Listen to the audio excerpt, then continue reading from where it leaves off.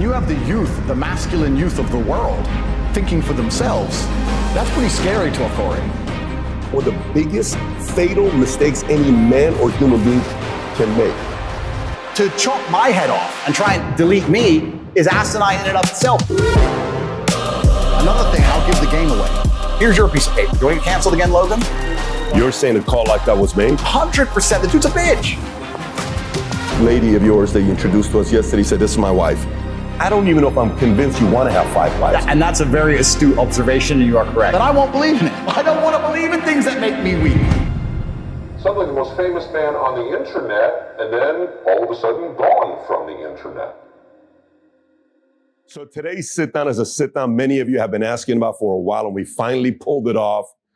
There's been no conversations of what we can't talk about. He said nothing's off limits. We're talking everything and anything. However he chooses to answer, obviously it's going to be on him. Today's guest is Andrew Tate. Many will call him possibly the most popular man on social media the last 6 months. Nearly 20 billion views on all social media. The most searched man on social. We were looking at the list. We put up Biden, we put up Trump, we put up Putin, we put up everybody.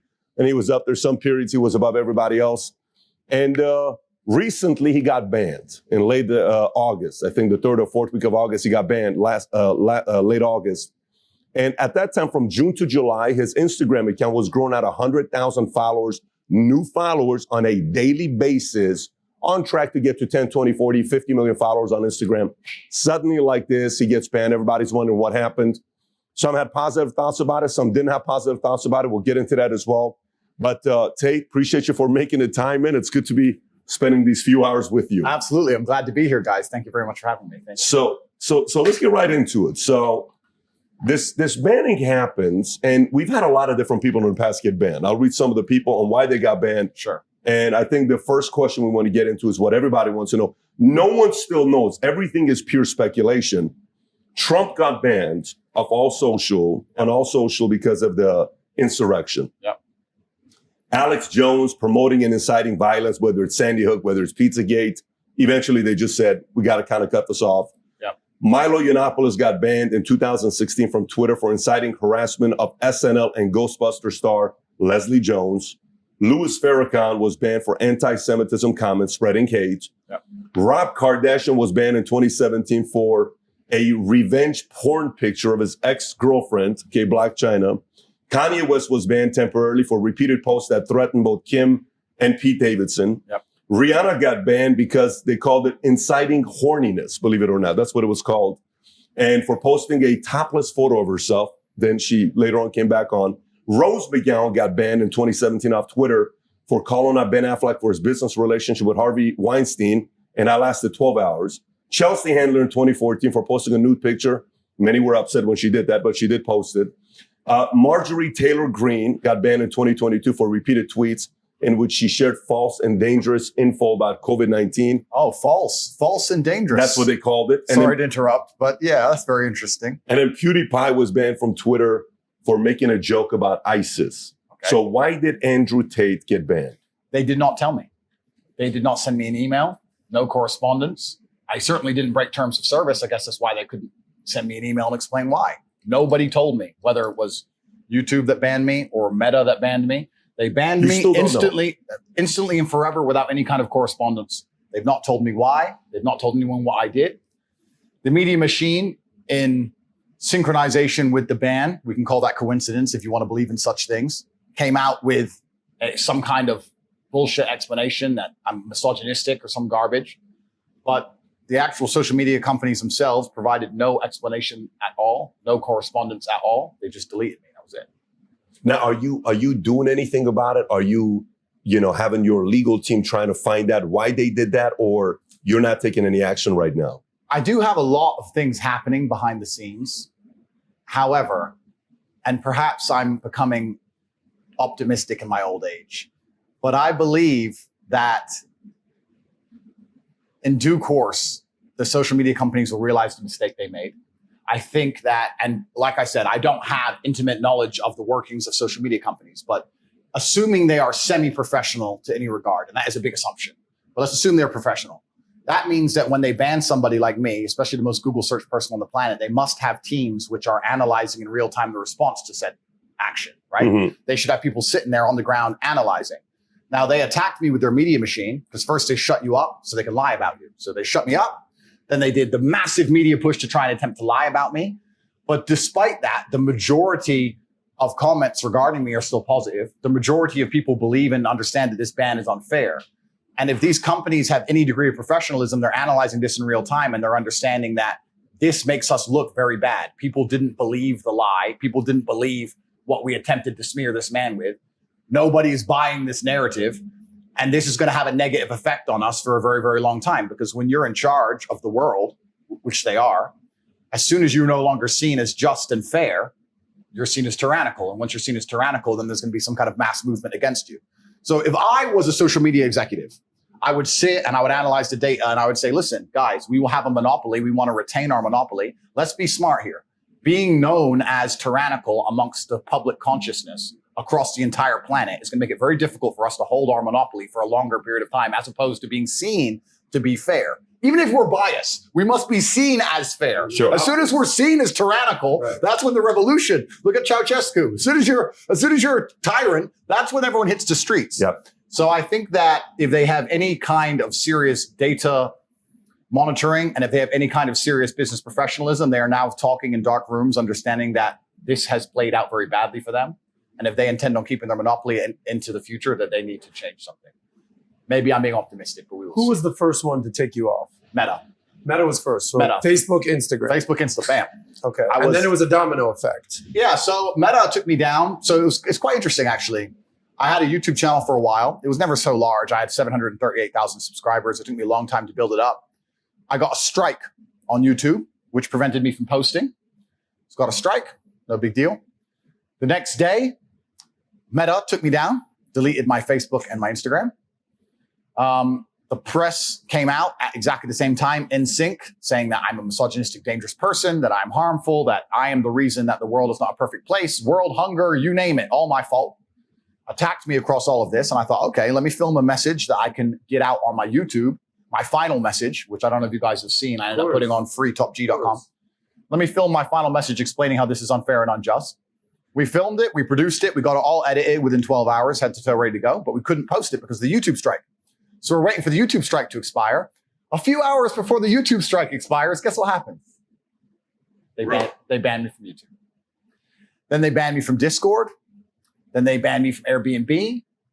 They banned me from Stripe. I can't even remember. Airbnb? It was just emails coming in faster than you could believe. Ban. So it wasn't just the socials. Oh, no. The Matrix presses a button, my friend. Yeah. And every app on your phone stops working. Uber. You name it. Uber. Stop. You name it. Wait, you can't use Uber? Well, I can use Uber. You just start a new account, right? But, Yeah. oh, sorry, Uber. Catch me. But But your main account on Uber was taken. they take everything from you. Everything. Coordinated effort all at once. Coordinated effort all at once. Every single one of them just goes, no. Delete. And they come at you and they come at you with everything. And Banking, Stripe. banks. Payment processor. Oh, and banks. UK-based banks as well. High Street, banks. But I can name Santander, HSBC, Barclays, etc. all at the same Massive time. banks. Oh, no, sorry. To change, we've decided because blah, blah, some bullshit, some letter, close your accounts. So they take all your banking, they take your payment processing, they take all your social media presence, they take your Discord, they take your Skype, they take all your accounts, your ability to communicate with people, and then they lie about you in the press. And they leave you there. They leave you there to suffer. They attempt on to one hand, you harm can understand the social component. All right, these guys are probably all working in unison. Yeah. But when you hear payment processors, banks, apps like Uber, how are you processing that? No, I mean, that's why he has to do something about it. Because, you know, for me, there's plenty of great lawyers. Did you hear about what happened with Alex Brenneson lately? Eric Did you follow Berenson? Alex? Is Yeah, it Alex? Berenson. Berenson. The writer? Alex Berenson, I think he's I heard he sued Twitter or something. I he don't did know. sue Twitter. Yeah. Did you follow the story? I don't know the exact story, no. So he was on Joe Rogan. If you've not seen it, I highly recommend you watch this. So he is saying things about Twitter. Matter of fact, the tweet that got him in trouble, got him his fifth strike, was the following tweet. We can put this up there because I'm just reading what he said. This is a tweet he put out that he said, "It doesn't stop infection or transmission, don't think of it as a vaccine. Think of it as, at best, a therapeutic with a limited window of efficacy and terrible side effects profile that must be dosed in advance of illness, and we want to mandate it. Insanity. That's his tweet. So he gets banned. Makes a lot of sense to me. In December of last year, which was 6 months after when Biden said anybody who allows debate of vaccine should be banned or shouldn't be allowed, meaning that there shouldn't be any of that. So 6 months after that, he gets banned. In April, a judge in California is, believe it or not, a very big freedom of speech place because they allow protesting. A judge that was appointed by Bill Clinton comes in and says, I'm allowing this to go through because typically Section 230 that is in place in 1998 was to protect social media sites and many of these online sites that if you offend your ex-wife or if you offend your brother, it has nothing to do with Facebook. So they kind of protected themselves. But Alex was able to go all the way because of this court judge that was appointed by Clinton, not Obama or Trump, but by Clinton. He goes in. Eventually, he says, you get to have two people from Twitter to come to court to defend themselves. So he could have gone to Jack Dorsey. Long story short, they finally lifted it. He is on Twitter and he's posting heavily talking about the fact the reason why he got banned is because the government didn't want him on inciting what he was inciting. So the moral of the story is when you say something like that, for someone like you seem like you're a methodical guy. You're a chess guy. Your dad's a chess person, 5-time United Armed Force champion, 5 times, 6 times Indiana State. You were playing at 5 years old against 16-year-olds. You don't play chess without being strategic, thinking about your next few moves. Correct. So if you don't do anything and bring lawyers in, to the market, I've interviewed a lot of people who are in the mob. To the market, it sounds like they're right. Absolutely. But if you do and you defend yourself, you're not only doing it for yourself, but you're also doing it for others who maybe don't have your kind of resources to say, correct, hey, this guy's willing to stand up. He kind of helped change the law for me. Correct. Because the one case, it was the Sikhs against Facebook. That's the case that helped them out. India years ago didn't like this Facebook group that had Sikhs. It was a Sikh Facebook page. So India told Facebook to take them off. Facebook took them off. Then Sikhs sued Facebook. That became the precedence. Nice. So somebody like you can potentially set a new one against Section 230. Absolutely. I certainly have legal options being explored. And I don't want to say too much on the podcast, but legal options are certainly being explored. We'll see how things progress across the next few weeks. But I have a very strong suspicion I will end up back on the media platforms, or they will offer them back to me. The question now at this point is if I even want them anymore, which is a unique question because a lot of people still believe that you can only have a significant presence in the world with these social media platforms. That's the source of their power. I believe there's huge pressure behind the dam in regards to the fact that everybody understands that these places are tyrannical and that they control ideas and that they force narratives. And I use my wording as the Matrix. I call them the Matrix. And people say to me, why do you call them the Matrix? And I say, because they project a false version of reality in real time that people subscribe to. If there wasn't an absolute blacklist on all opposing views during COVID-19, that bullshit would never have gone on for as long as it did.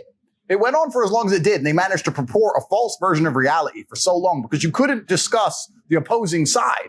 We just talked about our friend here who got banned for saying something very sensible and logical. So when you get huge media companies that can literally alter in reality in real time by deleting the other side of an argument, they're creating a matrix, is what I like to call it. So I call them the source of the matrix. So people understand this, and there's huge pressure behind the dam. But the problem is people say, well, what's the alternative? And I think if someone could pave the way and put a crack in the dam by maintaining massive relevancy despite of a ban, and still having a social media platform and presence which is respected on other platforms, I think it's going to do them significant damage. I think the pressure and the crack together is going to create something monumental. And already I've moved to Rumble. I only had 738,000 subscribers on my YouTube after 5 years of work. Post-ban, I moved to Rumble, which is a YouTube competitor. Stock price has gone up 36%, and I'm at 500,000 subscribers in 2 weeks. So I'm about to surpass the size of my YouTube channel within a month. YouTube stock's down, Rumble stock's massively up. So all in all, there's other avenues, but we'll see. I certainly agree with you that what they've done to me is massively unfair. They know it's unfair. I think the reason they didn't send me an email or any confirmation of what I did wrong is because they knew they were going to end up in court, and they didn't want to be tied down to their reason. They want to stay fluid and try and make up a reason on the day. Yeah. I've heard from very reliable sources that their terms of service have changed significantly post my ban. They've made up new reasons. Post ban, they've made up a bunch of new shit. So it's going to be interesting, but certainly, yeah, there has to be legal ramifications for what they've done. I don't take it personally, but I do take it professionally. And you're right. They were wrong. I have no reason to be banned. My Instagram is just cars. Like, it's just cars and a little bit of flexing. There's no politics. There's not even any points of view. I had no strikes. Nothing. It's just a hit piece. So if there were betting odds, like if we did a poll, why do you think Andrew Tate was banned from all the social media platforms? And it was misogyny, right? You know, COVID stuff, against the government, against system. If you were a betting man, where would you kind of place the odds? Oh, I already know. Everybody already knows I was banned because I talked against the system, against the Matrix. They know the system in general. The system in general, yeah. I mean, someone compared me to Socrates, which is a compliment, but he was vilified. He ended up poisoning himself in Athens, and the charge against him was corrupting the youth. If you read about his poisoning and his arrest, they said he was corrupting the youth, but he wasn't corrupting them. He was inspiring them to challenge authority. He was inspiring them to think for themselves. When they were told something, instead of blindly complying, he said, look, analyze who these people are who are telling you to do X. And I even had a tweet I put out on I've been banned on Twitter forever. So I've been through 20 Twitter bans. I come back as undercover, whatever. But I've been saying I said, if you have a point of view that you are very strong in your adherence to, if you truly believe something, you need to sit and analyze whether it's your own personal experience that makes you believe something, or if someone else or something else has convinced you of this. And if they have, you need to then once again analyze that point of view and analyze who these people are and what they want from you. Do they truly want the best of you? If the news convinces you of something to the point where you're going to argue with your own family members at a dinner table, does the news really care about you more than your family? This is a genuine question. You need to analyze every belief you hold, where it came from, and then analyze what their intentions are. And if you start to do that, you look at something like COVID, for example, it's an easy one. And you look at all the bullshit they were saying, and you sit here and go, wait, these people don't care about me. If I had diabetes or I needed insulin, or if I had cancer, or if I got in a car crash, anything, they'd be hitting me with medical bills I could never possibly afford. They'd let me die. But they are insisting I take this shot for free on repeat. This doesn't make sense. And when you encourage people to think for themselves, especially the youth, that's what Socrates got accused of. He's corrupting the youth. And to be honest with you, a huge portion of my fan base were 18 to 23, 24-year-old males. When you have the youth, the masculine youth of the world, thinking for themselves, that's pretty scary to authority. Because it's the masculine youth of the world that is, one, the revolutionaries, and two, also, that's the backbone of the slave force. If you need people to go die in a ditch in Afghanistan, you need them. If you need people to work bullshit jobs in a coal mine with no health care, you need them. If you need people to blindly comply to bullshit, you need them more than anybody, more than you need the feminists and the liberals. You need the real men to go out there and comply with the bullshit, to live a shitty existence, to purport and prop up a system. The warrior class. The warrior class, right? And if enough of these men stand in one place and say, this is enough, that's when a revolution happens. Mm-hmm. So this is the most dangerous group of the demographic that the Matrix and the people are trying to control, and they have to have a narrative over. And that's why they're trying to weaken them in every regard. And when I'm sitting there saying, don't listen to the bullshit, become physically strong, think for yourself, prioritize your brotherhood above what the fucking Matrix is telling you, do not blindly comply, resist the slave mind, all these things I'm saying, they just sat there one day and said, wait, the most popular person on the planet is saying, don't listen to our bullshit. Delete. Yes, I don't think I have an issue with somebody coming after my name, saying whatever they want to say. It's going to happen. That's a part of the game. The bigger you get, the louder you get. That's whether it's in business, theology, church, military, social media, you're going to have that happen. And Hollywood's going to happen to you. The concern is when we can't have debate. Right. There's nothing more powerful than you and I having a debate. You know, vaccine. In our family, we sat down, we had the conversation about vaccine. My dad's a conservative, 80 years old. He says, I'm going to take the vaccine, and I'm going to take the second shot, and I'm going to take a booster, and I'm going to take another booster. He went through all the boosters, right? And he says, but I'm doing it because of my age. I'm like, go for it. And hey, my nanny, hey, I'm going to do this. I'm taking this. Go for it. We had a conversation and then we made a decision what people wanted to do. Nothing wrong with that, but to not allow that discourse to take place is a challenge. To be fair, I went on there and I asked our research team, I said, guys, tell me everything Tate said that's pissed people off. Okay, I want to read some of this stuff. Sure. And, some of it's rubbed some people the wrong way and some of it's offended certain people, but these are some of the things that you've said in the past before. You said, it's been proven that the smartest people in the world are men. Okay. Correct. I think you had that with Barstool Sports, and then they came out with the Portnoy and the highest IQ. And then later on, it was proven that most of the IQ was more men than it was women. Absolutely. Next, I will not administer CPR unless you're a hot female. Yeah. Okay? So what's actually interesting is, and this is what's really, really important because it becomes a broader argument than just me and what's happened to me. And I want to make something clear to the social media companies also as a whole. A lot of the things I said were in longer format video on YouTube 3-4 years ago. And the way that social media is being produced and also digested has changed significantly in the last year. It's all TikTok. It's all YouTube Shorts. It's all Instagram stories. TikTok in real time has destroyed the attention span of billions of people. Have you ever watched somebody on TikTok? How long do they give a video before they get bored? How long? Watch someone. Next time you see 2 someone on TikTok. seconds. Boring. Yeah. Boring. Like your attention span is gone. You can no longer focus on the real world. You can't focus on anything. ADHD is being developed in real time from these apps, right? So the idea of me producing a 7-8 minute video like I used to, and people consuming all of it and understanding the context is gone. They'll take one few seconds, like me saying I wouldn't administer CPR to a man, for example. And it was actually satire, of course. It's a joke. I talk at length about how That's the part. that's the whole point. It's a joke. But they take that one part, they put it on a TikTok, boom, boom, boom. They add some editing, they remove the tonality, they make it interesting and funny, and it goes viral. That's fine. But the point we now live in a world where anything you ever say can be taken out of context. Anything you ever say can be weaponized against you. And I'm not complaining. I don't believe in complaining. I believe in responsibility. And I'm not saying I didn't say them. I'm not saying I didn't mean it.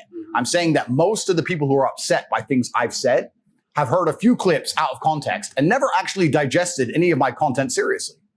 Because that was part of a very long video. The idea that I would let my brother die next to me, my own brother or my friend die next to me. Because he's not a hot chick. Because he's not a hot chick. It's asinine. It's an aim, right? But it's stupid to even believe it. But if you watch the whole video at length, that makes sense. But if you only see that, then it doesn't make sense. You know what's crazy though? Because I'm sure you saw what Rogan said about you and the position they took when we're talking about you. And they're like, look, we need this guy. Yeah. Because he's got to keep talking about the stuff, and he's having a conversation with Brandon Schaap. I think it's Eddie. It's all these guys that are on there. Our friend Brian Callen. Yeah. And then they're like, yeah, this guy, we got to protect what he has to say. But then Jake Paul said, I don't roll with Tate. I'd love to knock his ass out. He said something like that. Yeah. But then he said, but what I do support is, free speech. But then his brother said something else. His brother said, the shit that Andrew Tate says will have a ripple effect much more dangerous than you can imagine because his narrative is truly hateful. His rhetoric has extreme negative energy in it, and it will affect impressionable young people that won't show for years from now, and it's dangerous. Now, this is what he says, This right? is Logan Paul, you're saying? But I want to say this before you comment on it. And then Junior supported you, Tucker supported you. I think the guys that like debate and comedians, people who appreciate humor, can understand that some of the stuff you're saying is funny as hell. You could be a comedian if you wanted to, but a person has to really pay attention to the comedy. But, some can run with it, some cannot run with it. Yeah. When you hear the people that support and don't support you, how do you process that? So first things first, I want to make it very, very clear that Logan Paul is absolutely not really a tool of the Matrix. He's a bought and sold individual with no soul. He doesn't stand up for anything, and he doesn't mean anything he says. He gets pieces of paper from Susan or whoever else telling him what he's allowed to say on his channel to retain it. You believe that? 100%. Not only do I believe it, he's proved it himself. He will flip-flop on any issue. He can be bought and sold. The dude's a bitch. Logan Paul is a bitch, and I will say that here publicly. If anyone wants, I'll fight him for free. The guy's an idiot. No money needed to fight Logan Paul. Logan Paul doesn't believe in any of the things he says. Logan Paul is a man. If you ever were unfortunate enough to consume his content, I get sent clips of it all the time by people mocking him. As soon as something comes out, whether it's Harry Styles wearing a dress, whether it's Lil Nas twerking on the devil, whether it's this, he just sits there and goes, yeah, this is great. Yeah, this is great. He is a talking piece. He is the mouthpiece for the agenda. The people have come along, people who are trying to force a narrative, and they said, look, we need to have some degree of control over the exact demographic that Tate has control over. We're going to use Logan Paul and attempt to use him. And he sits there and just purports the bullshit points of view that the whole Hollywood establishment want him to purport. He doesn't believe in the things he said. He's told what to say. And because he was canceled before and it emotionally destroyed him, he sat on camera crying his eyes out like a little girl instead of being a man about it. He is so fearful of the mob and so scared of being canceled again that he's going to sit there and say anything he's told. He doesn't believe that shit. Before I was canceled, him and his boyfriend Mike did endless videos supporting me, laughing about me, saying how funny I was, tagging me on Instagram, inviting me places, etc. The second I'm canceled, they flip reverse it and shit themselves because they don't want to get canceled too. They are children. That's all they are. So Logan Paul's a bitch. That's the first thing about Logan Paul. And what's actually been interesting about this whole cancellation thing is it hasn't negatively affected me in any serious way because I've been saying on podcasts for years, I know a cancellation is coming. I knew it was coming. I knew that as I got more popular and more powerful to a degree that it was going to come. But what it has done is it has awoken the world, to anyone who's perspicacious enough to pay attention, to learn which individuals out here in the social media space actually have character and believe what they say, and which are completely bought and sold and are tools to the matrix. The people who have decided to stand up for me and say, no, this is bullshit, are people who have, to some degree, credibility. You know, this is people who say what they truly believe. But the people who were totally a fan and then post-cancellation shit themselves in 180 and to get a new piece of paper to talk from, that should tell out the public out there exactly who's controlled and whether these people have a genuine narrative that they're trying to report on the world. And it's interesting. Logan's one of them, and there's a few others. But I'm glad it happened just for that alone, because it's actually very clear. If you go to Logan Paul's last podcast where he's discussing me, all of his fans, and we'll talk about fans and viewers in a minute because I think they're very different things. All of his fans, which he has none of, all of his viewers are sitting there insulting him, saying, bro, you're a fucking bitch. Like everyone, all of his own watchers are calling him names because it's so transparent and so obvious what he's doing. Fans versus viewers. Fans versus viewers, very different things. So he doesn't have any fans. He has viewers. And Susan and the Matrix and the people in charge of the social media companies are like, okay, we've set our media machine. Let me ask you guys questions as professionals. Let's assume, as professionals, let's assume what I'm saying is correct. Let's assume that the social media companies, when they banned me, set their media machine to all release thousands of news articles at the same time, trying to convince the world I'm an evil man. If they had that degree of power and influence, which I think we can all probably agree they do, don't you think they'd take their number one talking piece to the demographic, which is my fan, and give him a piece of paper and tell him what to say? Does that all make sense? Does that make sense to say, well, we told all the news to say Tate's bad, and all of his fans are 18 to 25-year-old men. Who do we have on YouTube who obeys us like a little cuck who speaks to 18 to 25-year-old men? Logan Paul. Okay, Logan, here's your piece of paper. Do you want to get canceled again, Logan? No, you don't want to get canceled, do you? No, Mom. You're saying a call like that was made? 100%. The dude's a bitch. He 180'd from a super fan to talking about my rhetoric being dangerous in 24 hours. There's a difference between you saying who you think he is versus you making the speculation that he got called by somebody to say, here's a narrative we want you to take, or else we'll silence you. Well, Logan is not capable of independent thought. So if someone didn't give him the narrative, he didn't think it up himself. The dude's an empty vessel. He says what he is told to say. Somebody, somewhere, told Logan what to say and what stance to take.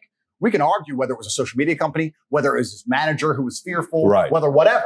But somebody sat with Logan and said, look, Tate's getting a lot of smoke.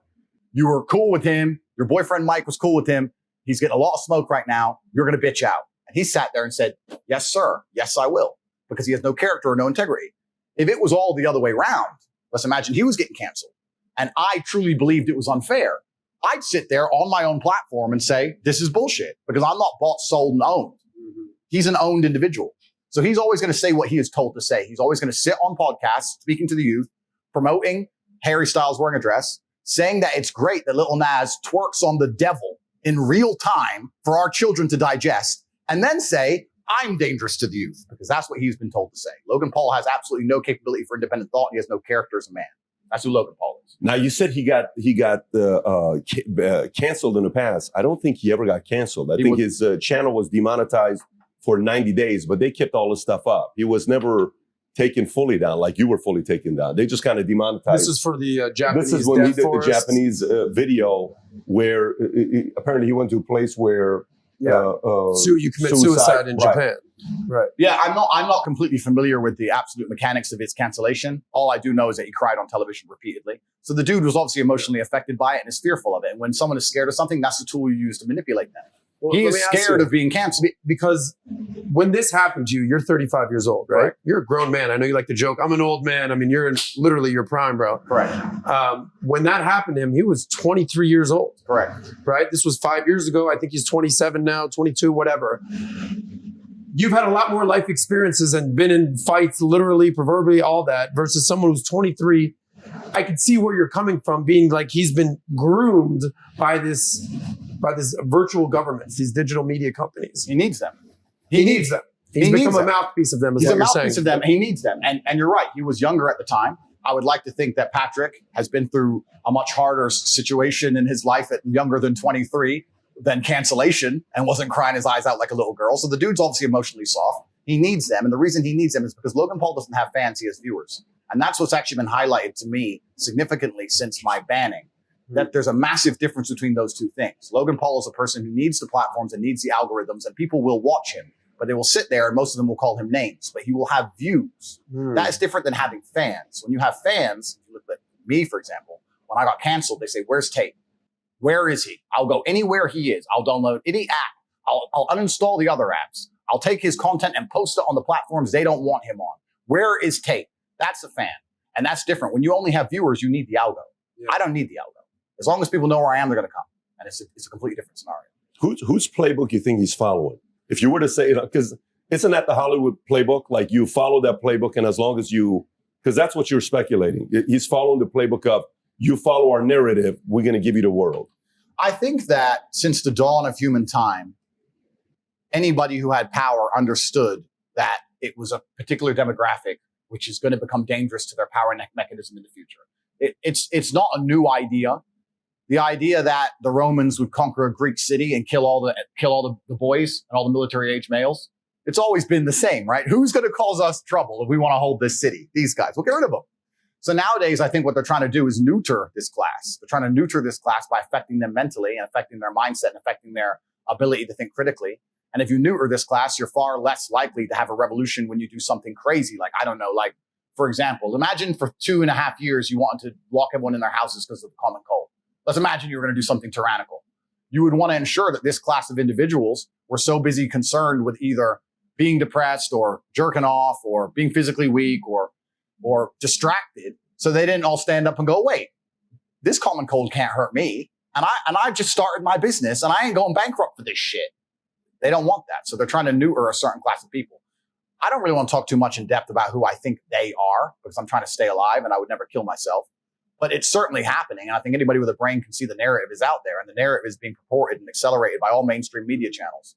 And people who are allowed to have a platform, such as Logan Paul, have sold their soul, cut their dicks off, and they sat there and say, yes, I will say what you tell me to say. Please don't cancel me. I am a fearful individual. The dude is a punk. And if he ever meets me in the cage, I will destroy him in real time for free. And he knows that. What about the brother? Well, Jake, at least, well, this is the interesting thing about those two, right? Because me and my brother have become the most famous brothers on the planet. So there's also a degree of jealousy involved. I was just going to ask that. You get the Tate bros and the Paul brothers, and it's like this balance of power that's being shifted, and this Completely. sort of this dance that's happening. It's interesting, right? Because you had the Disney brothers. The Disney brothers who gained a bunch of power and notoriety, and they were the most famous brothers on the planet. And they've now been usurped by my brother and I, who come from a very unfortunate background and grew up on the street and did everything ourselves. And obviously, the youth of the world today have an affinity and feel a synergy with us that they don't feel with the Disney brothers, because the Disney brothers had a very easy, privileged life. You know, they grew up relatively easily and privileged. If you get a Disney contract, then you become a YouTuber. You never really know struggle. I mean, you've had it pretty good. So there's a degree of jealousy involved. Jake at least stood up for free speech. Jake has said some negative comments about me. I've said a few negative things about him, but I have nothing personal against Jake. And also I find it interesting that Jake and Logan are not even that close. They may pretend to be, obviously they're brothers, but Jake and KSI have beef. They're literally trying to hurt each other. Logan is KSI's best friend. When you ask Logan who would he choose between KSI and his brother in a boxing match, he's like, oh, I don't know, man. He can't even choose his own flesh and blood over some fucking dude he met. Their whole relationship is weird. If you insult my brother or you have any kind of problem with my brother, you have a problem with me. that's on site permanent. Like me and my brother are like this, but they're not like that. They have this weird relationship and they've slept with each other's girlfriends and a bunch of weird shit. So I don't know what's going on with them guys. Yeah, KSI did say, thank God Andrew Tate got banned. Go ahead. You were saying something? I mean, we're talking about the Tate brothers. Right. And the Paul brothers, arguably the two most famous set of brothers in the world. Right. But you've got two sons, right? Yeah. Well, listen, similar age difference between these guys. For me, here's what I like. Yeah. I'm a pro competition guy. Yeah. Right. The fact that he went on Rumble and he got 500,000 subs in 2 weeks, you know who wins? You know who wins? The market. The world wins. Yeah. The fact that he went on Rumble, got 500,000 subs. Good job for Chris for making that move, by the way. We know And we've had good conversations at the house with him. And he's making a move right now on our buddy, the guy we like, Russell Brand and a few other guys. Amazing. But the stud, he's CEO doing the right of Rumble. thing. Yeah, he's Amazing doing the right guy. thing. Yeah, Amazing no guy. question about it. Amazing. But guy. go back to this. I want both to be competing. Completely. I got two boys. I want the Tates going against Pauls to go against this. Completely. I run an insurance company. We have a lot of siblings that compete against each other. It's great for the market. But where I was going, I said, who is Logan Paul's playbook he's following, right? He's 27. The video you talked about, 23, when it was in December in 2017, I want to say, when he was in Japan. The video with him and his girl when, you know, the what do you call it? The belt. That when you got kicked off of Big Brother or whatever it was in 2016. But that video is from 2012. 10 years ago, he's 25. So 23, 25, you know, you coming from that kind of an environment, you can kind of hold the two things at the same level of accountability. One is suicide. The other one is, you know, a extreme method of sexual, you know, Consensual sex that, you know, it is what it is. But this is where I was going with it. Years ago, and I'm just trying to see, because, you know, the whole thing, what would Jesus do? Everybody has a WW something do, right? Yeah. So Logan, when he did the Japan thing, the story came out, he was talking about it openly, that Rock's people said, hey man, you got to distance yourself from him. And apparently what he told is Rock's people contacted to say, hey, delete all the pictures that we have together, et cetera, et cetera. So maybe he's going into wrestling. He's following Rock's footsteps. Yeah. Rock is definitely somebody that if he ever wanted to run for office, that's a guy that could do it if he wanted it. I think Logan's another guy, whether you like him or not. I think he's got the pedigree to one day run. It doesn't mean you're going to support his policies, but he is a guy that's going in the direction of one day running. 20, 30 years, he could do it. So maybe he's sitting there saying, what would The Rock do? He distanced himself from me. Well, maybe I got to stop defending this guy and I got to distance myself from him. I wasn't going on the angle of, you know, Hillary Clinton, Calder, all these guys. No, I was going more, what playbook is he following? I understand exactly what you're saying, but I would disagree. And the reason I would disagree is because that requires a degree of thought and intellect that Logan Paul does not possess. You think he's an idiot? No, I know he's an idiot. He's not thinking that far ahead. He's literally, someone has told him, say this, and he says it. It doesn't, and it's not just me. There's been loads of examples, and I put it on my podcast on Rumble, where we went through all the times where something came up, some controversial subject that people were discussing, is this good for the public consciousness? And the answer was always basically no. Is this necessary for children to be consuming? The answer was always basically no. But it was purported by the Hollywood elites, and Logan was always the number one person sticking up for it. He is bought and sold by somebody, whether his management team, whoever they are, they think it's good for him to act this particular way. He does not think for himself. He says what he is told to say. But isn't that Hollywood in general? Completely. Right? The Matrix. Exactly. The Matrix. So we agree. The Matrix. The agents of the Matrix. Some minds are not ready to be freed. And those who are not ready to be freed are going to sit there and they're going to defend the system. What does Morpheus say himself? He's sitting there defending the system. Logan Paul is going to sit and pretend that the world is going to be a better place if you remove all opposing ideas. And he's going to sit there and say that because he's a moron. Anyone with a brain understands that if you care about your children and your children's children, they need to live in a world full of healthy competition, exactly as you said. As soon as you remove all opposing viewpoints or all competition, you end in tyranny. And anyone with a brain will sit and say, if he had any kind of character, he'd say, I completely do not agree with what Tate says. However, deplatforming is wrong because of X. He doesn't have to talk about me or what I've said. He can sit there and say, no, deplatforming is wrong because we need to have opposing viewpoints, opposing ideals. Idea A, idea B, the truth is perhaps in the middle. He has no intellect. You He's can no disagree with somebody. He can't do that. He's not smart enough. Yeah. Tate's bad today. Okay, tell me when he's good again. He's a bought and sold individual. When my hero arc completes, because we're at a transition stage, when my hero arc completes, and much like Batman, people understand that we thought he was the bad guy, but we realized we needed him. And when I come back to save Gotham, and the hero arc completes, you'll see him and his little boyfriend back on Instagram saying, Tate's funny, and swap again because it's allowed. That's all he is. He's That's your prediction for him. Not prediction, is absolute matter of fact, especially it also couples in with the fact that he's extremely jealous of my brother and I's success because my brother and I's success is not based on the same successes that he enjoyed. His success is based on being a clown. That's why he has viewers. He puts on a Pokemon suit and he jumps around like a clown. He doesn't sit there and give ideas or say things that make people think to the point where they genuinely resonate with your mindset. He's not intelligent enough for that. He's a performing clown as opposed to a philosopher. So they're different opposite things. And he knows that and it upsets him. He can't sit in front of a camera by himself and say words that are going to inspire the crowds of any city in the world to shout your name. If I were to walk through Madrid right now, there would be young people shouting my name. Top G, Top G. That's because of what I say. Mm-hmm. He puts on a Pokemon suit and does a dance. He's an entertainer. He's not a thinker. Did we not just have that conversation yesterday? They're different things. Right. And this is sort of to your credit. We were having this conversation because we knew we'd have this sort of dialogue. And he said, Pat was asking me, Adam, what do you think? I said, you got to understand something about my perspective on Tate is 95% of what I've seen about Tate is camera to the face, him talking and spitting game. Right. When you're talking about the Paul brothers, it's fighting, dancing, all sorts of whatever. Right.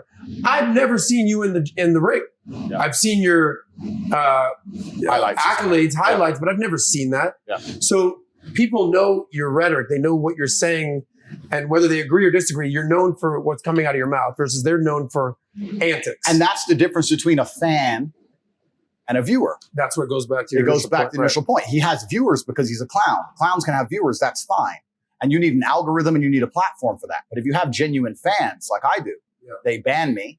People are like, to this day, where is Tate? And they will go anywhere I am. Anywhere I am, they will come because they don't believe they can find my rhetoric or my ideas somewhere else. If you ban Logan Paul, they can find another moron to jump around in front of a camera for you. They can promote someone else inside of their algo and steal his entire audience inside of a week. He can disappear and they can replace him. He knows that. That's why he says what he's supposed to say. If I stop being the performing clown, the new performing clown comes, the algo favors him, they put him up there, and he does a stupid dance, and he gets all my viewers. I'm a completely different kettle of fish. Different story. That was a great perspective of entertainer versus thinker, right? I mean, when you talk about, let's just say there's a dialogue about Joe Rogan, what are you talking about? So the other day, Joe had this guest on, and you know this person, and Joe said this, you're having a dialogue with another person. But if you talk about, the other day, man, Logan did this one video, it's hilarious. So that's where he's going is one is creating dialogue, the other one is creating entertainment. I can see that. And by the way, one thing, the day you got banned, we wrote up a story and we posted it on Twitter. And I said, so this guy's a threat to society, the way they're presenting it, right? Tate is a threat to society. Question mark. And I'm gonna read all the things that you said because I want the audience to hear it. Some of it is uncomfortable probably for you to hear. Absolutely. But I'm gonna read it because I want the audience that maybe hasn't heard all of it see it. But to me, when you say threat to society as a father of four, when I watch Little Nas X making out with the devil on a performance and you're saying that's creative, then you really do want to hurt the family nucleus if you're okay with that. Yeah, correct. If a Cardi B gets up there and says, who cares about your body count, go make your money if you got to make your money. And other girls are doesn't matter if you're a stripper, if you're a sex worker, it's all good. Go get your bag, girl. Or O.J. Simpson, who did what he did, and he's on Twitter giving fantasy football, or Khamenei or Putin or all these guys who are out there giving their commentary. Right. You're worried about this guy because he's a womanizer, because he's got now a complete different conversation to have. But I want to read this. I want to read this. And if you allow me to just go through some of them, let me just say them. It's only a few of them, and then we'll wrap up and go to you. No problem. So how are women allowed to drive? Okay, fine. I asked the question the other day. We were having this debate. I think we were in Cabo. I said, who's a better driver, men or women? And so, well, women get into fewer accidents, but the data doesn't tell the truth. Who drives more miles in their lifetime? And then we eventually, after 2 hours of debate, you see where you're going with that. I like Eastern Europe as a whole because corruption is far more accessible. Okay, I can see why that's going to cause a red flag. Right. You can't be responsible for something that doesn't listen to you. You can't be responsible for a dog if it doesn't obey you, a child or a woman. Okay, that's going to piss off women. Men who constantly give into mental health problems can't compete with other men who don't. I'm depressed. I can't go to the gym. You said that's why you got to go to the gym so you're not depressed. Correct. Read the Bible. Every single man had multiple wives. Not a single woman had multiple husbands. It's against the will of God. It's disgusting. Okay. Sexual harassment is a disgusting and inexcusable. However, man looking at you or whistling at you or asking your name isn't harassment. Women have been exchanging sex for opportunity for a long time. Some did this, weren't abused. If you put yourself in a position to be raped, you must bear some responsibility. That's going to piss a lot of people off when you say that. Completely. I understand. And I would actually, if we have time, I would like to explain all of these. When I'm done, you can rebuttal on every one. Because I mean every single one of them. If you want to reach me, I'm on Minict. Minict is a new app. It's fantastic. It allows me to interact directly with people. I get a lot of messages on email, a lot of DMs and those kind of things. But the people who are serious, who want to have serious conversations and grow from them, whether it's a business opportunity or personal experience, etc., I'm on Minict, and I can't wait to interact with the serious individuals of the world. So I would like to. Fantastic. Why would you be with a woman who's not a virgin anyway? She's a used good secondhand. Correct. I mean, that's 99.9%. Read the Bible. Every single man had multiple wives. Not a single woman had multiple husbands. Yep. It's against the will of God. It's disgusting. Okay. Yep. It's easier to get off on rape charges in Romania. Okay. That was taken out completely out. Of course it was. You went a little bit deeper, but again, you can give your position. Yep.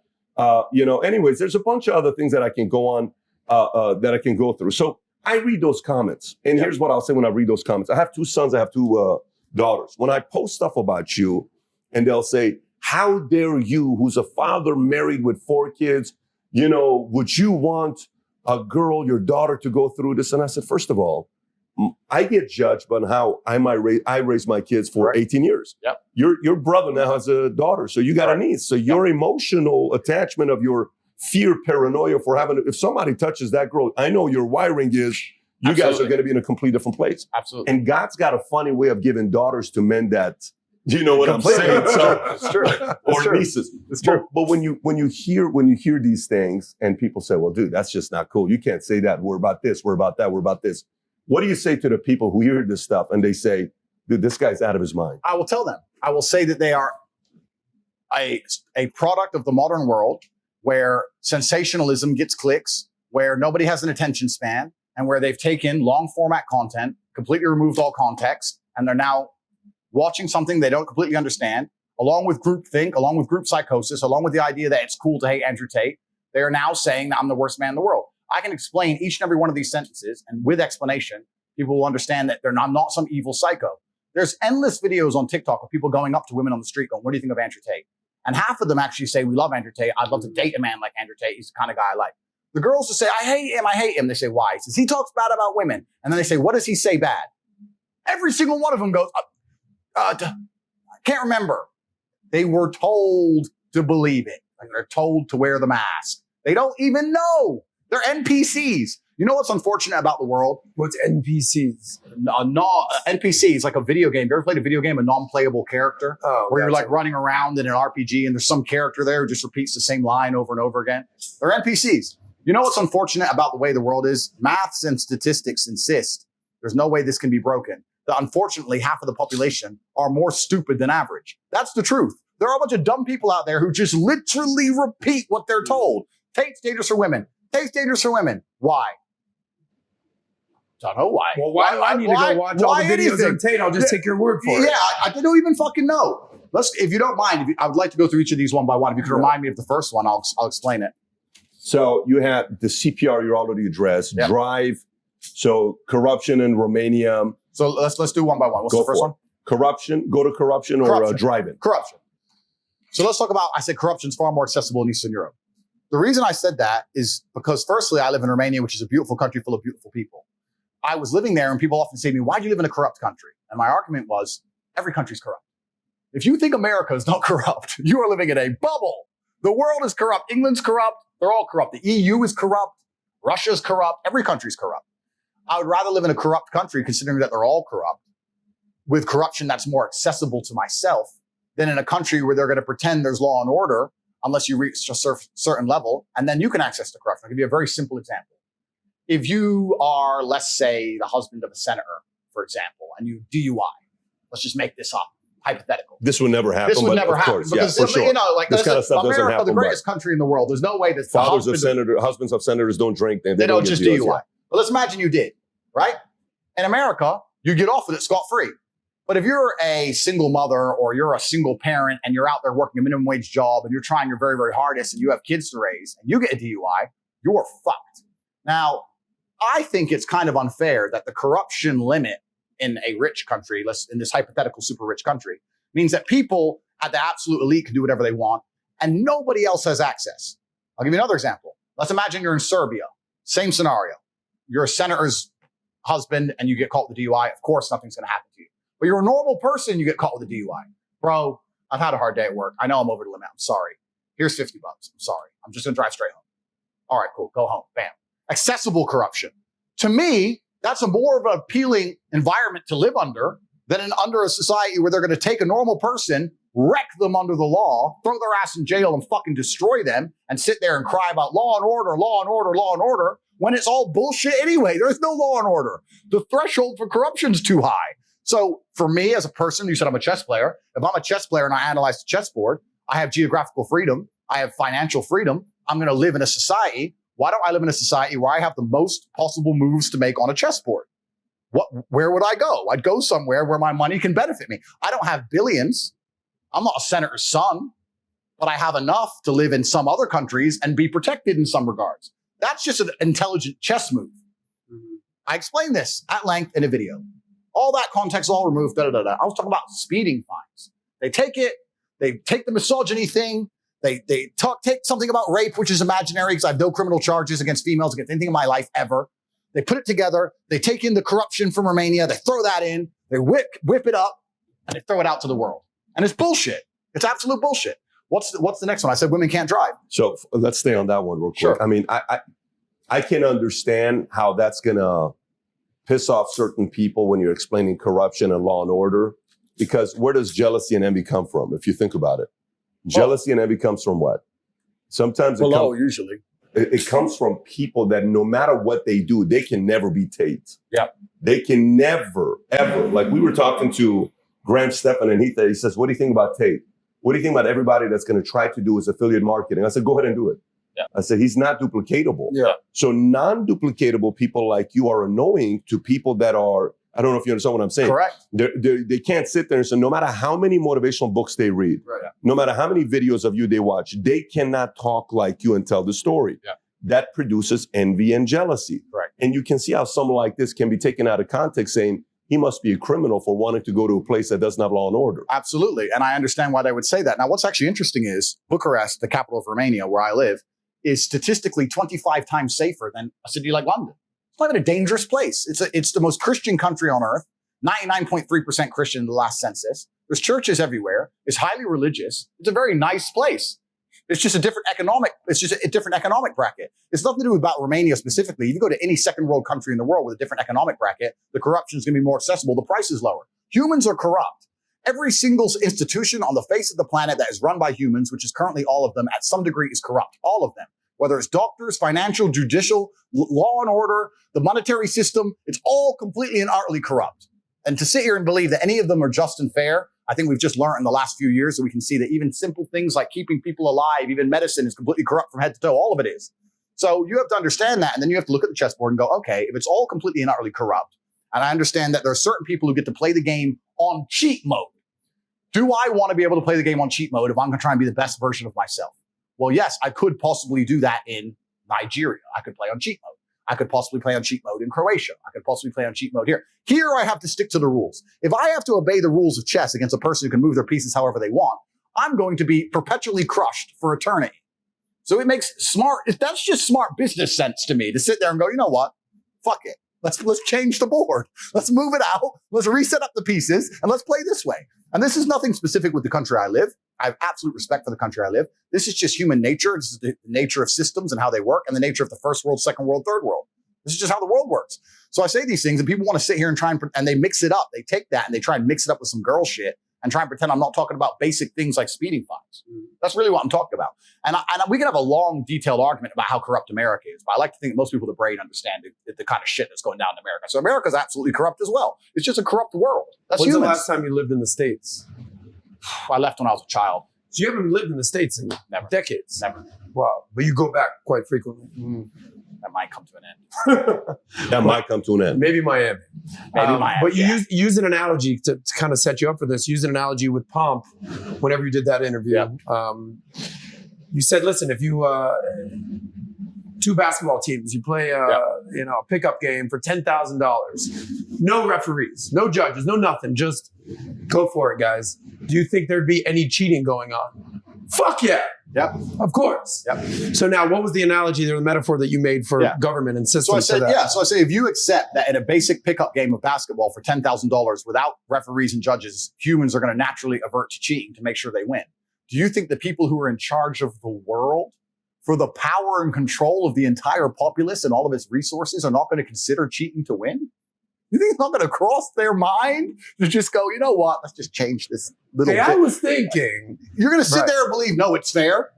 Nothing is fair. Nothing has ever been fair. If you've lived a life of genuine hardship, the first thing you will learn is that nothing is ever fair. I've never seen a fair fight on the street. I've never seen a fair relationship. I've never seen a fucking person lose his girlfriend or lose their husband fairly. I've never seen a fair incident on the fucking road when someone gets crushed by a truck.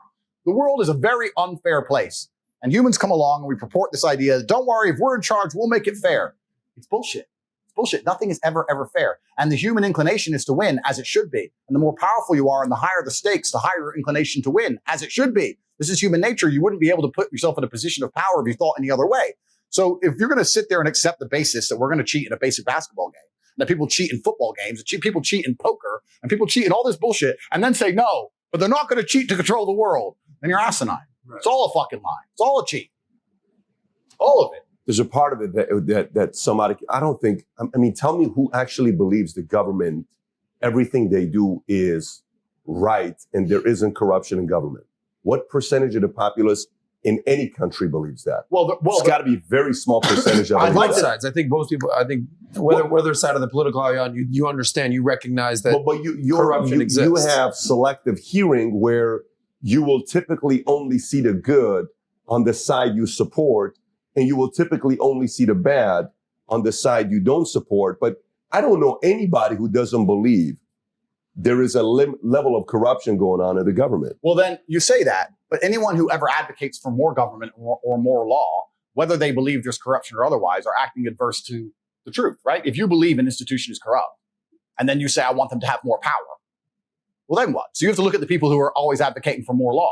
Those people who are advocating for more law or stricter controls, to a degree, are on the side of a corrupt institution. And it's actually very difficult because we need laws. Nobody wants to live in a failed state without law. Of course, humans need laws completely. But dying empires, this was said by somebody more intelligent than me, but I can't remember their name. Dying empires adopt laws like a sick man adopts medicine. And you'll see by some of these countries in the world, especially the first world countries, as things get harder and harder and harder, the government only has one answer to all problems: law. Energy crisis is out of control. You do need law and order, though. You need law and order. Of course you do. Order. Absolutely you do. But I'm saying that you get to a point where you end up, you wonder how you end up in a tyrannical society. You wonder how you end up in a society where it's so hard for the average person to survive against the law itself. Because when something bad happens inside of a first world nation, the first answer is just create more law. There's an energy crisis, make more law. There's too much crime, make more law. Inflation, make more law. More law, more law, more law. Print more laws, print more laws, print more laws. You end up with a book of law like this, and it can be thrown at anybody at any time. And this is what's actually interesting about some societies in the world. I live in a country, Romania, which is one of the poorest countries in Europe. It's a homogenous society, but it's very poor. The police drive Dacias that can't go more than 65 miles an hour. Underfunded police force. There's no crime. There's not this big, huge book of law. It's just don't kill anybody, don't be an idiot, and just live your life. It's pretty normal. And it's like that in many places in the world. But in other societies and other empires, they're like, no, we need a law for everything. A law about how you use your telephone, a law about how you listen to the radio, a law about how you do bank transfer, a law about this, a law about law. And to a degree, it ends up sooner on a long enough time frame. If you're going to make new laws every single day into eternity, where are you going to end up? Is that just because Romania just trusts Judeo-Christian values and that's just sort of how they abide?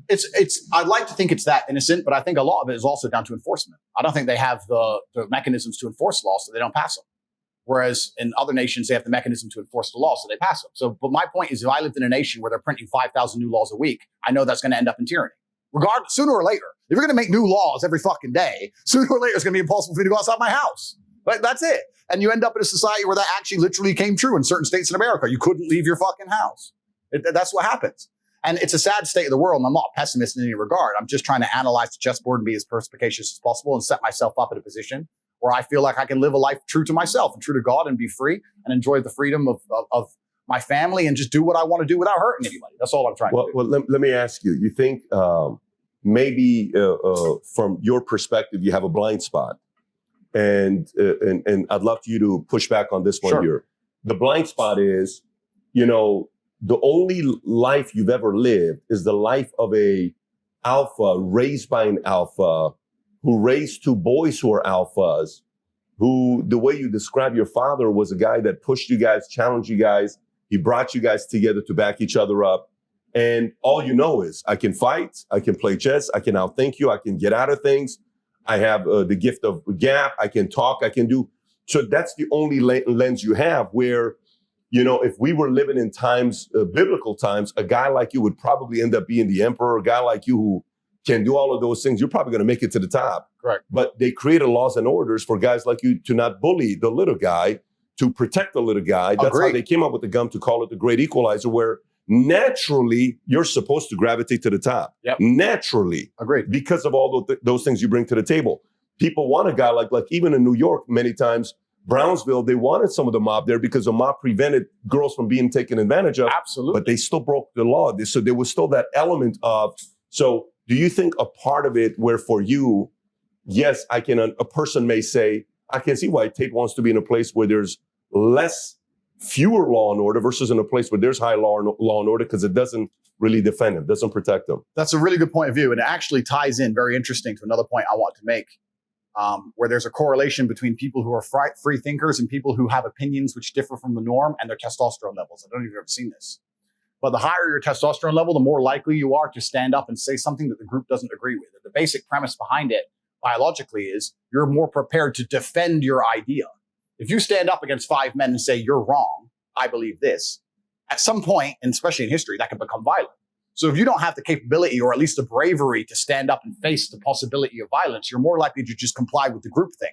So they've done a whole bunch of studies that proves somebody who is combative, not in a negative way, but combative as a whole in regards to not physically afraid of having a confrontation, let's say, is more likely to have an independent idea as opposed to somebody who is the complete opposite. They're just pure groupthink because fish swim in schools, right? That's how they protect themselves. So it's an interesting point you have there. And also that can be extrapolated if you look at the political parties of the world or you look at the different ideas, et cetera. You can usually look at someone and kind of see their politics. Sometimes you can look at him and go, yeah, I get it. Right. So there's a lot. Biology is a huge part to play with it. And yeah, I agree with you. And you're totally right. My view, like every other person's view on earth, is bias. And I have a large degree of individualism and a large degree of I can fix this myself or I'll be okay by myself. And that's how I was raised. And it's also my genetic makeup. And you're right. I completely agree with you. And I understand that. And that's why each to their own. I'm not saying everybody should decide to go move to Serbia because you're right. There's mobsters in Serbia that will take advantage of a whole bunch of people completely. But for myself and my own personal chessboard, that's how I've set up life. And that's why the students who follow me and the kids I talk to, I say, listen, life is extremely difficult as a man. It's very fucking hard. There is no way I can tell you to win unless you're a top tier man. I can't sit here and give you a cheat code that allows you to stay a loser and win. I can only tell you what I've done. I became extremely wealthy. I became extremely capable. I became extremely smart. I developed a vast network of individuals that nobody wants to mess with. And I set up a life that makes me difficult to damage. That's what I did. You're saying, how can I comply, and stay weak and stay stupid and be safe from tyranny? And I say to you, you can't do that. That's why I teach the tenets I teach. And that's also why I think they find me so threatening, because I'm teaching people to do exactly that. I say, listen, there's no strength of mind or strength of opinion without strength of body. First thing you need to do is go train. Don't care what you think. Don't care what you think. Too small. First thing you need to do is go train. That's number one. If you think 2 + 2 is 4, and I think 2 + 2 is 5, and we're going to argue this to the end, it's going to be 5. So you better go do something. Newsflash. 2 + 2 is 5 now. That's the reality, but that's the reality of Earth, right? And I teach kids this reality. I teach men this reality. And by even doing basic things like teaching young men to go and be strong physically, which is, I'd like to think we live in a world where that's all seen as a good thing. There are people in the world who sit there and go, wait. Making them physically stronger is going to affect our ability to change the narrative in their minds in real time with our matrix programming. That is negative. Do you think there's wisdom in not saying everything you're thinking about? So for example, Logan's going to have a big following that's going to say, well, he's wiser than you, Tate, because look at you now. You got banned and he's not. You're smart. He's wise. He knew what his limits are because he knows at what levels somebody is above him and he knows how to handle that versus you can't control your thoughts and you say whatever that's on your mind. That's what got you in trouble. Hence, Logan is wiser than Tate. Interesting point. And I would actually agree with that point because as much as people think I'm speaking my mind, trust me, this is 20% of the things I think. There are limits to the world and there's times to say them, there's times not to say them. However, I feel a duty that Logan doesn't feel, and the duty is to my children's children.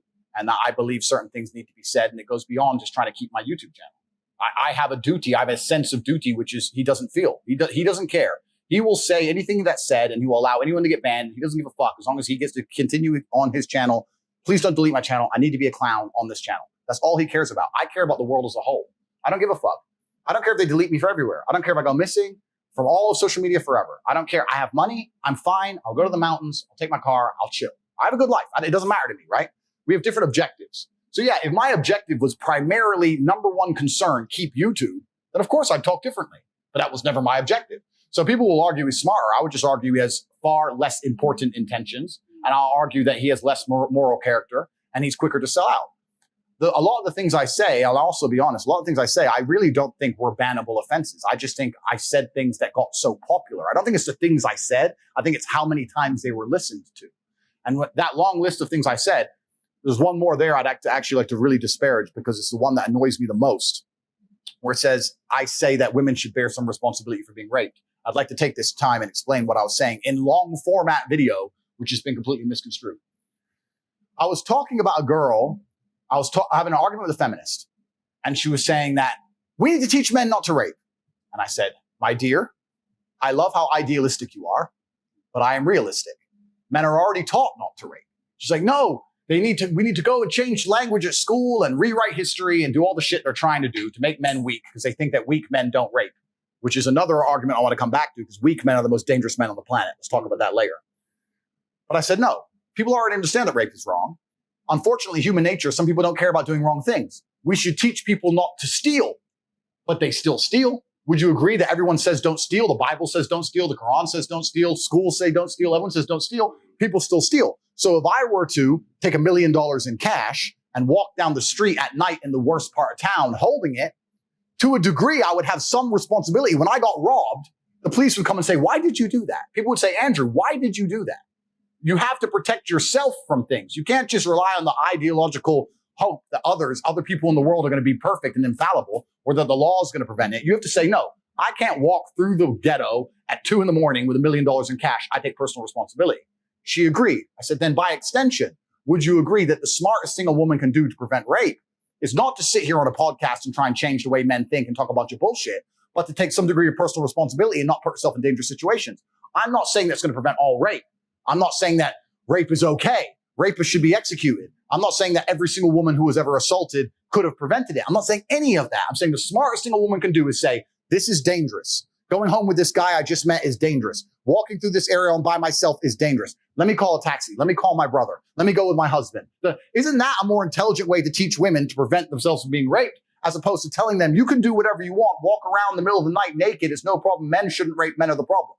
I said, what you're trying to do is illogical.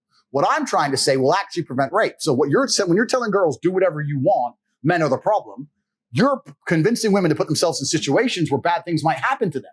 Whereas I'm saying, listen, women and men, look after yourselves. I'm a full-grown man, 4-time kickboxing world champion. There's places I don't go alone. Like I came here with security. That's called being an intelligent adult. So this is what I was trying to say. I was trying to say women need to protect themselves and bear some responsibility to make sure they don't put themselves in situations where bad things can happen to them easily. I'd like to think that's a pretty logical point. No.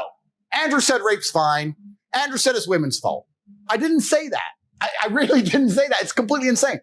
If I speak to my brother's daughter, or when I have daughters of my own, and they say, I'm concerned, how do I protect myself? I'm not going to say, don't worry, here's how we're going to protect you. I'm going to rewrite the mentality of every man on the planet so you can walk around naked at night. I'm going to say, listen, you don't go out at night. I'll come pick you up. Who are you going with? That's just intelligent adult think. But they've taken it, misconstrued it, taken it completely out of context, put it on TikToks, purported it, Media Machine picked it up, lied about me, deleted me so I can't defend myself, and now I'm dangerous to the world. It's a fucking scam. It's all a scam. And it's actually quite interesting because the people who are close to me have said to me in real time, Andrew, you've impressed us. I said, how? He goes, the hit piece they've done on you is unprecedented in the world. And you seem unfazed.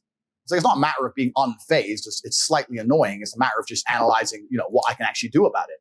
But I think most people who had been through the shit I've been through right now would be genuinely upset and affected by it. I don't give a fuck, right? Because I've set my life up in a way that I know I'm okay. But not many people can handle the entire world saying you're a fucking rape apologist and we're going to delete him from the entire world. He's dangerous to women. Not many people are going to want that to happen to them. So what they've done is genuinely criminal because this is bullshit. I was sticking up for women against feminists saying, don't tell women to go out at night. They're going to get hurt. It's absolutely insane. And like you correctly identified earlier, if someone were to hurt a female member of my family, it'd be the biggest mistake they ever fucking made. So I don't care about, I'm the worst enemy a man who hurts a woman could be. The other point I made earlier, I don't want to talk too much, but we talk about weak men. This is what's scariest about this entire agenda they're trying to purport, because their ideas, like the feminist idea and like the mainstream idea and like Logan Paul's ideas, all their ideals is if we weaken men, then if they become weak enough, they'll no longer be a threat. And I argue that point absolutely. I think the most dangerous men on earth are the weak men. I think inside of every single man, we're born with a fire inside of us that if we do not control can destroy ourselves and other people. And if you look at men who have no emotional control, because that's what they're trying to teach us to have. They're saying, listen, you're a man, you're allowed to just cry all the time and have no emotional control, no stoicism, just react to your emotions. Do you know what happens when you tell men to just react to their emotions? Anger. You have school shootings, you have rape, you have violence. That's what happens when you tell men to have no emotional control. These school shooters are kids with no emotional control. Rapists are men with no emotional control. Violence and the bullshit you see on the street are men with no emotional control. Telling men to not be stoic is going to create a breed of violent young men who have no emotional control, can't control their emotions, and act out on them. That is absolutely and utterly more dangerous to society than me coming along saying, listen, I don't give a fuck how you feel, young man. It doesn't matter how you feel. You have duties and you have responsibilities as an adult, and you must comply and act a certain way regardless of how you feel. That is better for society as a whole, especially as I'm only teaching the tenets of, listen, go to the gym anyway. Doesn't matter. You don't feel like it. Go anyway. Listen, your girlfriend left you. Your heart's broken. You're not allowed to stalk her. She doesn't want you. Get the fuck over it.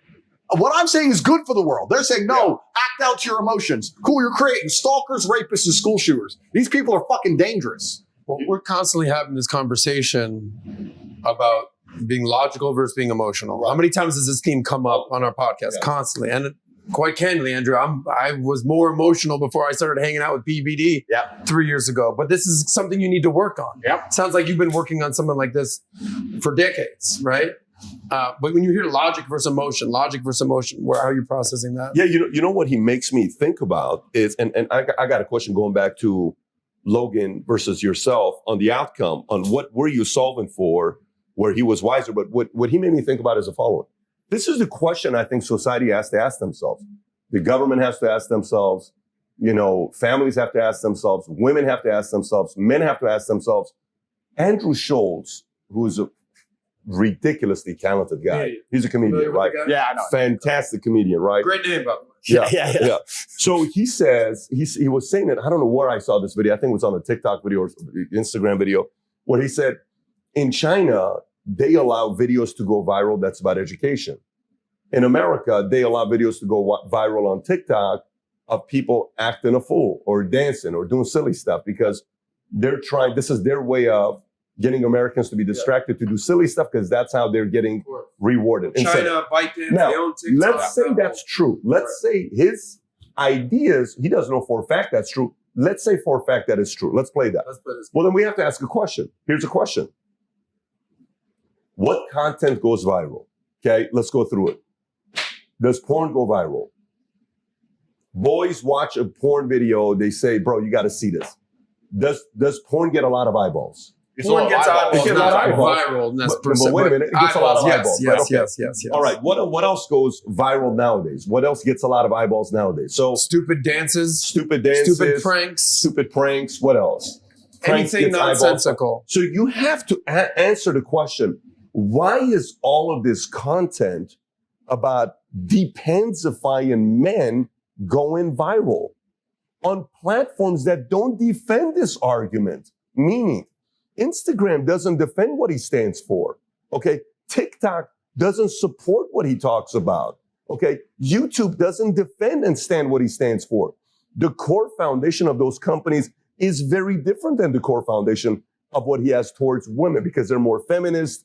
They're more men are, making men weaker, all that stuff. But if these things are getting this many eyeballs, maybe what it's saying is the market is sitting around saying, dude, we've been waiting for this for a while, man. Like, the market wants to kind of have somebody talk. It doesn't mean it's true or not. But hey, maybe it's what we're thinking about. Maybe it's what a lot of people are thinking about. And that makes some people uncomfortable to say, no, like the other day, the one of my kids, they were watching a movie without my permission, and there was a scene in it. And my 8-year-old, my 10-year-old, we had to have the conversation about, gays, lesbians, all this other stuff. I kind of shared with you how I had the conversation with them. The moment I had this conversation, Jen walked out. She's like, babe, you like to have these types of talks. I don't want to have these. You and the two boys. I sat down and I gave them every possible visual they could get. Said, this is what's going on. Yeah. And in many cases, people who are not teaching this because a father figure's not in it, we have to have this talk. You know what's crazy? As much as I did not want to have that conversation at that point, I love the fact that I was forced to have it, because I'm able to get ahead of it. So I can control the point of contact and say, here's, boys, what you're going to be facing. Yeah. A boy is going to come to you and tell you this. Yeah. This is going to be happening. When it does, this is what we do as a David family. So going back to you, if the algorithms are favoring a person who they don't support his arguments, because most of these virtual governments are more feminist, left, all that stuff, why do you think your messaging got so viral? Well, this is the interesting thing, because I didn't put a magic spell on the world. I'm not a magician. You're right. There's obviously a market for what I say. People talk about how I became the most viral person on the planet. I'll argue the point. Not only did I become the most viral person on the planet, I did it while being heavily shadow banned. They've known about me for a while. They've been trying to shut me up for a while. I've been shadow banned forever. So I became the most viral person on the planet with all the algorithms working against me. Unlike people like Logan who have all the algorithms working for them, against me. Because I'm resonating with people who are sitting there going, finally, this makes sense to me. This is how I feel inside. And this guy's finally talking about it. Everything else I consume is telling me to do things that just don't resonate with my truth. I'm only saying things that people agree with. So to chop my head off and try and delete me is asinine in and of itself, because there are billions of people out there, or millions of people out there who feel the exact same way. This is what I was saying earlier, because, and once again, I'm assuming the social media companies have intellect and people who work for them who are intelligent. If they were smart, if I was a social media company, I would have come to me and said, listen, I would have had a board meeting and said controlled opposition. And I would have come to me and said, Andrew, you have to correct your message. We don't want to delete you. We don't want to be censored. You have to say this way, this way, today, and slowly perhaps taper me down on certain subjects. That would have been smart. You see, if they would have come to you and said, listen, we've been following you, buddy. Here's what we'd like. And I would also talk to them and say, listen, I understand I'm now the most viral person on the planet. I have to take responsibility for the things I say. The way I say things for a video that gets 300 views is different than the way I say things for a video that gets 3 million views. I respect that. Let's have a conversation. I'm not a loose cannon. I'm a logical actor. They could have done that, but they were emotional. Instead, they martyred me and chopped my head off. But that doesn't change anything, because there's millions and millions and millions of young men who think the same way I think. There are millions of young men out there who don't want to wear makeup, who don't want to put on a Pokemon suit and be a clown like Logan Paul, who don't want to take transgender blocking drugs, who don't want to assign themselves to any kind of feminist ideals, who don't want to chop their dick off, who just want to grow up, go to the gym, get strong, be respected, make money, have a beautiful girl and a sports car. There's millions of men who want that. And I speak to those men, and most men want that. And they think by chopping my head off, those men are going to want something else, because they'll get rid of me and they'll put James Charles in front of them and say, no, foundation reviews. It ain't going to work. They don't want foundation reviews. It's not what they want. No. And it's truly crazy. They think that's going to work in and of itself at all. You don't think it's going to work? I think I've proven that it's not going to work. What's actually the most upsetting is this. I find it extremely hypocritical. And of all the things in the world, my pet peeves, the things that annoy me most are hypocrites. I find it extremely hypocritical that the system itself pretends it gives a shit about men's mental health. It will sit there and pretend it cares about all the men out there who are depressed, struggling, sad. But when I come along and tell them the only way I've ever found personally to be happy and contented, because I can only talk my personal story, is to become a man of status, to become successful, to go through pain, to use my trauma, to use the bad things that happened to me, to galvanize myself against attacks from the Matrix, as I've just proven I can easily weather. When I talk about men's mental health, they delete me. I thought you gave a shit about men's mental health. I'm the most popular man on the planet, and 90% of my content is not even about women. It's motivational and antidepressive. And you're going to sit here and delete me saying that I'm bad for women. What about men? I thought you gave a shit. All of a sudden, you don't give a fuck anymore, right? Just delete him. Who cares? I had a man message me. A man emailed me saying that he was going to kill himself. I get about 10,000 emails a week. I don't answer all of them, but I answer some of them. This guy, his email was so short that I believed him. Subject was, I'm going to kill myself. And the thing is, I know you won't reply. I'm going to kill myself. I don't know what to do. That was the email. And I sat there and said, listen, my friend, I get a lot of emails. I don't know how serious you are. I want you to make me a promise. I'm going to guess that you're not in the best physical condition you could be in. I want you to make me a promise that you're going to get a six-pack first and send me a picture of you with a six-pack. And if you still feel like killing yourself after that, I don't know you. I can't tell you what to do. But I want you to get a six-pack first. Email me back. We start going back and forth, et cetera, et cetera. I convinced him to get the gym. I said, get a six-pack, see how you feel. If you still feel like killing yourself, then I'm not telling you to kill yourself. I'm telling you that's what I would recommend. Start training. By the time he started sending me physique updates of him in a better condition, he started sending me huge emails of apology and thank you, saying you saved my life. I can't believe I was thinking of killing myself. You can't believe he changed. If that man would have emailed Logan Paul, would Logan Paul have given a fuck? He would have ignored the guy. You think he answers a single fucking email? He doesn't give a shit. All these fucking media figures, all these people who are good for the system, who are dancing on the devil and fucking sitting here talking about dangerous rhetoric and all the other bullshit. You think they'd fucking answer an email? They don't give a solitary fuck about the young men of the world. They would have left that man to die. And even if they would reply to him, what advice would they give? Go take antidepressants and watch my YouTube. They have no value to give a guy because they've never had a life of actual genuine struggle. I'm out here genuinely saving lives, genuinely saying to men, the world you now live in is so competitive that if you're not a competitive male, you're going to be perma-depressed. You don't have a mental disease. You're just in a competitive environment and you are losing. You need to become a competitive person. There's no easy way. It's going to be hard. It's going to suck. But if you get to top G, the name, if you get there, it's a life worth living. Right. That's what I'm saying. And then millions of young men are going, wow, he's showing that you can be born from nothing, single parent on a fucking council estate in the worst town in England, be stabbed, come from nothing, and survive and end up with a multi-millionaire. Maybe I can do it if I work hard and I'm diligent and I try hard and I'm really giving hope to the world. And then they delete me. Then they put up a new thing about men's mental health saying which pill they should take. And then they put James Charles in front of them on the algorithm. This shit's evil. It's genuinely criminal. I am nothing but a positive force for the world. And this is what I was talking earlier about the hero's arc and the redemption, because I think that inside of human consciousness, people are very, very familiar with the idea of the arc of a villain turning into a hero. It's in the Bible. It's in every superhero movie. The guy starts off bad. He's crazy. He's too bad. We don't want him. He's a maverick. He can't control him, blah, blah, blah. But towards the end, you're like, where's Batman? Where's Batman at? And it's going to take a matter of time before people realize, you know what? Tate was actually a good force for the youth. Perhaps he needs to create his message. Perhaps he needs to take his newfound fame on board and change the way he says certain things.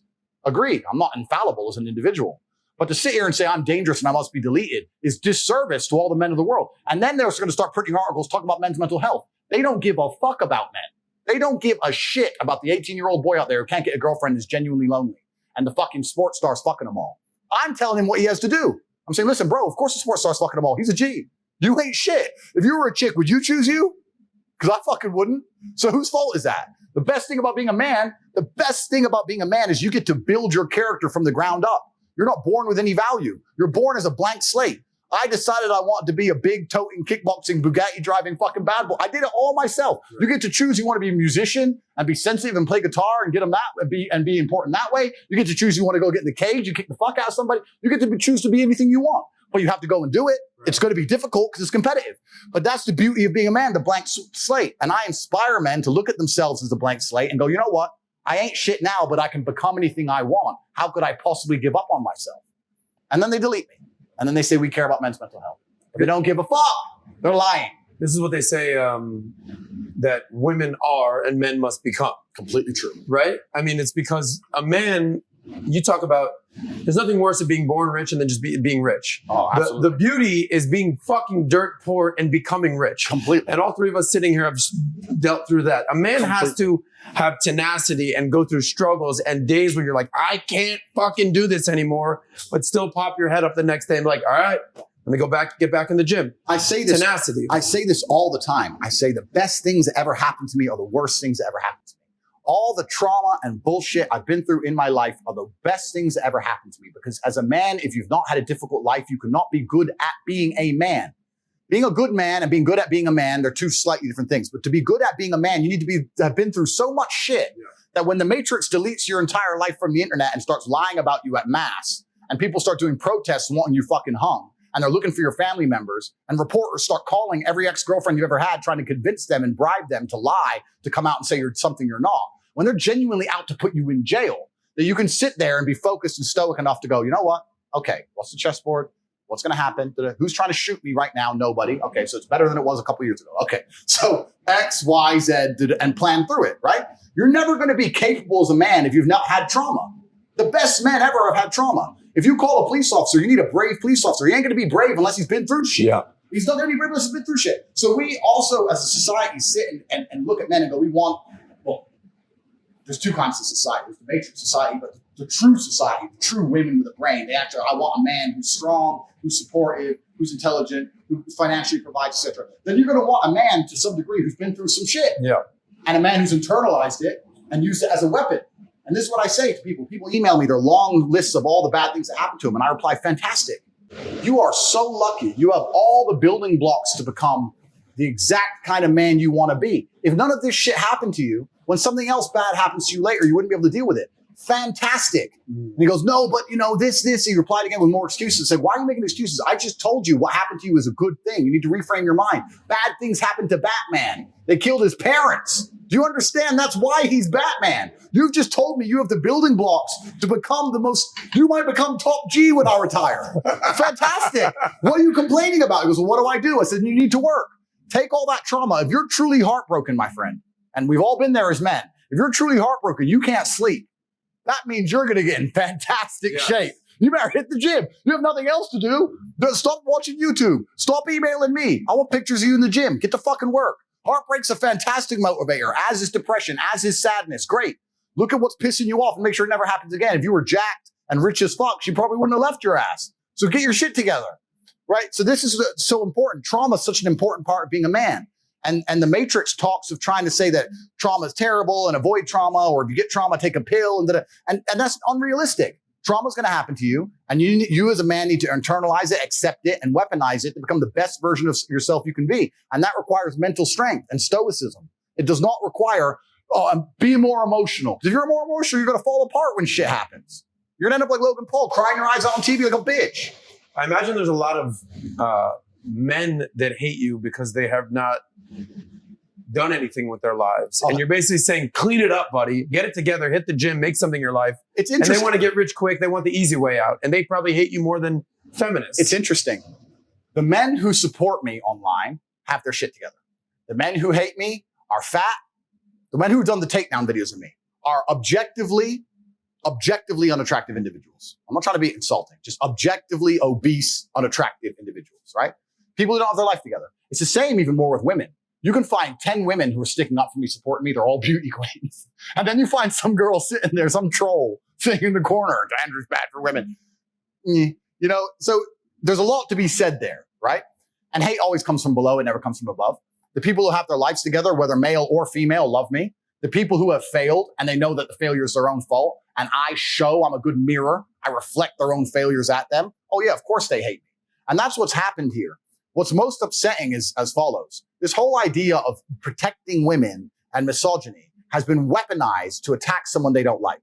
These people saying that we need to get him down because he's a misogynist, they don't give a fuck about women, these people. You think they care? There's some fat troll. There's some dude called Daz who made a takedown video of me who just came out actually on my last podcast. Turns out he was talking to a 13-year-old girl. So he's a fat pedophile. So there's a fat pedophile who did a video on YouTube about me saying that I'm dangerous for women, got 10 million hits because he's objectively unattractive, saying that he cares about women, but he's a pedophile himself. He doesn't care about women. He's jealous of me. He's jealous of who I am and my lifestyle. So he's found something he can use to weaponize. If he can't make up that bullshit and attack me, how else can he attack me? Can't call me broke. Can't call me dumb.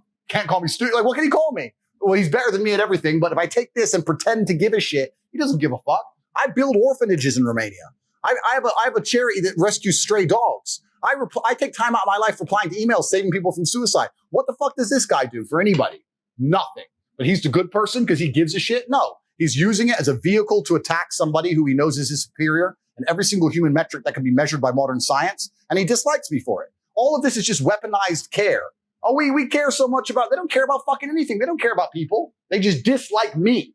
And that's a very different thing. It's all been false from the beginning. I've seen through it all from the absolute beginning. It's a matrix attack. And like I said, I told you how it happens. YouTube strike, Meta, YouTube, media, Uber, Gmail, Discord, Skype, Twitch, boom, boom, boom, boom, boom. It's all a fucking coordinated hit piece. It's bullshit. You know, it's crazy. I'm listening to you and I'm saying, okay, so who does not want to hear what you have to say? Most people don't want to hear what you have to say. Okay. Now, why is most people not wanting to hear what you have to say?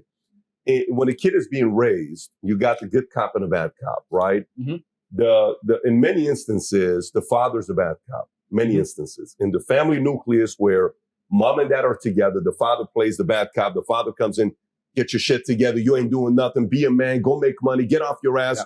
All you're doing is this. All you're doing is that. And that's the message. However, if the market is only filled with only one or of the two, it's not healthy. Yep. Meaning, if it's only Tate giving this message, that's not healthy. If it's only the mom saying, well, leave him alone, Andrew. Yep. You're being too tough on him. Yep. You don't know what he's going through. He's just a kid. Yep. He's 12 years old. Why are you being so tough on him? And you, the father, I'm trying to turn him into a man. He needs to be a man. You realize how tough the world is. But babe, he's just a kid, babe. Leave him alone. You don't know what happened with him last week. So then you, as the father, goes to sleep and you tell her you didn't hear anything she said, but you're sitting there saying, maybe she's got a point. Maybe she's got a point. And in the morning, you go to the kid and say, hey, no matter how much shit I talk and I challenge you, guess what? I love you. I believe in you. I think you're going to do something special with your life, but I want to see you be a leader, right? So the problem with the market is they only want to give mommy's message completely without daddy's message. This is why I believe this message blew up because the market needs this as well. Because so what happens when I listen to Andrew's message, you'll say something.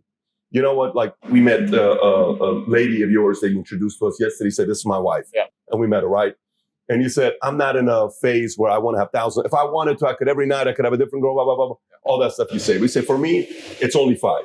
Okay. 5's the magic number. Yeah, and you say 5's the number. Okay. So you say that, and is it satire? Is it real? Is it straight up? Or are you just saying it because you still want to poke a little bit? You still don't want to lose the ability to poke? Yeah. Or is it, that's really what I do want to do? Yeah. You know, I do want to kind of have 5 wives because there's a leak in that argument as well. If you take that angle of saying, I want to have 5 wives.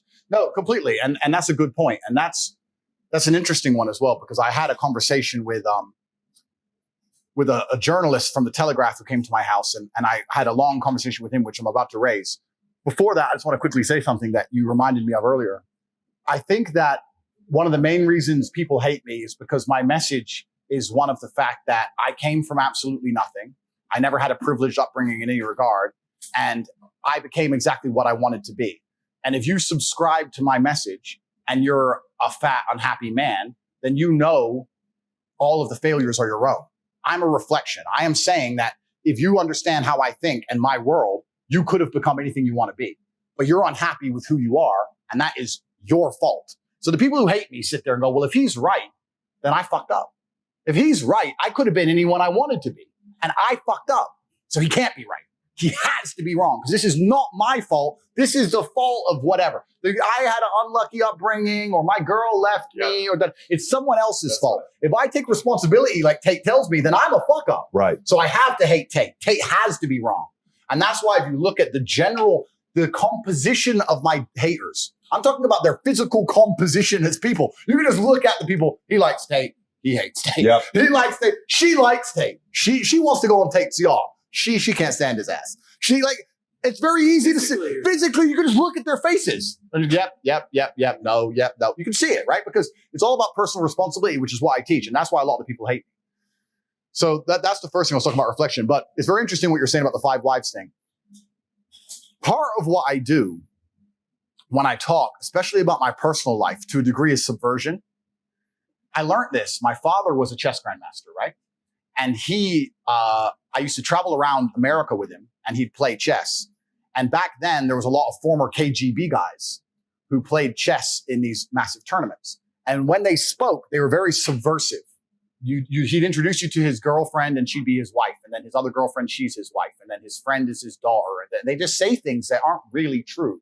Another thing they do is they're very, very emotive with their hands, which is a habit that I kind of learned sometimes. So if they were sitting there and an argument got kind of heated, they'd begin to move their hands a lot as they disagreed. Listen to me, listen, da da da, and they move their hands because then you can't see if they're going to hit you. So they start to move their hands and you get used to it and then whack, right? So there's a few things I picked up from them, but there's a degree of subversion. So if I sit and say I have 5 wives or 10 wives or 1 wife or no wife, I like that the Matrix doesn't completely understand why I have. That's one of the main reasons I do it. The second thing is this. I sat there with a reporter from the Telegraph who said that, why would you have 5 wives? If you cheat on them, they're unhappy. And I said, my friend, who are you to tell women how they feel and what decisions they want to make? How insulting of you. How chauvinistic are you to sit and say that women do not have the independent thought to decide, I am prepared to share the top G because of his qualities and accolades and financial capability, as opposed for you to sit here and say they're not allowed to think that. They have to think what we believe they should think, what the Matrix tells them they should think. There are plenty of beautiful women out there who will say, you know what? A man like him, he might do this and that on the side, but you know what? He's my man. There's women who will think that. They won't think it for a fucking loser, but they'll certainly think it at the top. When Chris Brown walks in the club and all the girls start screaming, do you think they're going, yes, he'll be loyal? Fuck no. He's Chris Brown. They don't give a shit because of his status. At a certain status of man, and I'm not saying that men should cheat, I'm not saying these things, I'm saying at a certain status of man, the idea of absolute exclusivity and absolute loyalty becomes less important to the female because of his other accolades. That's a fact. Every king, every sultan, read the Bible. Every warlord had a bunch of women. Why? Because he was the warlord. The fucking shit muncher didn't, but the warlord did. That's just the way the world's always been. That distinction, by the way. There is a distinction. It's just the top man. It's just the top. And I'm not saying that all men can do it, but that's also my message.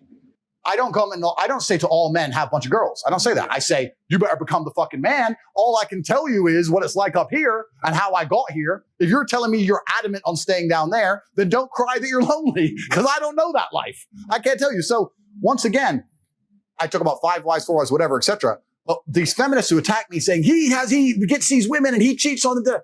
If a female decides she wants to be with me, assuming that's what I even do, I could be Mr. Monogamous for anyone fucking knows, right? Assuming that's what I do, that's her imperative. She's an adult. She can sit there and go, okay, my man's the big boss and he's with me 99% of the time, but I know if he goes to Moscow on a business trip, he's doing X, but he comes home to me and I'm driving a Bentley and I'm happy. That's her imperative.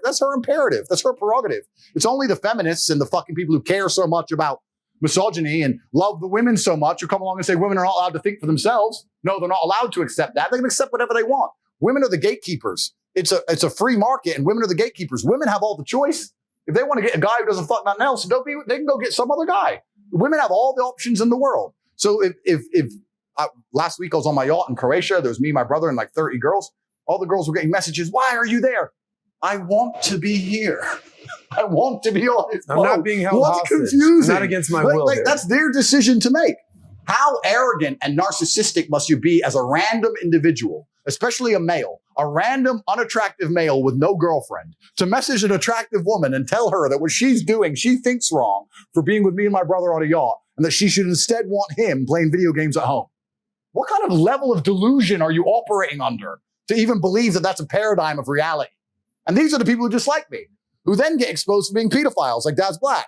So it's just absolutely insane. I'm sorry to keep rambling, but I want to talk about one more thing. I want to talk about one more thing because it's really important. They say I'm a threat to women, which is absolutely not the truth. It couldn't be further from the truth. And I want to say 2 things about that. I can't think of another person who reached fame as meteorically as me, who never had I've yet to have a single woman come out and accuse me of rape, sexual assault, try and get money from me. None. I have a long and varied history with females, and not a single one, despite I now have hundreds of millions of dollars, has come forward, now that I'm the most famous man in the world, despite the newspapers finding them online, finding exes I haven't spoken to for years, calling them and offering them 25 grand for a story, bribe, to turn on me. Not one of them has decided to turn on me and lie for money. Not one. And that could have very easily happened to me. It would have been a nail in one of the coffins if that would have happened to me. Luckily, none of it did because I'm a gentleman and these women know that what's happening to me is bullshit. Not a single one has come forward against me, but I'm a threat to women. I would argue that most men in my position, if they had a meteoric rise, one of their stupid exes would go, fuck this guy. Yeah, I'll take the money, and start talking shit. I would argue that would happen to a lot of men. Never happened to me. It's the first thing. The second thing I want to argue is when they say I'm a threat to women. If I have choice, why would I be a threat? The threat to women is the man with no access to women. These people who want to do these videos, these unattractive, objectively unattractive, unsuccessful people who do takedown videos of me, who can't get a girlfriend, he's the guy who's going to be dangerous to women. He's the creep. I have choices. If a girl says to me, I don't like you, no problem. Thank God, one less WhatsApp conversation. Goodbye. Have a nice life. Nice to meet you. Like, it doesn't matter to me, right? So the men who are successful with women are not the dangers. It's the men who are unsuccessful with women who are the dangers. So once again, the whole paradigm is shift. It's bullshit. I have no reason to hurt a female or rape a female or trick a female in any regard. Why would I do that? It's you basic are, economics, supply and demand. Supply and demand. If you're high in demand and there's a ton of women there, and one of the women leaves, you have an unlimited supply. So why am I But going to if become a one weirdo? man who can't get any females, who he has no supply and he's in complete high demand, and the woman breaks his heart, or he can't even get a woman, what kind of ramifications are going to happen for him? And this is the thing. Daz Black, during the height of the takedown, and it's actually also, it talks to the groupthink, right? Because a lot of the people who did videos to try and take me down did it for completely selfish reasons. We have learned that the algorithm has now been programmed to reward you doing a negative video on Tate. If you do a negative video on Tate, you get millions of views. I want millions of views because I have a YouTube channel. I get money, I get clout. Do I give a shit if it's true? Do I give a shit about Tate? Do I give a shit about the ramifications in his life? No. All these other people did it, so I'm going to do it. So people start jumping on the bandwagon, right? Tate's bad, Tate's bad, Tate's bad, for their own personal selfish views. So a guy called Daz Black did a video on me, got 10 million hits, trying to say that I'm a threat to women. He's objectively unattractive. He's an obese video gamer. Did a video on me saying that I'm a threat to women. After that, women started coming forward saying, this guy spoke to a 13-year-old girl. Here's the videos. This guy buys sexual things from an underage girl. It's all coming out about him being a pedophile now. So he's sitting there as the criminal himself, filled of hate and envy at an innocent man, plus clout chasing, attacking me. When truthfully, who's turned out to be the threat to women? How many women have come forward about me? 0. How many women have come forward about him? 2 and counting. It's absolutely and utterly, it's crazy. And if these social media companies have any kind of consciousness and any kind of brain, they should be analyzing this in real time going, we fucked up. We fucked up here. And we'll see what happens in real time. But it's very interesting. It's a very interesting observation on the world. The people who hate me most are the unsuccessful ones. And it turns out they're the ones with the skeletons in their closet. The people who have their shit together, we're all fine, right? Crazy. It's a crazy world. Yeah, Tate, you're very persuasive though. So you got to know, like, if I'm willing to bet on you getting out of any situation, I'm willing to bet a lot of money that you overrun the risk, you're going to get out of it. So your ability to persuade. So I can already imagine, like, you know how sometimes go back to the time you're with a girl, you don't really know what you're doing yet. You're kind of a rookie of a guy dating girls. What things we said to have sex with the girl. Just think about how creative we get in that 5-minute moment. What things you've probably said, what things we've said. And then over time, you're like, well, that didn't work. So I'm not going to use that phrase again, but this one definitely worked. And that approach definitely works. So it's either guilt, but you don't know how much I love you. You're not letting me show you love. Sometimes I'm a man. It's natural, as a man, if I don't handle it myself, it's got to be either you or it's going to be a wet dream. And there's so many ways behind closed doors. So if it's the exact opposite as well. It can be like, I don't really care. You can leave if you want. There's many takeaway model. There's many models that you learn. So for you to say that to a girl, I remember one time Jennifer and I, my wife, I'm getting close to proposing and getting married. So I'm a Syrian. She's white. She's 80% British when we did the ancestry, but she's from Texas. Yeah. So she comes to the house. My dad's here's who my dad is. My dad will not drink out of the same glass as me. Okay. I'm his son. Yeah. He will not. Yeah. My dad, if he goes to someone else's house, he won't eat their food. Because he watches how you wash your hands. If he's sitting in the kitchen, he will tell me in Assyrian, he'll say, did you watch that? I said, what? He said, I can't eat her food. Why? It's been 10 minutes. She hasn't washed her hands a single time. I can't eat her food. And he won't eat their food. He says, I'm already ate. That's how my dad is, right? So anyways, I'm bringing Jen home. My dad loves Jen. And I said, Jen, I think my dad and I have to have a serious conversation with you because you have to be ready for this. She says, what's that? I said, do you know what it is to marry an Assyrian? She says, no. I said, there's American laws, there's Assyrian laws. And my dad and I want to share this with you. Yeah. And my dad is fully confused, like what I'm saying, like where I'm going with this. I said, when you marry an Assyrian, I'm allowed to have multiple wives because by our church, I can have multiple wives. Yeah. And for about 30 seconds, my dad's confused, like, what the hell are you talking about? Yeah. But I'm looking at my wife now, at the time, girlfriend, she's like, are you serious? I said, this is the first warriors ever were Assyrians. Yeah. We're the first ever warriors. 30 seconds into, my dad's like, I don't subscribe to Patrick. I don't agree. I agree. One wife, Jennifer, don't listen to him. He's full of shit, right? He says this kind of stuff. Now, say my dad says, yeah, you should. Just think about, let's flip it. So my dad says, yeah, he's a man. If he gives you money, he gives you a house, you should do that. Yeah.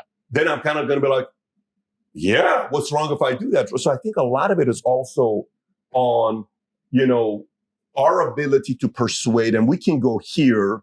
And then sometimes we test the limit and say, I can go here. Why don't you get your friend in? Yeah. I like you. But, if you want to, maybe you have some fantasies. Yeah. I don't know what you're from. But if you want to fulfill your fantasy, it's not like I want to hook up with your friend. Yeah. But you can bring your friend in. And then these words that we use, right? So persuasive wise, you're a 10. You can get anything you want when you're having those conversations. But here's the other part I want to bring to you. Okay. I'm writing all these things down. Yeah. You like to instigate. You like to poke. Now, let me say it and then you unpack it. Meaning, I think a great Dana White knows how to instigate. By the way, it's a very valuable talent that only a few people have. Yeah. Dana White likes to instigate. Phil Jackson, he instigated a lot of shit between Shaq and Kobe, right? Some may even say the friction between Shaq and Kobe is on Phil Jackson, but there's an art to it. Yep. So a little bit of what you do is I kind of look at you and I say, here's how Tate is. If somebody says, well, you're wrong in this area, instead of Tate saying, let me explain myself, Tate will go and push more because he found an opportunity. He's like, let me poke here a little bit more because it's annoying you. Yeah. So do you think you have a little bit of that when you see somebody, and maybe half the time, like when you said, I got 5 wives, I don't even know if I'm convinced you want to have 5 wives. Yep. I just think you say it because you're pissing off the right people. Yeah, and that's a very astute observation, and you are correct. Anybody you can emotionally control, anybody you can emotionally affect, you have them in your pocket, right? To one degree or another. If you can emotionally control somebody, I'll tell you who's excellent at this. Women. Women are fantastic at this. If a woman realizes she can piss you off with X thing, she'll notice it, and she'll keep it in her pocket. You know what? That annoys him. Cool. Sorry, baby. Sorry. 3 weeks later, 2 months later, they realize when you're vulnerable. I can tell you this. I can tell you the experience from fighting. When I was fighting, I was a kickboxing world champion, right? I never made millions from fighting. Kickboxing is not that big a sport. 10 years ago, even UFC wasn't as big as it is now. So I was making money, but I was probably fighting 2 or 3 times a year. And most I ever got paid was 100, 150 grand a fight. So I was kind of normal life. And whichever girlfriend I had at the time, no matter what, she always managed to start some asinine, stupid, immature fight with me like 3 days before a fight. Because I'm weight drained. I haven't eaten. I'm nervous. I can't sleep. I've been training for fucking 10 weeks. This monster's from fucking Kazakhstan, some psycho. I have to fly over to fucking fuck knows where and Bishkek to fight him. And now she's like, you're on the toilet seat. I'm like, the fucking toilet seat. I might die. He could kill me. But she knew that's when I was weak. She knew it. And that's when you can be emotional. But they detect it. This is when I can get it. Right? Because the rest of the time, all times to talk about the goddamn toilet. Because if I say toilet seat any other time, his answer is go home and just sit on his computer. Go home then. Go toilet at home. Bye. No, I don't want to go home. No, now I actually want you to go home. Please leave my house. Oh, I didn't want to leave. Bye. Goodbye. Fuck you.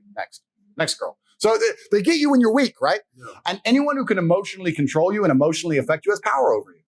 So if I say, 5 wives, and a feminist goes, 5 wives,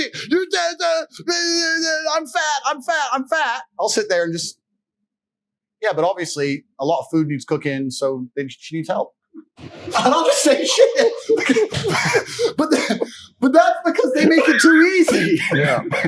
If you're playing chess and you hang a piece, I'm gonna snap it up. You're gonna leave your knight hanging. Thank you very much, sir. Bam. That's the game. That's the game. So yeah, you're completely right. I do instigate to a degree because they make it so fucking easy to win. It's so easy for me to win debates against people because they get so pissed off with what I say. Another thing, and I'll give the game away. I'll give the game away to the entire YouTube world. Why I've destroyed absolutely everybody in any debate ever.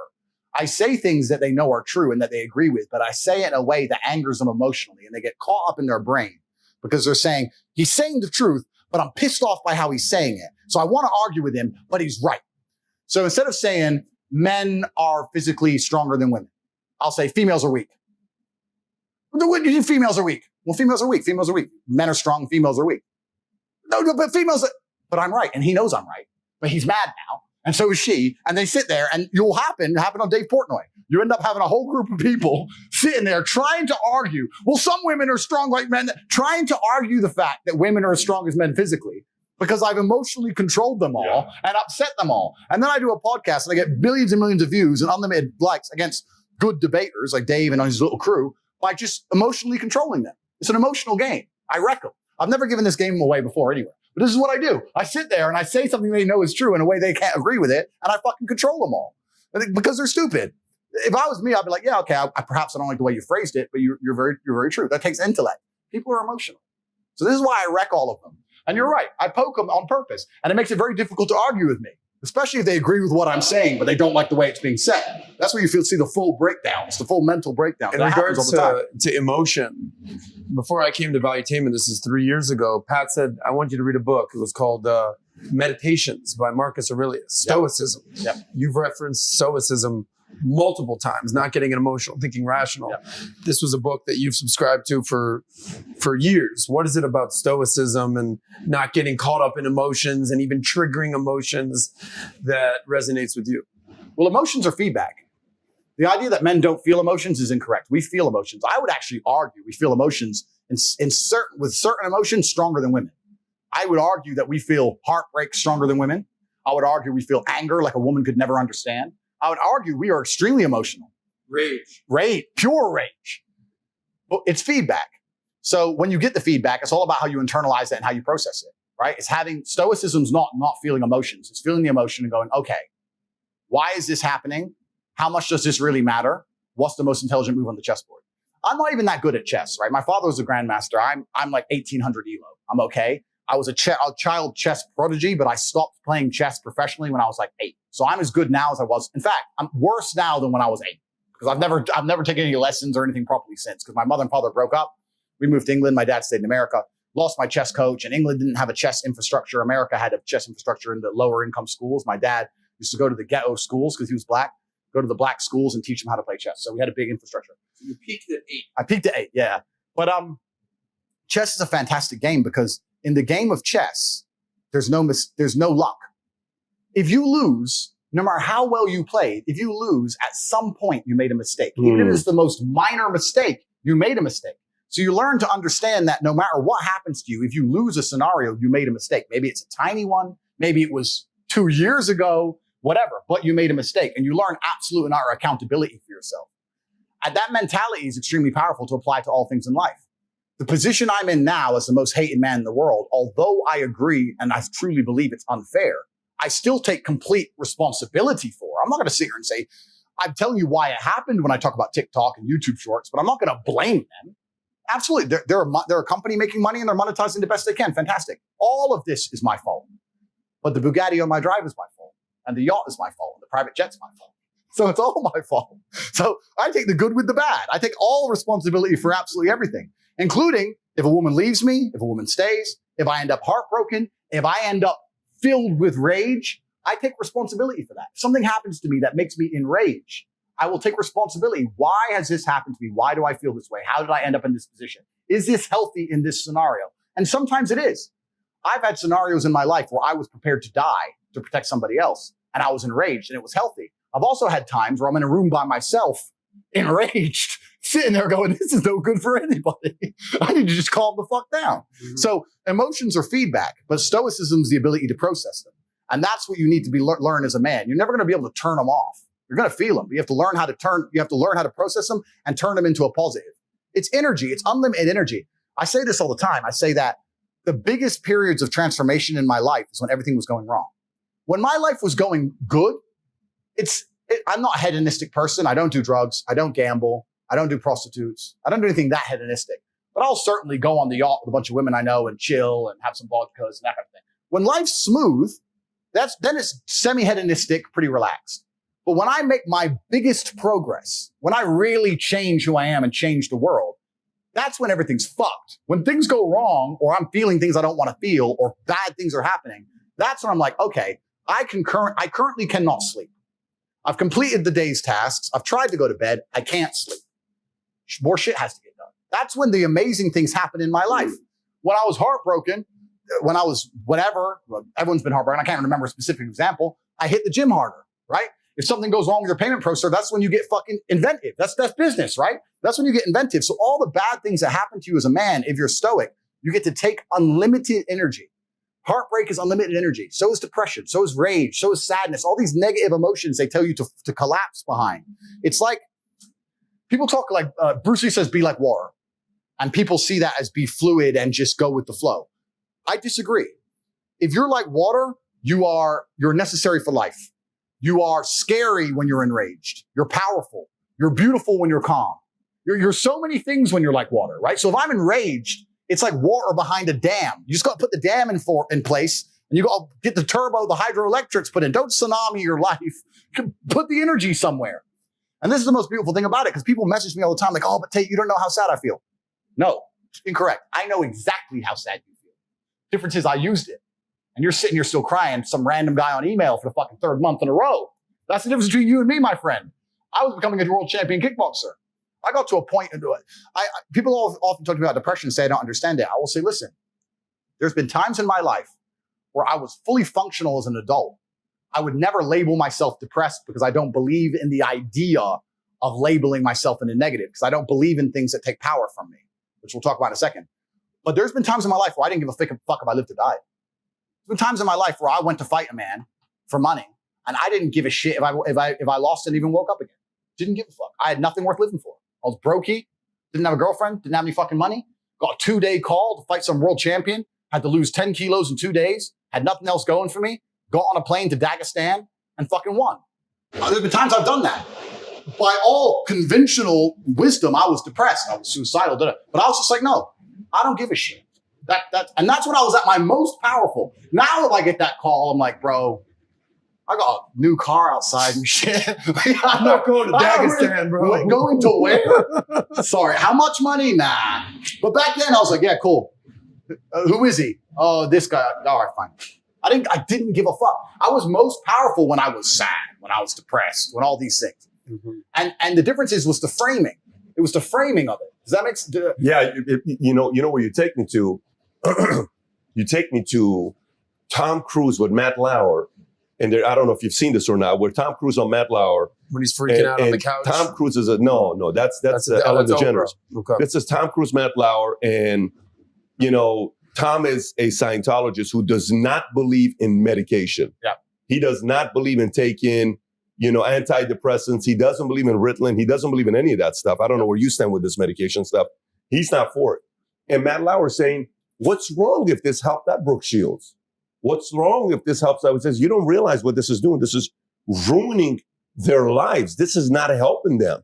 Do you realize how many different countries this is illegal in? Do you realize that Ritalin is only legal in a couple different countries? It's not many countries. It's not a legal drug in other places. It's legal. And he's explaining this. And believe it or not, afterwards, they pinned Tom Cruise to be almost an asshole, like a misogynist. Like, of course, what does it matter with you? Insensitive. You're not passionate. You're not somebody that cares about another person. Years later, Tom Cruise looks like the hero, but in the heat of the moment, he didn't come out really good, right? So we're living in an era where you're right. A part of it is, hey, you're not feeling good, you're depressed. Take 2 of these, see what happens to you. It's the hero's arc. And this is the thing. This is why when I was saying, when people say you don't know how it feels to be depressed, I say, yes, I do. The difference is how it's analyzed. I always argue this 2 ways as well when depressed people come to me, because one of my most famous things people attack me for is their little quote is they say, you said depression isn't real. What about the men who kills themselves? You don't care about men's mental health. We've already discussed how I care more about men's mental health than these people who fucking pretend they do. That's the first thing. I didn't say depression isn't real. I said feeling depressed is real. But the idea that depression is going to strike you in your mind and there's nothing you can do about it, I think that is promoting helplessness amongst depressed people, and that's the reason they kill themselves. I don't think that making people helpless in an unfortunate situation is the great thing to do. You have to give people hope. And I explain that when you believe in something, you give it power. So I tried to say that when I felt at my lowest and I achieved the most I've ever achieved in my life, the reason I was capable of doing that is because I didn't believe in the paradigm of being a depressed person. I just believed that this is how I currently feel and fuck it, I'm going to do whatever it takes to get my life to be better. And I gave a very simple example, an analogy. I said, if you take two people, one believes in ghosts and one doesn't. You put them both in haunted houses. And in the middle of the night, there's a bang. The person who believes in ghosts is now terrified. There's a ghost. They're calling an exorcist. They're panicking in the room. They're hiding. The person who doesn't believe in ghosts goes wind and goes back to sleep. It's the same noise. It's the same scenario. But it's the belief That's powerful. in their mind that and ruins their life. Yeah. It's the belief in their mind that turns against them. And I've said this many times. I don't even give a shit about right and wrong. You can tell me depression's, you can give me with every scientific proof in the world, depression, blah, blah. I refuse to believe in things that take my power away from me. I'm only going to construct a mental model that allows me to be as powerful as possible. If believing in the idea of depression is going to take my own power away, then I won't believe in it. I don't want to believe in things that make me weak. If you want to reach me, I'm on Minict. Minict is a new app. It's fantastic. It allows me to interact directly with people. I get a lot of messages on email, a lot of DMs and those kind of things. But the people who are serious, who want to have serious conversations and grow from them, whether it's a business opportunity or personal experience, etc., I'm on Minict, and I can't wait to interact with the serious individuals of the world. I believe in things that make me strong. And someone goes, well, you're wrong. Listen, let's assume you're correct and that makes me wrong. Let's say that you're right and you're depressed. Why would I want to adopt the thinking of a man who is sad? Why would I want to think like you? Wouldn't it better to be wrong and be happy and have a sports car and a yacht and a private jet? You want to talk about right? Look at your life. Why? Don't talk about right and wrong. Let's talk about success and results. I don't believe in things that take power from me. I never have. So when people email me and they start saying, I'm depressed. And what's funny is this. I talk to them and they desperately defend the idea of depression. I'm like, my friend, you just told me you're too depressed to be successful and depression has destroyed your life and you lost your girl. I'm telling you that the enemy in your life isn't real. And you're now sending me 10 emails a week trying to convince me that your enemy is a real thing. Why are you sticking up for your enemy? This person, whatever it is, this idea destroyed you and you're putting your energy into defending it.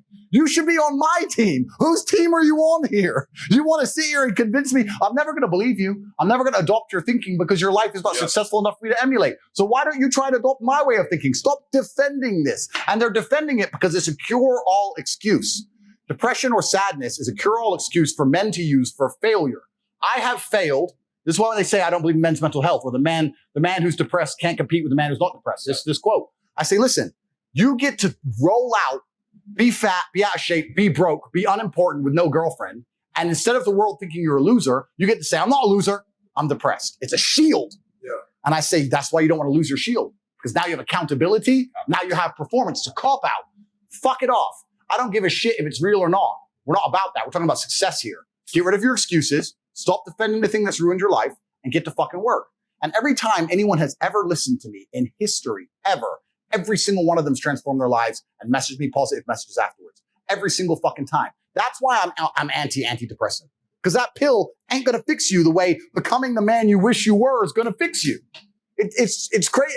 And then they're going to take one little soundbite. Tate doesn't care about men's mental health. He thinks depressed people is some bullshit. And they're going to apply it to me. I really do believe, and I state this almost with a degree of achievement, I'm the most misunderstood man on the planet. I really believe I am. It's crazy the level. There are people out there who truly believe I am evil, and I'm nothing close to it. I'm one of the most compassionate people you could possibly meet. Can I give you two takeaways just for people that are like, oh, Andrew Tate? Here's what I've heard from you so far. Personal responsibility, straight up. Absolutely. Right? And then number two, positive affirmation. I don't want negativity in my life. I don't want depression around me. I don't want weakness around me. Correct. I want to be the best person I can be and take full responsibility for that. Right. Those are the two things I'm hearing. We'll go on further. I'll tell you a story, which is going to make me sound a little bit extreme. This is a story of when I knocked out my friend. Let me tell you a story. I was going to ask you this story if this is a true story. It's a true story. Okay, about your boy that showed weakness. Yeah. I got to hear this again. Right. You know the story? Jesus Christ. Right. So I don't like negativity in my space. I create my reality extremely efficiently. So no matter what bad happens to me, even in the middle of this shit storm, when me, my brother, my cousin, my team were sitting around, We're all smoking. The whole news is saying I'm the worst man in the world. I've been deleted from everything. They've frozen millions of dollars in bank accounts, right? Me and my boys are just sitting there just laughing, right? We don't believe in negativity because if it's infectious and it's sticky. And even if someone's negative, even if you talk them out of it, it still stains the air, right? If you're in a trench and you're under fire, the least productive person is the person who goes, they've got too much artillery, we're going to die. Shut the fuck up. We all know. Shut up. That's not helping us, right? It's very infectious. So, and most people understand, they say, you are the sum of the 5 people you spend the most time with. Yeah. Then why the fuck are you spending time with negative people? Or people who complain? Or unhappy people? Or unlucky people? Or negative people? Stop talking to them. Everyone I talk to is like, yep, we are winners. All we do is fucking win. Oh, the Matrix attacks us. Oh, you think I need YouTube? You think I need YouTube? Get fucked. That's who we are, right? So this was when I was young. I was about 23 years old. I had a new girlfriend. Her name was Carrie. And her ex-boyfriend, I stole her from her ex-boyfriend. And if you're a man, you understand that no woman's truly single. You're always stealing her from some other guy, or she's still half talking to her. If they're beautiful. Oh, bro, she's half talking to her ex, or she's dating 10 guys. They're always out competing other men, right? So I stole her from some dude. Dude got heartbroken. Had no emotional control, like all the things we talked about. I was at her house. My car was outside her house. I was with my boy, Tony, my ex-friend. Me and Tony are in her house. She's talking to her friend. I'm talking with Carrie. We're all having fun. It's Friday night. 4 cars pull up. Boom, boom, boom, boom. These 6 guys get out with hammers. Knock on the door. It's her ex-boyfriend. Carrie starts panicking. He's crazy. He's crazy. I was like, listen, relax. I go outside with Tony. There's 6 guys with hammers. It's me and Tony, right? And he goes, bro, I don't even give a fuck about Carrie, but you're going to say sorry to me. I said, sorry for what? Because you stole my girl, you're going to say sorry. And then we'll just go away. I said, I'm not going to lie to you, my friend. I'm not sorry for fucking anything. I'm not going to lie to you. I'm sorry. And then my friend Tony next to me, and when I said that, I swear to God, when I said that in real time, because I don't take my eyes off the enemy, right? There's 6 of them, but they're all facing me directly. So I was looking in their eyes directly. When I said that, I saw all of their eyes go, shit. You ain't going to say sorry. So now we have to actually attack him with hammers. Do we actually want to attack him? At the time, I was British kickboxing champion. I was known in my town. They knew it was going to be messy, right? And I had one hand behind my back as well. I had nothing in it. I had nothing in it. Who knows what's back there? Like, you had to do something, right? So they're looking at me and they're like, fuck's sake. We thought he'd say sorry and he didn't. Now what do we do? And Tony pipes up. Fucking dickhead Tony. Hey, man, why don't you just say sorry? And as he said that, I saw all of their faces almost lit up because he inspired. The other team showed weakness, inspired weakness on our side. And from complete capitulation, they were now brave again because Tony ran his mouth. I swear on my father's grave, I'm standing there. Tony said that. I turned, I fucking smacked him, strained his mouth, knocked him out cold. Tony, done. Tony. My own friend, my own teammate against the 6. I knocked him out cold. I don't need you now, Tony. I knocked him out. I said, fuck him and fuck you. I'm in the house. And I walked in the house and I saw them all standing around outside with hammers, look at Tony asleep and go back in the cars and fuck off. Swear to God, that's a true story. If you're weak near me, you make me weak. I refuse to accept it. I give you a million stories of this. 2 years ago, maybe, we were in Munich. They called the police on me for not wearing a mask. That's a whole nother story. I told them to get fucked as well. We're in Munich. Wasn't wearing a mask, blah, blah, blah. We got drunk in the Kapinski, got really drunk, blah, blah, blah. I was drinking with some guys I kind of knew. In the morning, the police had come. They were threatening to arrest us all because we didn't fucking capitulate and we're 8 masks. The Germans are weird. So we got in our cars, got in our we had 2 Raris, got in the Raris. We're heading back to Bucharest. We drunk loads. We were really, really drunk. We stopped at the gas station. We all got out of the car. One of the guys was like, bro, I feel so sick. Oh, man, I feel sick. He was walking to the gas station. I said, and I went up to him. My brother talks about this all the time. He goes, and I pat him on the back and said, bro, if you're going to keep walking like a fucking injured antelope, you're going to stay here.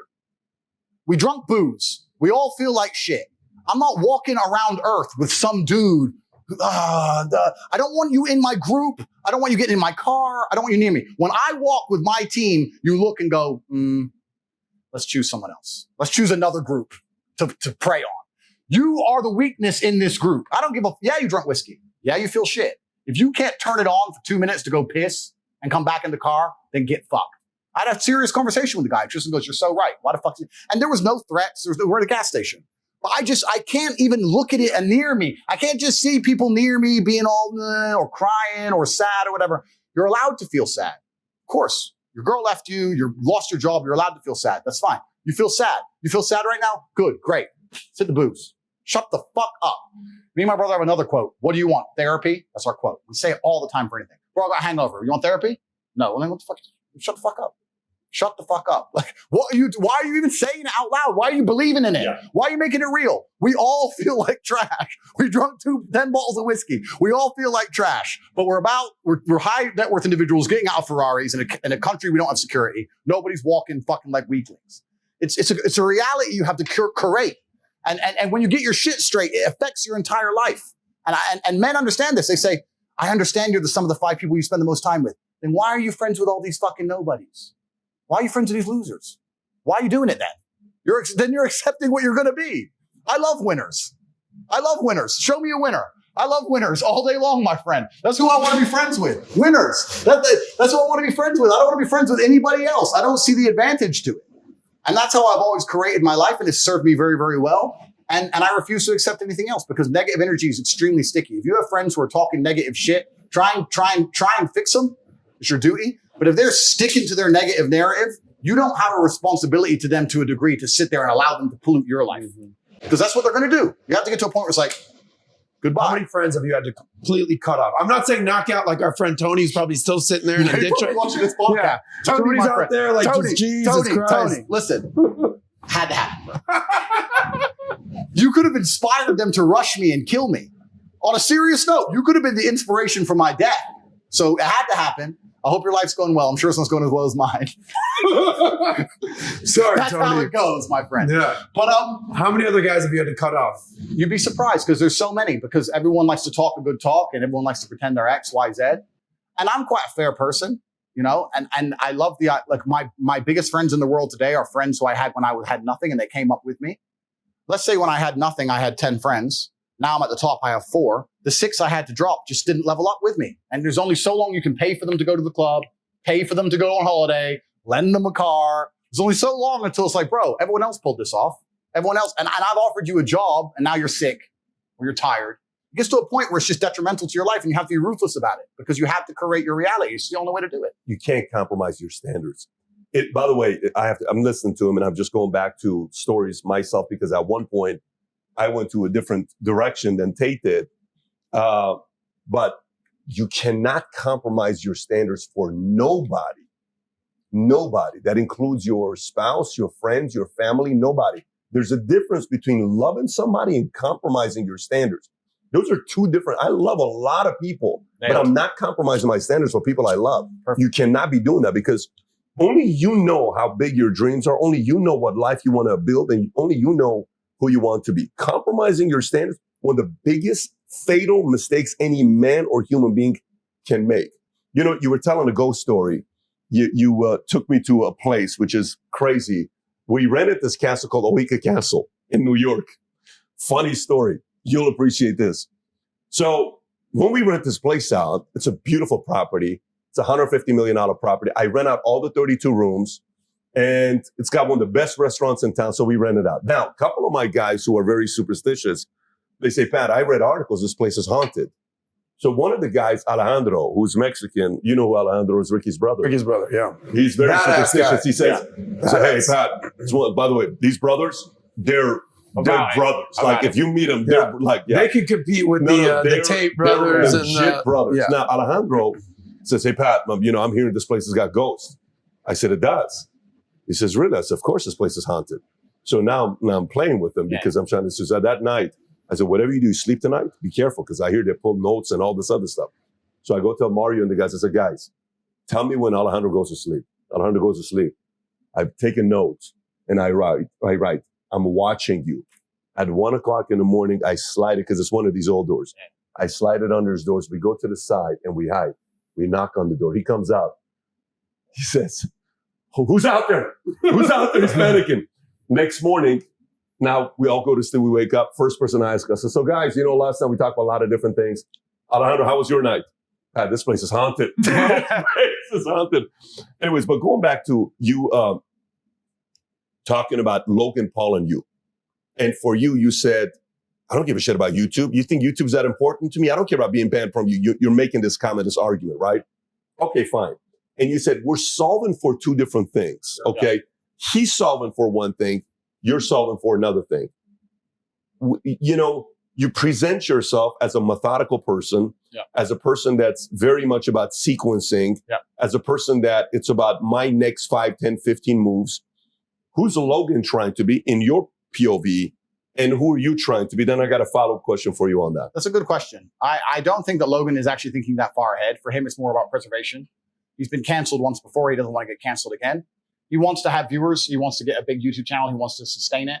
He wants to continue to be an entertainer, a clown for as long as he possibly can. I don't think he's thinking anything beyond that. He wants money in his own pocket. He doesn't care about the society as a whole. He doesn't care about the ideas he enforces. He doesn't care about the people who watches him. He doesn't care about their mentalities. He just cares. He's quite selfish. I want my YouTube channel. I want my money. I'll say what I'm told to say. He's bought and sold.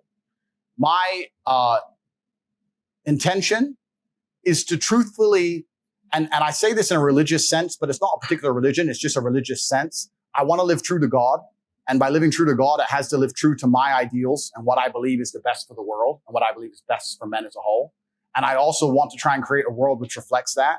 And my intention is much beyond a YouTube channel. I don't give a fuck if I lose a YouTube channel. I don't care which platform I'm on. I want to know what I'm saying is true to how I've lived, and that if people emulate it, they're going to genuinely end up with a better life. People, when I got banned, said, well, we don't want people to end up like Tate. And I said, why? I have no criminal record, no criminal convictions, successful, hundreds of millions of dollars, dedicated.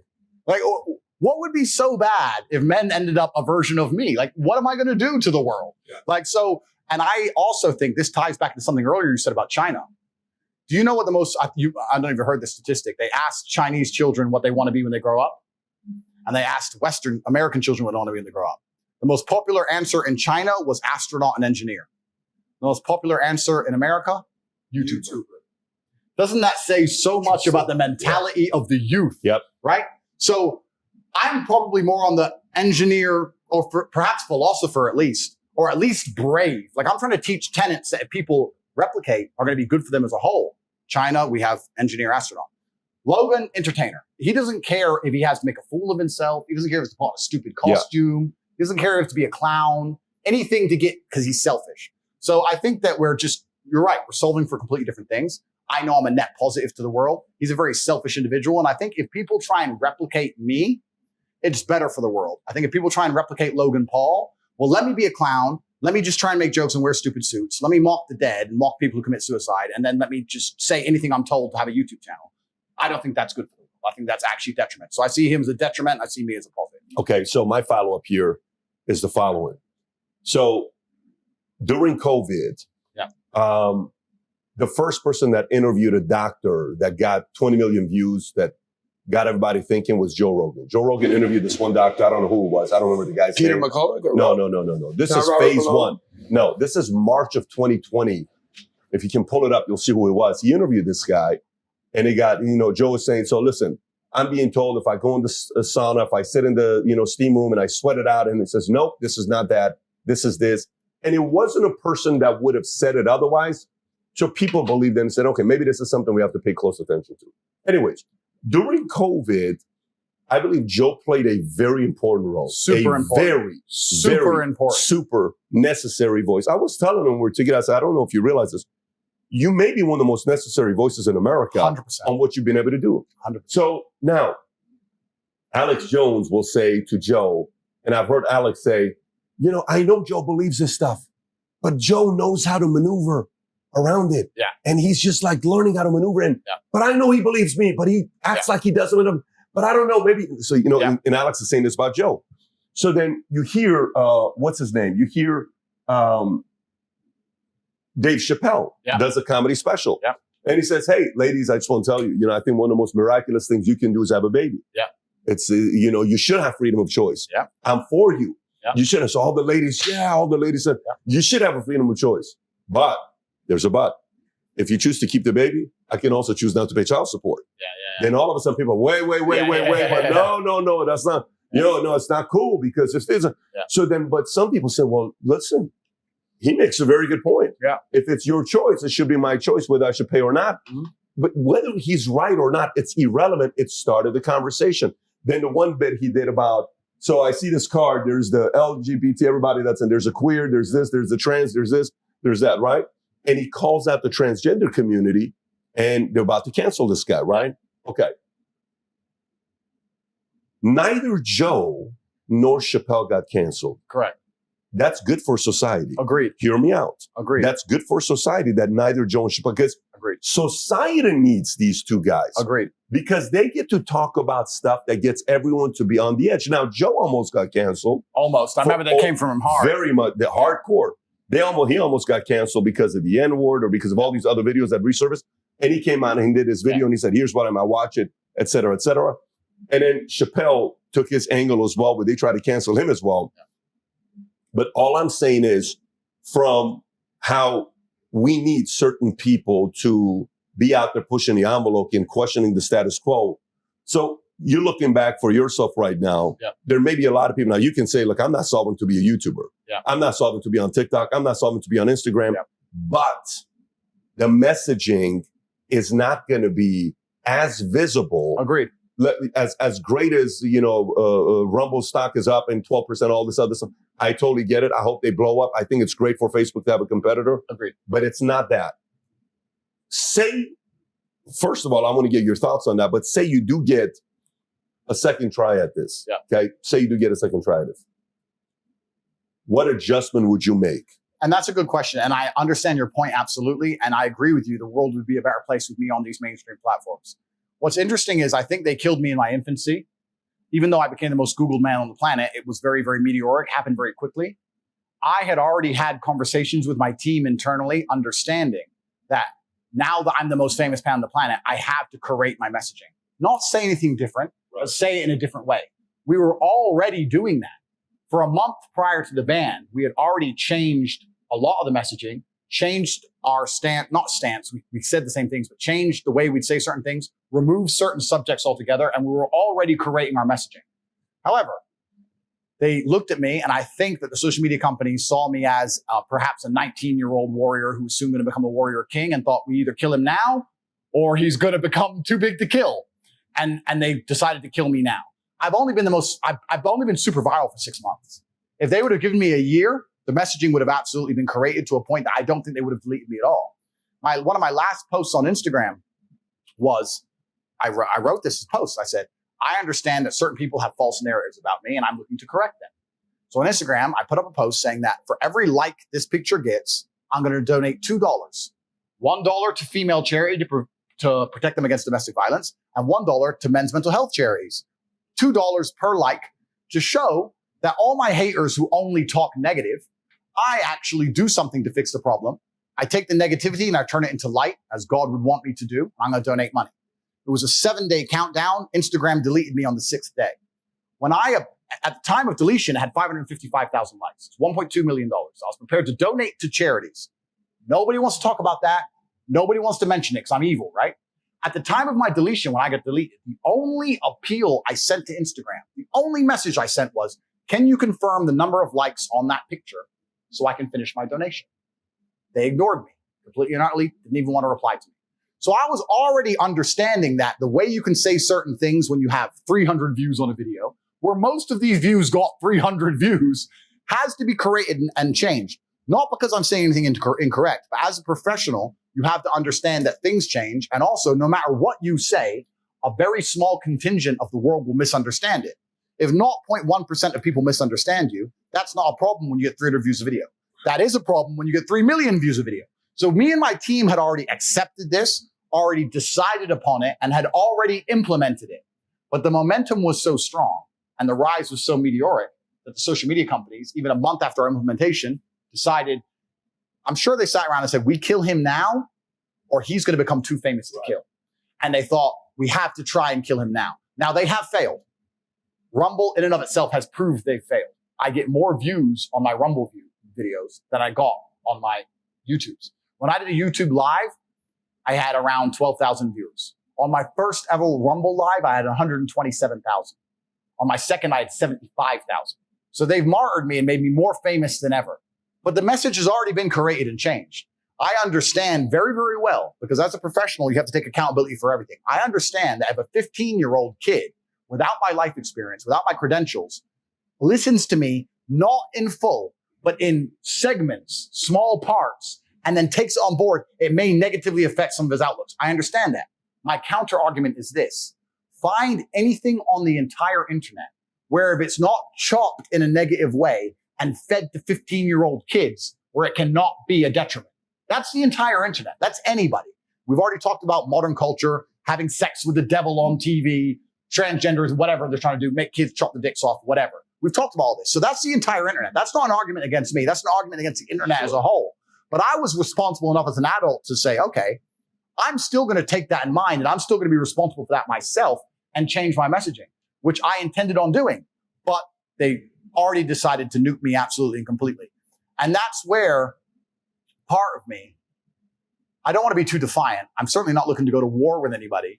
But part of me is kind of like, I would have never, ever been controlled opposition because I can't be bought and sold. But I would have had very, very detailed conversations with social media execs and say, what are you truly uncomfortable with?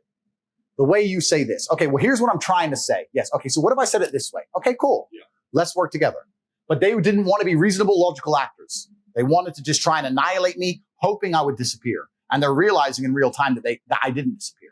So now I'm sitting here ideologically thinking, do I give a fuck what they think anymore? I only care about making sure my message is a positive for the world. Do I really give a shit what YouTube want? Now, so if they do let me back, yeah, sure. I understand certain things have to be created, et cetera, et cetera. But my messaging will remain true. The things I say, I do mean. They are genuinely a positive. And this could have been a positive experience for social media for me. How much money did I bring to social media companies? I'm the most viewed man on the planet. Not a single monetized video. They wouldn't monetize me. Billions of unmonetized views. How much money were they making? Yeah. Like, it could have been great for everybody. But they got emotional, sat somewhere in California, emotional, decided I was evil, and they decided to go the destructive route. So it's kind of like, you know when the Germans tried to negotiate with the Russians in World War II? There was negotiations at the beginning, and the Russians spoke a lot because they were trying to actually negotiate. And then once the Germans overstepped the line and took the piss and destroyed Stalingrad and took a bunch of Russia, when they tried to negotiate with the Russians again, the Russians only asked one question. When the German negotiators came when they were losing, the Russians just said, why are you here? Oh, well, I'm here to represent the German. No. This is Russia. Why are you here?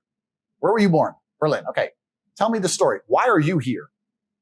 And after hours, you end up saying, well, I joined the army and Hitler made me do it. And I ended up getting here. Because once you've been fucked with to a certain point, it's just like, well, I don't know how much I want to negotiate now. Like, so as the social media companies, if they were to finally come to their senses and speak to me, sure, I understand certain messages need to be created. I understand that. But I don't need them. I no longer need them. There was a point where I perhaps believed I did need them. I now understand that I don't. And that certainly changed the negotiating table. Absolutely and utterly. Why is that? Because my messages, they've only proved me right. All they've done is prove me right in every regard. I have more viewership, more views, and more dedicated, more loyal fans than I've ever had. All they've done is damage their stock price. You're correct. Rumble's gone to the moon. All they've done is damage their own stock price and convinced everybody who believed in me that the Matrix genuinely doesn't want people to understand my ideals. They have martyred me. They have martyred me now. Yeah. So now it's going to be a matter of, yeah, I will talk to you about coming to your platforms, of course. But I'm going to say the same things I say. And yes, I'll correct the messaging, of course. But we also have to have a conversation as professionals for you to understand that you acted emotionally and made a mistake. And it means a lot to me because I'm a principled man. If a senior, whoever, SEO exec were to say, yes, we made a mistake and we're sorry we misunderstood you. That's all it would take for me to say, no problem. I understand that. I'm going to create my message. We know that's not going to happen. Of course it's not. Yeah, it's because this is what happens with tyranny. When you have a monopoly, and this is the beautiful thing about the world because the world's so cyclical. When you have a monopoly over anything, you believe that your monopoly will last forever. Everyone always has. The Roman Empire did, the Third Reich, social media companies. When you have a monopoly, we're smarter than all the other control mechanisms and monopolies. We're never going anywhere. We're too smart. And the funny thing about monopolies and tyranny is that you have to use force. And force is something I understand very, very well. Force is a very, very powerful tool until it's overused. Let's use the Romanian example just because I live in Romania. It's the only reason I'm going to use it. There's a riot, there's a protest, you send the army. Get rid of it. Riot, protest, send the army. Get rid of it. Riot, protest, send the army. Try and get rid of it. They won't leave. Open fire on protesters. Too much. People have had a fuck enough. Then you end up ousted. There comes a point where you can use force, but once it's overused and people don't believe in your fairness, people don't believe in the fact that you're non-biased and you're still using force, there is a mass uprising. This is the human nature. I truly believe my banning was that moment in social media. The stock prices reflect it. My views on Rumble reflect it. The public sentiment across all social media platforms reflect it. People understand that they have overstepped the mark and they are no longer seen as trusted with force. You can't have force if you're not trusted with it. The reason we accept our governments to have police forces and guns and weapons is because to a degree we trust them. Once you accept your government is a psycho, tyrannical dictator, you don't want him to have any force anymore. I think they made a massive, massive mistake. And if they don't see it themselves yet, they will certainly. The pressure is behind the dam. The only crack that's missing is for someone to be canceled and be more successful than before. That's all that it takes. One crazy guy in fucking Bucharest. And then you're going to see a mass flood. And I didn't want this war. I didn't want this. This is what social media companies forced me to do. But this is the situation they're currently in, whether they realize it and see it or not. But my cancellation has made me more successful than ever before. So now what? You shot me with your biggest bullet. I'm still here. What do you do now? And that is the responsibility is on them. If they can remove their emotions from disliking me and actually look at the chessboard, they're going to see they have a lot of pressure on some key squares. Can I push back? Absolutely. Okay, let me push back a little bit. So on the video, you're going away video, you say, I take full responsibility for what's happened. The ban is a good thing. This gives me the opportunity for a fresh start. It's a massive opportunity. I have no ill will for social media companies. Correct. Or the haters out there. I will pray for you, but I will not go down as a villain. Correct. Your words. I will not go down as a villain. Fantastic. So, you know, the part that I also see that's a challenge is the following, which is very hard. You know how you're explaining in almost all tyrannical situations, they don't know that they have a monopoly until eventually there's a revolution and then boom, flips, game over, it's over with, right? I should be in Iran right now. I'm not in Iran because the Shah thought, you know, he wasn't paranoid enough and he thought he was untouchable, okay? Yeah. I'm supposed to be in Iran today. I'm not in Iran. We were forced out. Carter comes in, Kissinger, it's out, game over, and I'm living in the States. Now, God's got a bigger plan. I support it. I'm not sitting here saying, I wish I was in Iran. There's a part of me that's thankful for Jimmy Carter. And there's a part of me that would love to sit down with the guy and have a nice, lengthy conversation with him. Yeah. But so the Shah does an interview. I don't know if it's BBC or one of the interviews. They're asking him a question. Iran's growing rapidly. They got this massive 25-year contract with 5 countries for oil from 1954. It's a petroleum contract he signed. It's coming up. It's 77. It's Germany, France, US, UK. I believe it's these 4 countries. They're sitting there worried because this guy keeps saying, I'm going to raise the prices. I'm going to raise the prices. In the next 5 years, we're going to be bigger than UK. In the next 25 years, we'll be competing with US. And he's the man in charge. Yeah. And he's got a smirk on his face when he says this. Yeah. And a little smirk on a smile on his face says he thinks he's untouchable. What ends up happening? This is a guy running one of the most powerful countries in the world, yeah, who speaks 7 different languages, possibly the sharpest cat in the world, yep, in the 60s, 70s coming up. And his father was Reza Khan, who was a top G, you would call him, yep, a badass mother, you know, at, yep, the highest level. Yep. He was a guy that was feared because he was in exile because he was a little too tough. Okay. Yep. So this happens, and that takes me to another place when Michael Jordan, he's getting retired. LeBron tries to do the noble things. I think we should retire number 23, because, you know, Michael Jordan, there's never going to be another Michael Jordan. Michael Jordan says, no man is bigger than the NBA. Yeah. And I appreciate that, LeBron, but no one is bigger than the NBA, right? Okay. So for you and where you're at, I get what you're saying. I fully get what you're saying. And by the way, you have to know, we're hoping you're right. Of course. We're hoping you go out there and get 100 million subscribers on Rumble, and you have the kind of follow Mr. Beast, PewDiePie have in Rumble. And Chris is going to be a billionaire. You're going to do what you're doing. Everything's going to take off. Great. But we're also in the conversion game. Yeah.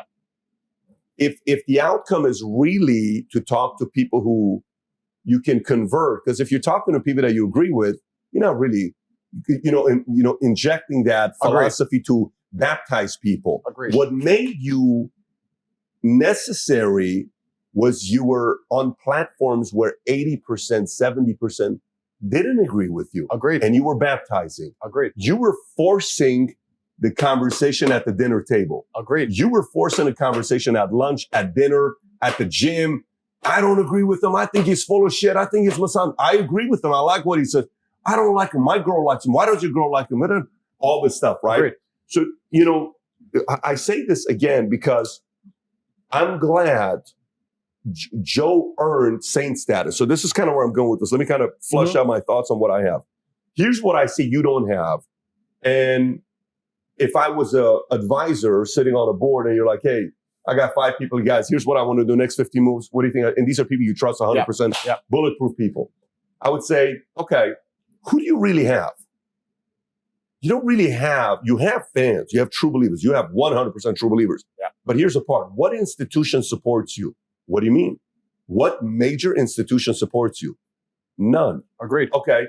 Who supports Joe? UFC. That's powerful. Agreed. Because Democrats, Republicans, independents, white, black, Hispanic, educated, uneducated, degree, CEO, billionaire, millionaire, broke man, Correct. follows UFC. Correct. Chappelle. What organization supports Chappelle? Comedy. Correct. He's the king of comedy. Correct. He is the GOAT of comedy right now. He's the guy at the top. Correct. It doesn't matter what anybody say. He is the GOAT. He's Correct. the guy that everybody talks. So what do you think you need to be doing if you were to strategically, because like you said, kickboxing is not that big of a space. Yeah. Where could that thing come in? I think you understand what question I'm asking. Absolutely. And you're completely and utterly right. The reason I believe that I'm going to be okay is threefold. One, the Matrix has not completely and utterly deleted me because they can't. I'm still all over these platforms. I'm still all over. My account's gone. Yeah. I never had a TikTok account anyway. They said, when I read the news that they banned my TikTok account, I said, I don't know which poor 15-year-old had his account deleted, but it wasn't mine. I don't have one. I don't have a TikTok account. I no longer have a YouTube account. I no longer have an Instagram account. That's crazy, by the way. You didn't even have a TikTok account. I don't have one. They watch it. Although you were going viral on TikTok. It's destructive for the mind. It destroys your attention span. So I don't have it on my phone. I'm already all over these platforms. The problem is, my biggest problem I was facing pre-ban was a lot of people going, Tate's smart, and I agree with him, but he's too far with the Matrix, the narrative, the enemy, him being dangerous. Nah. That's the only problem I had. Nobody said I was wrong. They said I was semi-paranoid. Then I was proved right. So now I've had so many people going, you know what? I loved your content, but I thought that this part was wrong. But fuck, you were right. You were right. You were right. They proved me right about a whole bunch of things. And what happened was actually interesting. When I first got banned, for the first maybe only 6 hours, if you put up a new video with me, they deleted it from YouTube. But now they've stopped because you can't ban everybody. You can't ban everyone. You can't ban thousands of accounts. You can't ban all the young men. You can't ban all the reaction accounts. You can't ban all the haters of mine who can't stop commenting on my videos. You can't ban Logan Paul talking about me for hours. You can't stop it. So now they tried the true tyranny and backpedaled. So I'm already still all over YouTube. But now I have a merit. I have a badge of he's telling so much truth that they banned him. Another thing they don't anticipate is that I've been talking about my ban for years. This is something they don't talk about. When I've been on every podcast saying I'm going to get banned for 3 years and then I get banned, does that make me look smart or stupid? Very smart. I told you what was going to happen. It didn't surprise anybody. It didn't surprise me. I've been talking about it for a very, very long time. Now, the public consciousness, let me talk about this at length. The reason I don't have high-level support yet is because the public consciousness is simple. The public consciousness, companies follow money.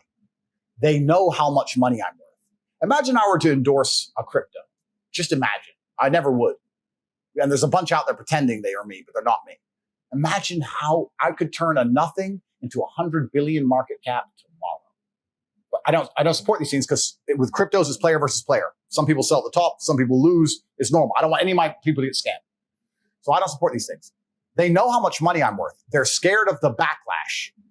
I have had, and I won't say what type of company, but I've had at least 15 companies reach out to me from varying industries, sponsorships, payment processors, social media companies, etc., who have literally said to me, we're monitoring public sentiment.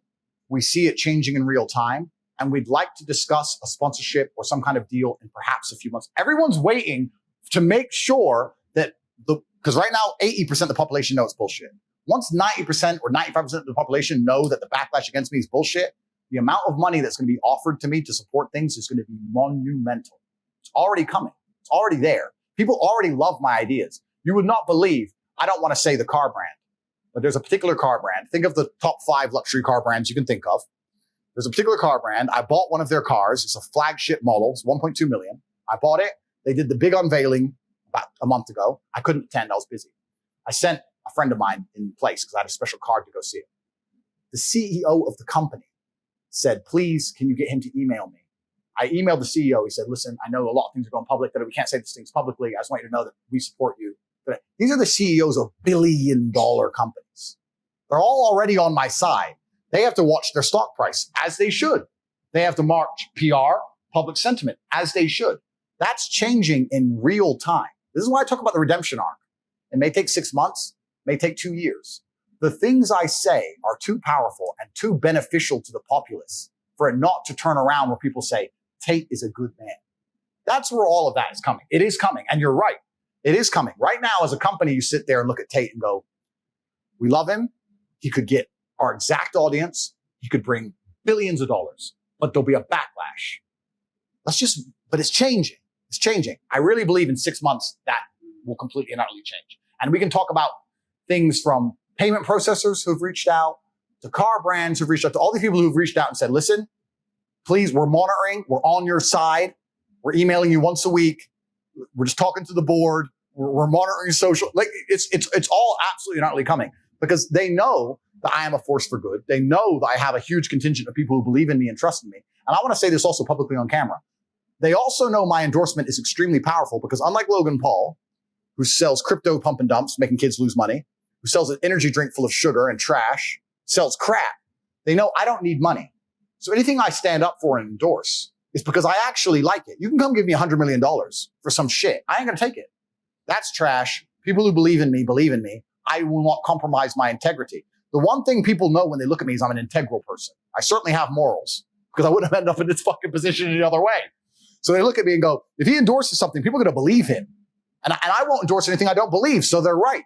So any brand who comes along and does business with me is going to make a bunch of money. Let's look at Rumble. Rumble were the brave ones. They stood up and they signed me. They come up, they said, look, we believe in you. We believe in what you're saying. They signed me when no one else would. Look what happened to their stock price. 30% on a stock in a bear market in a recession. Like people are paying attention to this shit. So this is all coming. They're just waiting for public sentiment to shift and it is shifting in real time. I have my own team monitoring social media comments in real time. At the height of the shitstorm, at the true height of the shitstorm, it was 50-50. It's currently 80-20. It's only going one way. They can't. The problem with the social media companies in the Matrix, they fired all their bullets. They can't start printing again that I'm a misogynist. They can't get the Daily Mail to do a new story on how I'm dangerous. They've done it all. They've run out of ammo and I'm still alive. They've emptied the clip and it hurt me, but I got up. And now they're like, click, click, shit. What else are they going to do? What are they going to do? What are they going to say about me now? Can I tell you why? Sure. Well, because you talk about institutions being behind certain high-profile individuals. Saint status you referred to. While Joe Rogan, you couldn't cancel Joe because UFC's behind him or Chappelle. Well, he said he was 12 to 24 months away from it. He wasn't there yet. No, not yet. Yeah. But the institution, it's not a formal institution, but it's certainly an institution, is you've won the hearts and minds of young men across the planet. Right. And even if you get canceled on social media, you still have millions and millions of young men that's like, where's Tate? We want Tate. And this is why they killed me early. They killed me early because they knew I was going to get to this status. But the problem they don't understand is that inside of every single young man, there's a rebel. Whether it's the punk rock rebels, whatever it is, every single young man has a degree of rebel in him. Mm-hmm. So when you take their hero and martyr him, what does that do? It solidifies the rebel status. You wouldn't believe, I've had 17-year-old kids from Slovenia email me trying to give me their life savings of $2,500. Anything to help you.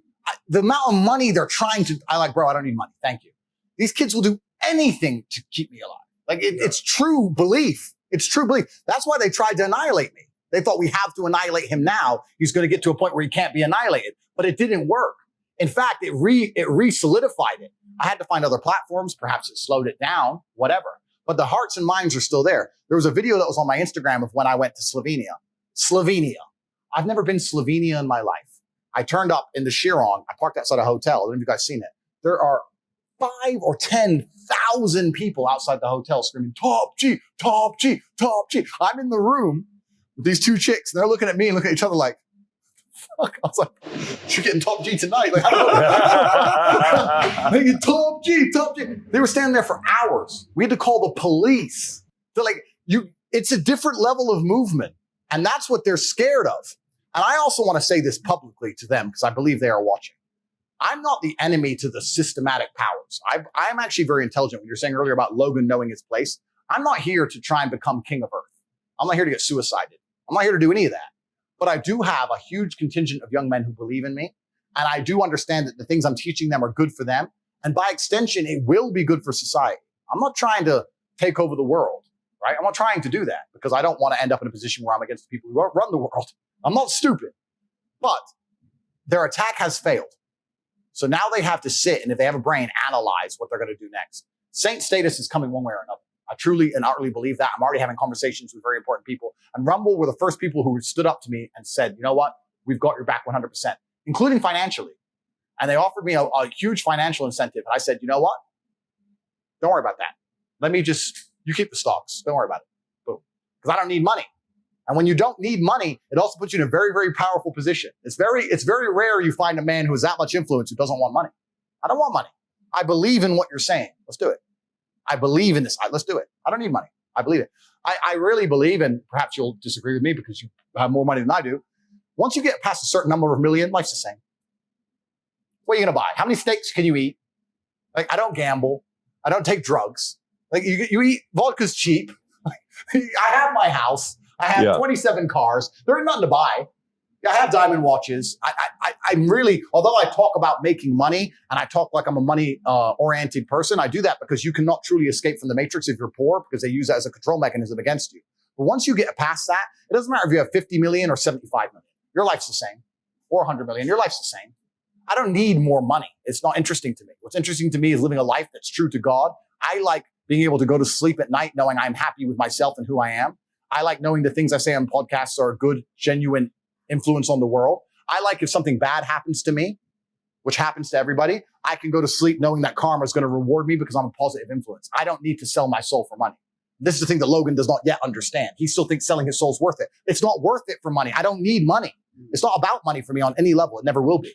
So I do believe saint status is coming. You have a very, very powerful point. And also, this is why you have a level of power control I don't yet have, right? You have a certain status and power, you're right, that I don't yet have. But I do certainly and utterly believe it's coming just because of the feedback I've had. It's been absolutely monumental. On the day of my banning, I got 94,000 emails. 94,000 people took time out of their life to just email me support. It's insane. It's insane. They haven't tricked anybody. They've just proved me right. You know what's the crazy thing about, in America, my dad says, if they want to see you fall in America, they'll do it. America loves seeing a personality fall. But what they love even more than that is redemption. It's a very big infatuation Americans have with that. So you think about Tyson coming out, knocking everybody, boom, he loses to Buster Douglas. Oh my gosh, Buster Douglas is, and then now he's coming back up. They want to see the new Tyson. So there's a part of anybody that's going through the momentum, the highly, highly exponential momentum Tyson experience, your experience, it doesn't happen too often. Most people, they grow 12%, 24%, they grow. Very few go like this. Yours was exponential. But the part that's exciting, most people, you're not 55. You're not 45. You're 35, 36 years old, which means the evolution that's most exciting about watching you is, which I hope you don't take your foot off the pedal. I hope you push full throttle with the Rumble. I hope you full on keep going with your content because you're going to evolve. Something's going to happen in your life the next 5 years. You're going to evolve. Something's going to happen by the time you're 45. You're going to evolve. And then you're going to talk about different things. And some perspectives are going to change. Some perspectives are going to adapt. That's what makes the journey of the hero exciting because everybody learns as you're going through it. Absolutely and utterly. And that's one of the most beautiful things about being human. And I was talking earlier about the redemption arc. And you mentioned earlier in my final video how I said, I'm glad that this ban happened to me And one of the reasons I was glad is because it gave me a chance to address the consciousness of the world. There were certain rumors about me which had spread like wildfire.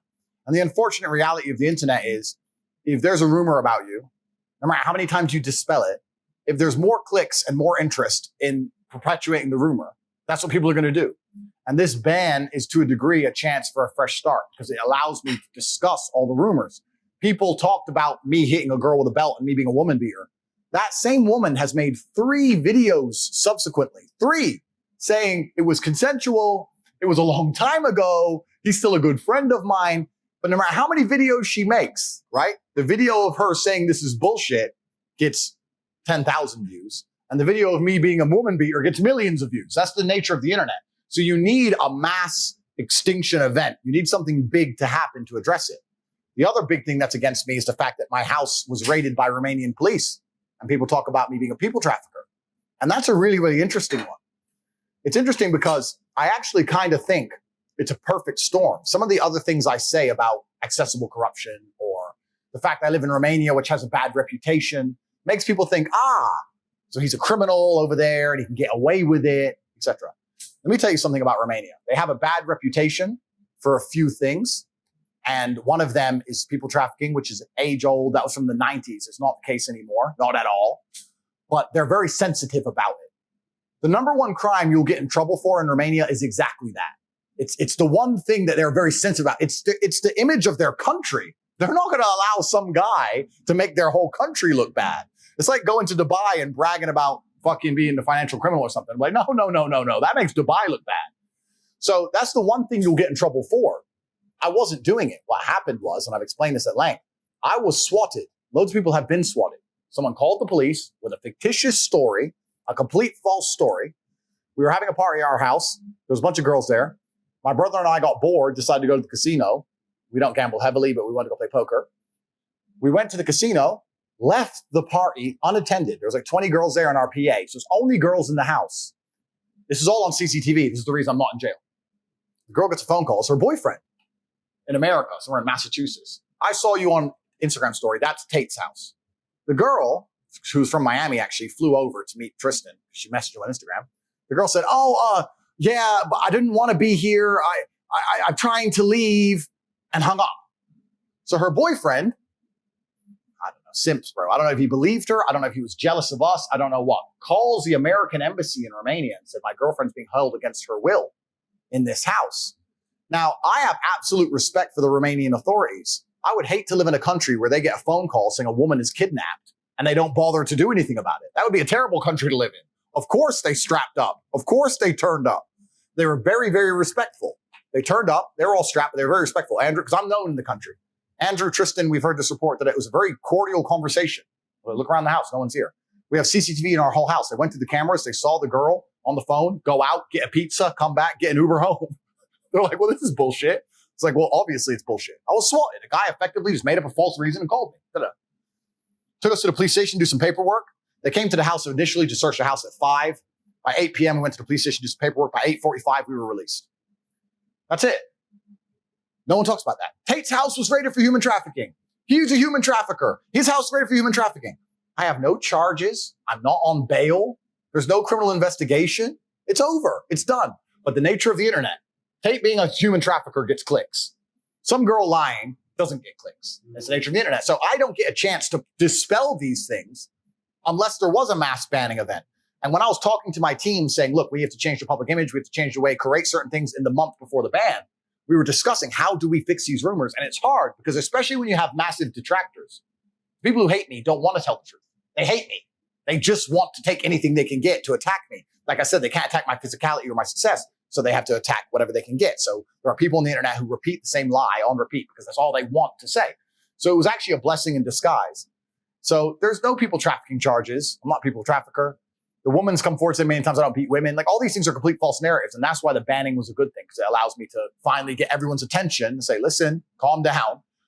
I know I'm top G, but you can't just be a human trafficker and run around the world and get away with it. Like that's insanity. That's crazy. It's almost like a fresh start, clear the air. All right, after the smoke's gone, let's see what we got. It is. It's a fresh start. And although I don't believe my enemies and detractors are logical enough and intelligent enough and also non-emotional enough to accept it's a fallacy and simply stop saying it, what it does do is the Matrix has fired every bullet it has. It's the empty clip. They fired he's a people trafficker thing. It's been proven false. They can no longer repeat it. They can't take the bullet back and reload the gun and shoot it again. So instead of having it as a nagging annoyance, instead of having it as the odd bow and arrow shot at me for the rest of human time, I'm glad they shot me with the M16 and it's done. And I survived, top G, here I am. And I can finally understand that it can't be repeated and it's finally gone away. If anyone listens to my content, I champion masculine, strong men who protect women. That's what I champion. I say all the time, people trying to say I'm negative and my mindsets are negative. If you call a police officer in the heat of battle, you want men brave like me. If you call a fireman, you want him to charge into a burning building. You want men with the tenets I teach. We are protectors of society. We're absolutely not the predators of society. It are the people who are my detractors, the ones I talked about, who are objectively unattractive and objectively unsuccessful. They are the predators, not successful men. I have no need to kidnap anybody. In fact, I beg them to leave my house. I'm not trying to beg them to stay. I'm like, listen, the party's up, young lady. Please go home. So it's absolute insanity, and I'm glad I can finally clear the air on that one. You know, I'm talking to Shaq 2 weeks ago. We were at the event, and Shaq's at the MGM Grand Arena. We're having a conversation, and I said, so tell me about your upbringing, your relationship, values, and principles that your dad taught you. And he says, my dad would tell me, if you listen to me, I'll make you the most dominant big man of all time. So your dad told you that. He told me that. Okay, what else? And all these other stories you hear about with Shaq and his dad. You know, his dad would say, finish this. He was a drill sergeant, so everything was yes, sir, yes, sir, yes, sir. He had that kind of a dad, very much of a disciplinarian, right? Who raised him. What are some stories with your pops? You know, obviously a lot of it has been heard, but what are some stories about your dad on how he raised you and Tristan? Yeah, my father was, I believe, the best father on the planet. I think that every son should hopefully think the same of their father. I think a father's role is to be a superhero. I think a father's role is I think one of the big mistakes in modern society is that people think that a father should be a second mother, and I disagree. I think a father should be a superhero. And sometimes a superhero needs to go do superhero things. My father wasn't always home. He was away. But when he came home with a story. And I think that the quality of his presence was more important than the quantity of his presence. He raised us with absolute duty to our last name.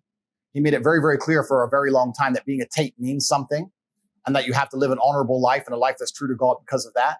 And also his expectations to us were exceptionally high because we were Tates. When I did something fantastic, when I became state chess champion at the age of 5, or when I did exceptionally well my SATs, he moved me up 2 grades, etc. I didn't come home and say, Dad, I did this, and go, wow, good job. He was like, well, you're a Tate. Duh. Well, who are you competing against? I was like, well, the other kids in school. Who are they? Don't know. Exactly. You're a Tate, of course. So he always had this huge expectation of us and made it clear that the last name means something and we have to stay true to it. And I think that this is kind of something that's missing from modern society. When you have a duty to your bloodline and a duty to your ancestors, that is something which you carry with yourself away from cameras and away from the eyes of the outside world. So it's been something that's been massively beneficial to me. Even when I went through hard times in my life, I understood that being a Tate prevented me from doing anything that's detrimental to myself. Even basic things. We talked about, let's say, heartbreak. If I had my heart broken when I was young, instead of chasing a girl and embarrassing myself, I could sit in my room alone and think, I'm a Tate. I can't do that. I can't. That's not how Tates act. Love you very much. Goodbye. And I missed her with all my heart, but that was the game. She let her go fuck someone else and just be heartbroken a while and get over it because I felt a duty to my last name. So what he did exceptionally well was instill duty to the bloodline and duty to the ancestors. We understood who my family were, understood where we came from, knew who my grandfather was, my great-grandfather was, etc. And he always had very, very high expectations of me. And it's often interesting. People say, you know, if you have too high expectations on kids, it's bad for them, da-da-da. I can only talk from my personal experience. The fact that such high expectations were held for me were a massive benefit to me. My father was a disciplinarian. He was also in the Air Force. If I fucked up, he hit me.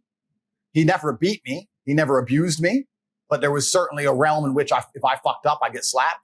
It only happened twice maybe, ever. But I knew it was an option. Your father's only hit you twice. Twice in my life, yeah. And I say this because I said this on Twitter when I had a Twitter account. Someone was saying that hitting kids is bad, and I said, yeah, I understand. You can't abuse kids. It's a fine line. I know it's a very nuanced, detailed argument, but in the real world, there are lines that if you cross, violence appears. If I get in your face as a man and start running my mouth, sooner or later, it becomes physical. That's the real world. So as an upbringing of a child, I think there should be lines that if they're crossed, violence appears. I don't see anything wrong with that. I was never abused in any way, but if I really fucked up, and both times now in hindsight, I fucked up massive. And I learned.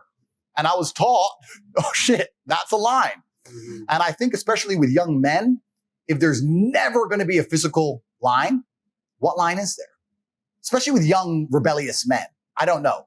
But maybe that shaped my mindset for a long time because I always understood there are lines that if you cross, things become physical. And I've always kept that in mind for how I conduct myself. I say this all the time. Once again, I said this in YouTube videos. I don't argue with people. If I get in a disagreement on the street, I don't argue. I don't, hey, bro, you parked. That's not who I am. I'm like, okay, bro, leave it. I leave it to the last second until I feel like there's no other choice, and then it's pure violence. Because I don't see the point in arguing. That's feminine to me, a verbal argument. Like, I try my very best to de-escalate because you never know who you're fucking with, and you never know if they want to go to jail. But there's a line, and it gets to that line where that's the only possible repercussion. That's all that can happen. And I try very hard to stay away from that line, but I've always been very aware that line is there. And that served me very, very well in my life. The morgue and the prison, both of them are full of egos.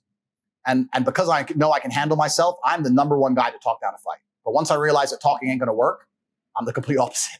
And I think that was taught by my father. Wow. That's how I was taught, And have you seen him fight? Did you ever see him fight? So my father, I have a saying, which is my most famous saying that I say. I said at the end of the final video. My unmatched perspicacity coupled with sheer indefatigability makes me a feared opponent in any realm of human endeavor. And for the people watching, it means unmatched perspicacity, your ability to perceive and understand the world, pay attention to things and take in all of the different variables, pay attention, because a lot of people don't. Coupled with indefatigability, the ability to never become tired, makes you a feared opponent in any realm of human endeavor. So if you pay attention to everything and you analyze the chessboard correctly and you never give up, it doesn't matter if you're trying to climb Mount Everest. It doesn't matter if you're trying to escape a social media ban. You're a dangerous guy. He doesn't quit and he pays a bunch of attention. Mm-hmm. That's a guy you don't want as an enemy. And my father said that. I heard my father say that. The story behind it is we were in Detroit. My father was a world level chess player. He was an amazing man, but he was to a degree a flawed man, let's say. He liked to gamble. My father's attitude towards life is something I've also adopted because I've even said it myself. I'd either want to be filthy rich or flat broke. I feel like slavery's in between. And I said to my brother when we had no money, let's just move to Thailand. Let's just move to Thailand and fight and just live on $50 a day and just run around on the beach and have our time back. Like, what are we slaving away a job to pay the rent and then we're broke? I'd rather I either have to feel like I'm going to make it or just quit capitalism. Yeah. I don't want to be in between. And my father was the same. So he won a chess tournament, a low level one. He made like $3,000 or something. And he said, listen, son, the rent's paid and I either want 100 grand or nothing. It's just who I am. So we went to the casino, lost all the money. Casino's a bad place to go and try and get rich, but that's my dad. Lost all the money. So then we were in Detroit and we were hustling in a park. My dad was a chess park hustler. He'd go into the parks and he'd sit down and say, you all get 10 minutes. I get a minute on the clock. And he'd play 10 games simultaneously while they all had 10 minutes each. And he'd have a minute. And he'd sit there and just smoke them all for money, right? And take all the money in. So, and we'll talk about world level chess players because I'll make it clear. I do not have the intellect to be a world level chess player.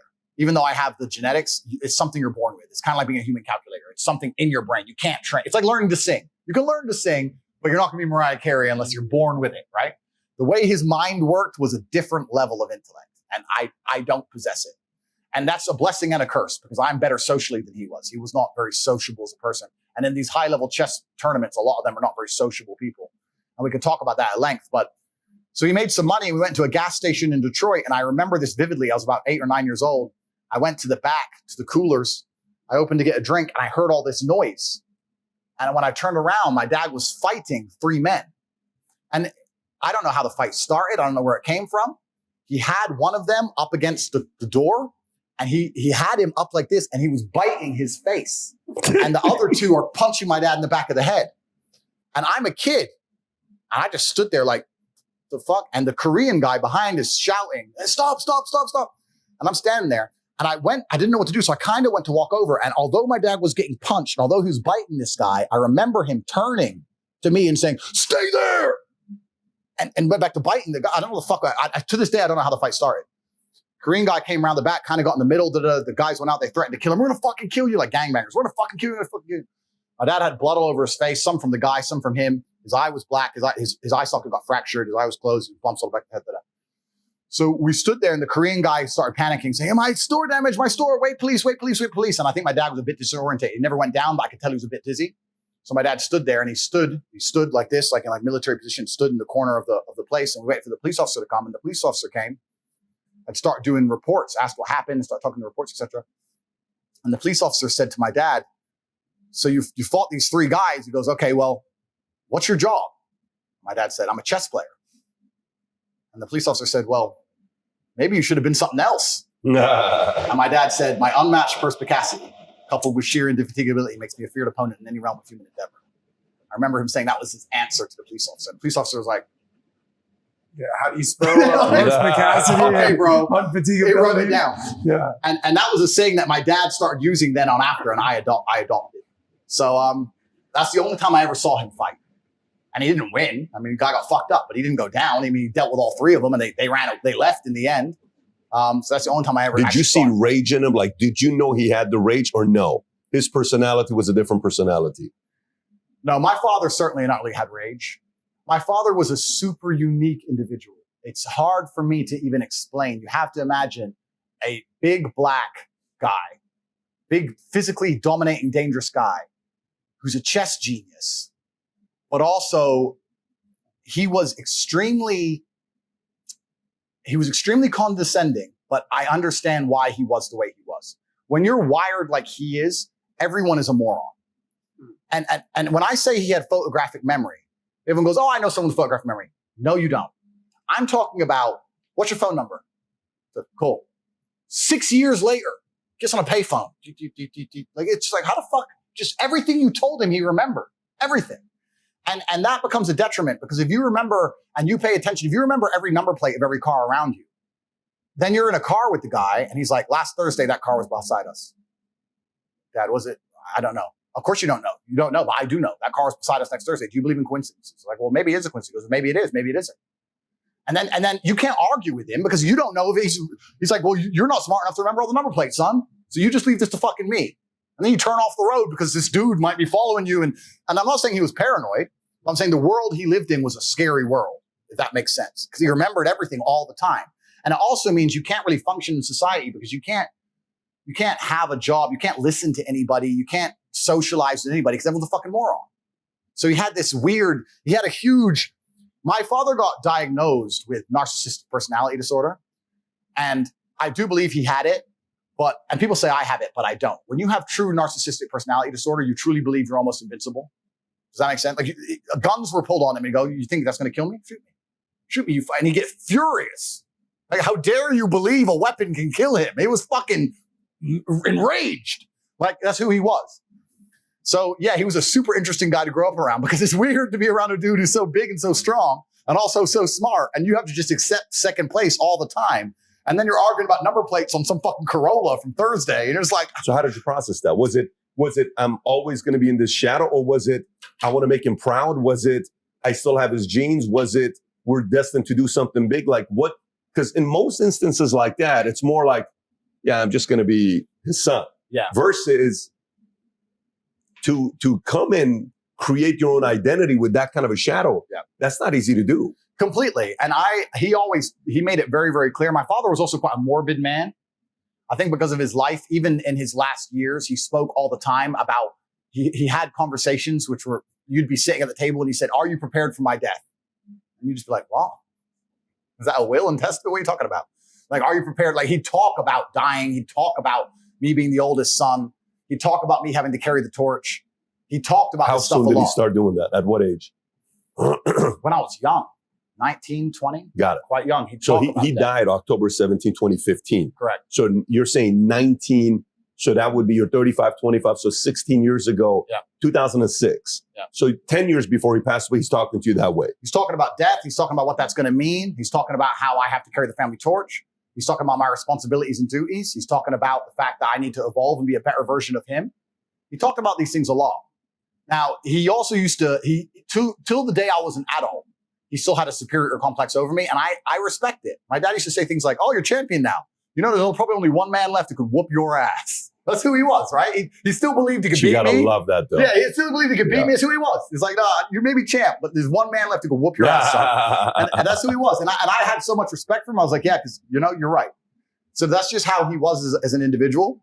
But I think it's the opposite. He set such a high standard in certain regards that I knew I couldn't just be some normal guy. I'd feel guilt. I'd feel dirty if I was just some normal dude. Like I can't just be, I'm his son. You know, like in the old movies when you watch Conan, they say, Tate, the son of da-da. I was always the son of Emery Tate, even at the chess tournaments. It's the son of Tate, the son of, the son of, the son of. The expectation was there. And instead of it preventing me from creating my own identity, I was actually the opposite. It's like, okay, I have to be fantastic. And I was cerebral enough. I said to my dad, look, I can't be as good at chess as you can. I don't think I can do this. And he said, well, you could, but belief is a huge part of it. So if you don't believe you can, then what else are you going to do? Because I remember telling him I didn't want to play chess anymore. He said, that's fine, but you're not going to not play chess and fucking watch TV. You play chess for 6 hours a day. So you need to come to me with a plan for 6 hours a day, son. What are you going to do with your life? And I chose fighting because I said, listen, chess is one-on-one competition without luck, without a team, no ball, no wind to blow the ball in the net. What if I fight? I said, okay, I respect that. You can be a fighter. So he wasn't trying to force me to do anything, but he was a very regimented individual, and that's who he was. And I had so much respect for him, and he was my superhero. I wanted to be like my dad. And even from a very young age, even if you were to Google up my dad, Emery Tate, and look in the chess community, they called him E.T. for Emery Tate, but also E.T. like the alien because he was a bit strange. But the way he played chess was so unorthodox that sometimes he had some spectacular losses, but sometimes he had some spectacular victories against some of the top players in the world. So everyone was scared of him because he played with such recklessness that he was like, it was blitzkrieg.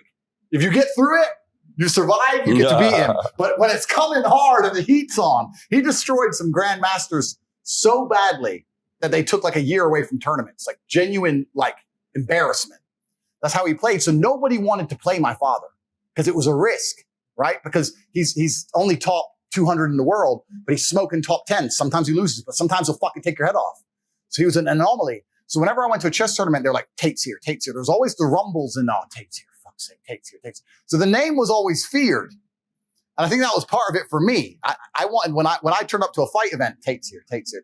I want my name to mean something, right? I want it to mean something like, and that was always very important to me. And I was just told, look, you want your name to matter, then you have to go make it matter.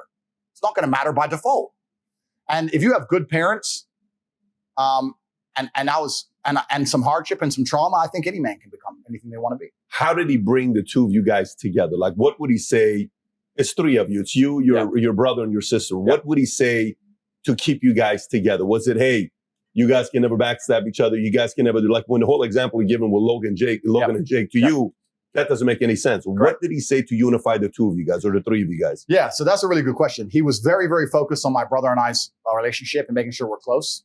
And he just made it clear that as you excel in life, you're going to have a lot of enemies. And if you can't rely on your brother, you can't rely on anybody. And even when we were kids and we would argue, I remember one time we were arguing over Lego, dumb shit. And we were in the dining room and we're arguing over Lego. And my brother ran in there and said, Andrew stole the Legos, da-da-da. And he said, I don't have time for this bullshit arguing over fucking Legos. And my brother was crying because we'd had a little fight and I'd hit him or whatever. And he put us in the dining room. He said, you're both staying in this room in fucking silence for 2 hours straight. If I hear a noise, I'm starting the timer. So sit here. And we're both scared to get hit from him, right? So we're like, shit. So we sit there. And we're sitting there looking at each other, two 10 and 8-year-olds, crying, angry at each other. And as soon as one of us would like move on the seat, he'd say, I'm starting again. And after 2 hours of sitting in perfect silence, it got to the point where me and Tristan learned, just don't argue around dad because you're going to end up just sitting in silence, staring at each other in the face, just sitting there. So we just didn't argue around dad anymore. And then by extension, mom was like, I'll tell your dad. So it was like, oh shit. And then we just stopped arguing completely. Me and my brother have not had a serious argument in years. Gotta love it. Well, if we disagree, Wow. we'll like, okay, we disagree, it'll be 5 minutes, 10 minutes. Sure. But we'll never, ever argue. We share everything. We live in the same house, all the cars we share, bank accounts, like, besides women in underwear, you name it. We share absolutely everything from head to toe. We never, ever, ever argue. And another key to that relationship is Tristan accepting I'm the older brother. That is a big key to it. Tristan will accept. Older or alpha? There's a difference. It is a difference. But I also think if we ever do truly contest, he will say, okay, well, it's 50-50. And I might pull out this card once a year, if that, but you're the older brother. So there still is that older brother Meaning thing. he knows you're the alpha. I think so. Yeah, I think he knows, well, you're the big brother. You're the older one, so thing. So if we're ever 50-50 on a call, I'm the older brother. So that's it. But I also, unlike a social media company, know when to use my power. I also know when to concede and when to say, you know what, okay, you know more about this, or you know more about that, or you care about this more than I care. I don't give a shit. Whatever. But very rarely I can pull that card. But he was very, very interested in creating that relationship and making it very, very clear to us that as my father lived in a combative world where he was surrounded by enemies in his mind. Whether it's a Corolla with a license plate, whether it's people trying to kill him, whether whatever, the KGB agent at the chess tournament who threatened him in Russian. My father was fluent in Russian. He always had enemies, and he was actually attacked and very badly hurt in Budapest in 1998. He played in a chess tournament. He beat a Russian grandmaster, and then he was jumped and beaten in the subway and had to be hospitalized and nearly killed him in a subway in Budapest in 1998.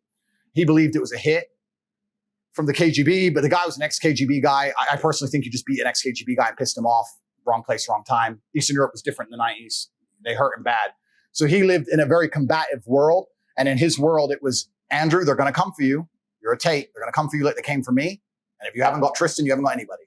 And he always taught us. Combative or paranoid? And that's the thing. You're paranoid until you're right. You can be paranoid for 20 long years. And then it goes down. So it's hard to once again say. It's also, again, like when I talk about my father, we talk about, let's say, the number plate things. Was this person following them? No. But that's his world. Your mind is your world. If in your world, we talked about believing in things that giving it power. If you believe you're being followed, you're effectively being followed. Like, what's the difference, right? So he was paranoid, but he was reacting to the reality he lived. And that was who he was. And he had enough unfortunate incidents involving pure violence to know that the world can get violent quickly. And this is the difference between fighting and violence. We talk about this all the time. People say, oh, Tate, but you're a fighter. And I say, listen, I grew up in a world of violence. And even to this day, I know some very, very violent people. And there's a massive difference between fighting and violence. I've seen genuine violence, and it's an ugly thing. Like, I'm a fighter, right? But if I had a real beef with someone, let's say they killed a member of my family, I wouldn't be trying to fight that man. I'd be aiming to be violent. An SUV on a pavement is violent. 10 dudes with a machete is violent. Like, violence is violence is when you don't allow any chance of victory for the opponent. Violence is there's no competition involved. Violence is just pure attack. And my father's been subject to that, and he survived it, but he's seen how it works, and he's just made it very clear. Andrew and Tristan, your best hope is together. You can't do it apart. You can't do it separate. And this is also, I think, a lot of our mentality, even to simple things like girlfriends. Because a lot of brothers, they get different girlfriends and they move in with their different girlfriends, and their girlfriend doesn't want them hanging around with their brother because they're too busy having fun getting girls and all this kind of shit. And to a degree, your relationship with females can attack your power dynamic of your brothers. But me and my brother never allowed that. If I sat with a girl and she said, oh, your brothers, I don't like your brother. I said, listen, you better learn. You can learn, or you can leave his house. This is your house. This is our house. You can choose. You like the Tate brother. You like me, obviously romantically, but you like him. He's your best friend. Or you can leave this house. And some girls have left. That's fine. But we've always allowed nothing to get in between us. And I think even if I analyze the Paul brothers, Jake and Logan, I think if you look at their podcasts carefully, they talk about like some girlfriend, they both fuck the same girl and all this stupid shit. But like, he's your brother, bro. Look, fucking some girl. She's forgot about both of you. It's crazy. You got to have that blood bond. And I think in many other cultures in the world, this is more common. Like, I grew up in Luton, which is it's England, but it's a very, very Muslim town. And all the gangsters and dangerous people, and even the most successful businessmen, all of them, when I was in college, were Muslim guys. And I was like, hey guys, what's your fucking secret? Like, how are you doing this? You work in a chicken and chip shop, a fast food restaurant, and you're pushing a Lambo. How? He's like, well, I have 9 brothers. I was like, yeah, but what does that mean? He goes, no, because when he used to call me white. When you white boys have 9 brothers, you all get 9 girlfriends who go pay 9 different rents.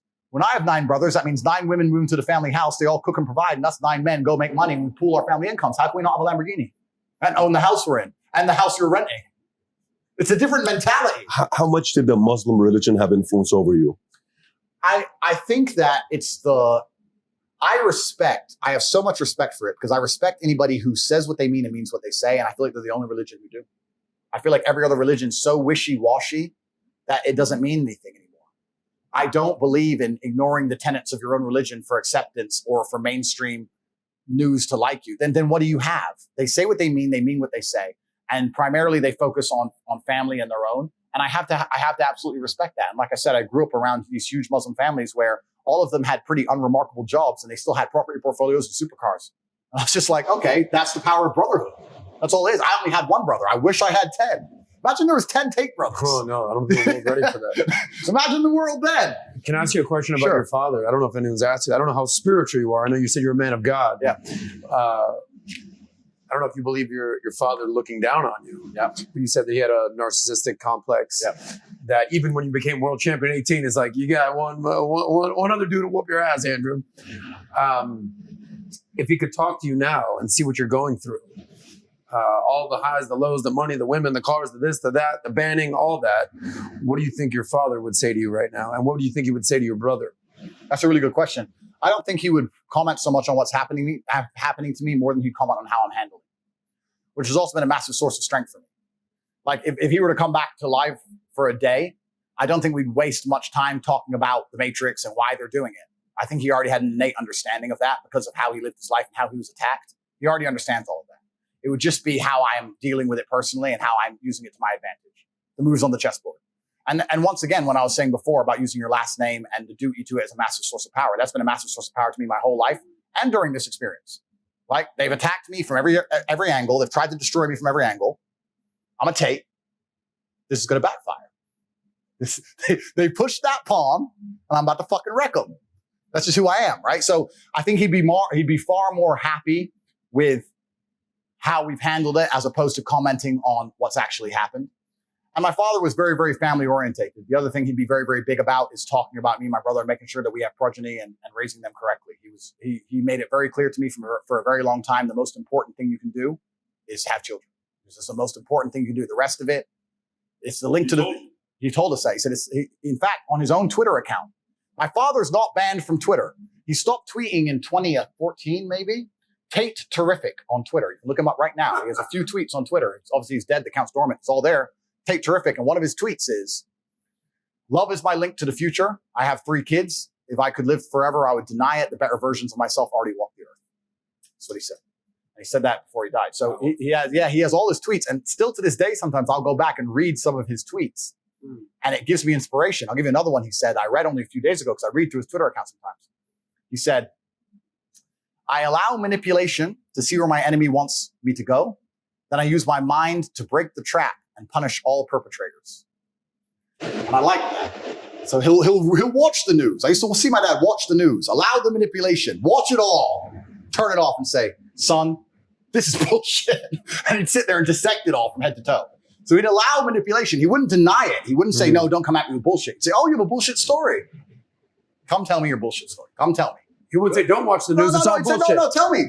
Embrace it. And then he'd use his mind to break the trap and punish the perpetrator. So he was very understanding of this. And a lot of his tweets are good for these kind of things. He was saying, allow them to attempt to manipulate you. It's no problem. Another thing he says, one of the things I said earlier in this podcast was his. You must analyze every firmly held belief you have, realize where it came from, who gave it to you, and if they have your best interests at heart, resist the slave mind. He said all this stuff, so I'll tweet it out. So yeah, he's still alive to a degree, you know. So whether he's watching or not, on one of my Instagram posts, which got deleted, there was a Povetkin, the boxer. It was a interaction in his corner of the 11th round of a title fight for Povetkin in the early 2000s, and his corner was saying, "Do you miss your father?" And he said, "Yes, I miss my father." He goes, "If you become champion, he lives forever." Oh, shit. And he's right. If you become remarkable enough as a man, they talk about your origin story, which is your father. So it is my duty to my father to be the man I am. Totally. No one would be talking about my dad, maybe in chess circles, but no one would be talking about my dad in mainstream consciousness if I wasn't who I am. No doubt. So I keep him alive. Yeah. And it is my son's duty to do exactly that for me, to keep me alive. The man who got banned and broke social media big tech monopoly. Mhm. This is my son's job. So this is what's so important. He lives forever through me. Yeah. And he'll live through it and I will live forever through my son. And that's the beautiful thing about life. Can I tell you something about Pat? I don't know how much you know, but there's a lot of similarities in your guys' story, right? His biggest influence, his biggest hero in his life, no doubt, is your father. No doubt. And you have deep sense of history. You also have a deep sense of the bloodline and legacy, past, present, future. That's a clear understanding about you. Pat, you have a similar thing, man. You talk about the Bet David. In this house, the Bet Davids, the Bet David, the last name of this, it almost like shapes greatness. My father, I was like, dude, I'm trying to be the exact opposite of you. I had a very tumultuous relationship with my dad. Yeah. But a lot of the story that Andrew's saying, you must identify within yourself. No question about it. Like the whole David Tate part where Tates were just, the other day we're walking with Dylan. Dylan's my 8-year-old. And I said, Dylan, you realize we have the most powerful last name in the world. And he says, yeah, I know. 30 seconds later, he's not saying anything. He says, Daddy, how do you know that? I says, that's all that matters, that you believe it. You just have to believe it. He says, as long as you do, you're squared away. He says, I believe it. I said, that's all that matters. You're Bet David. So I understand what your dad was doing with you. But let me ask this. Sure.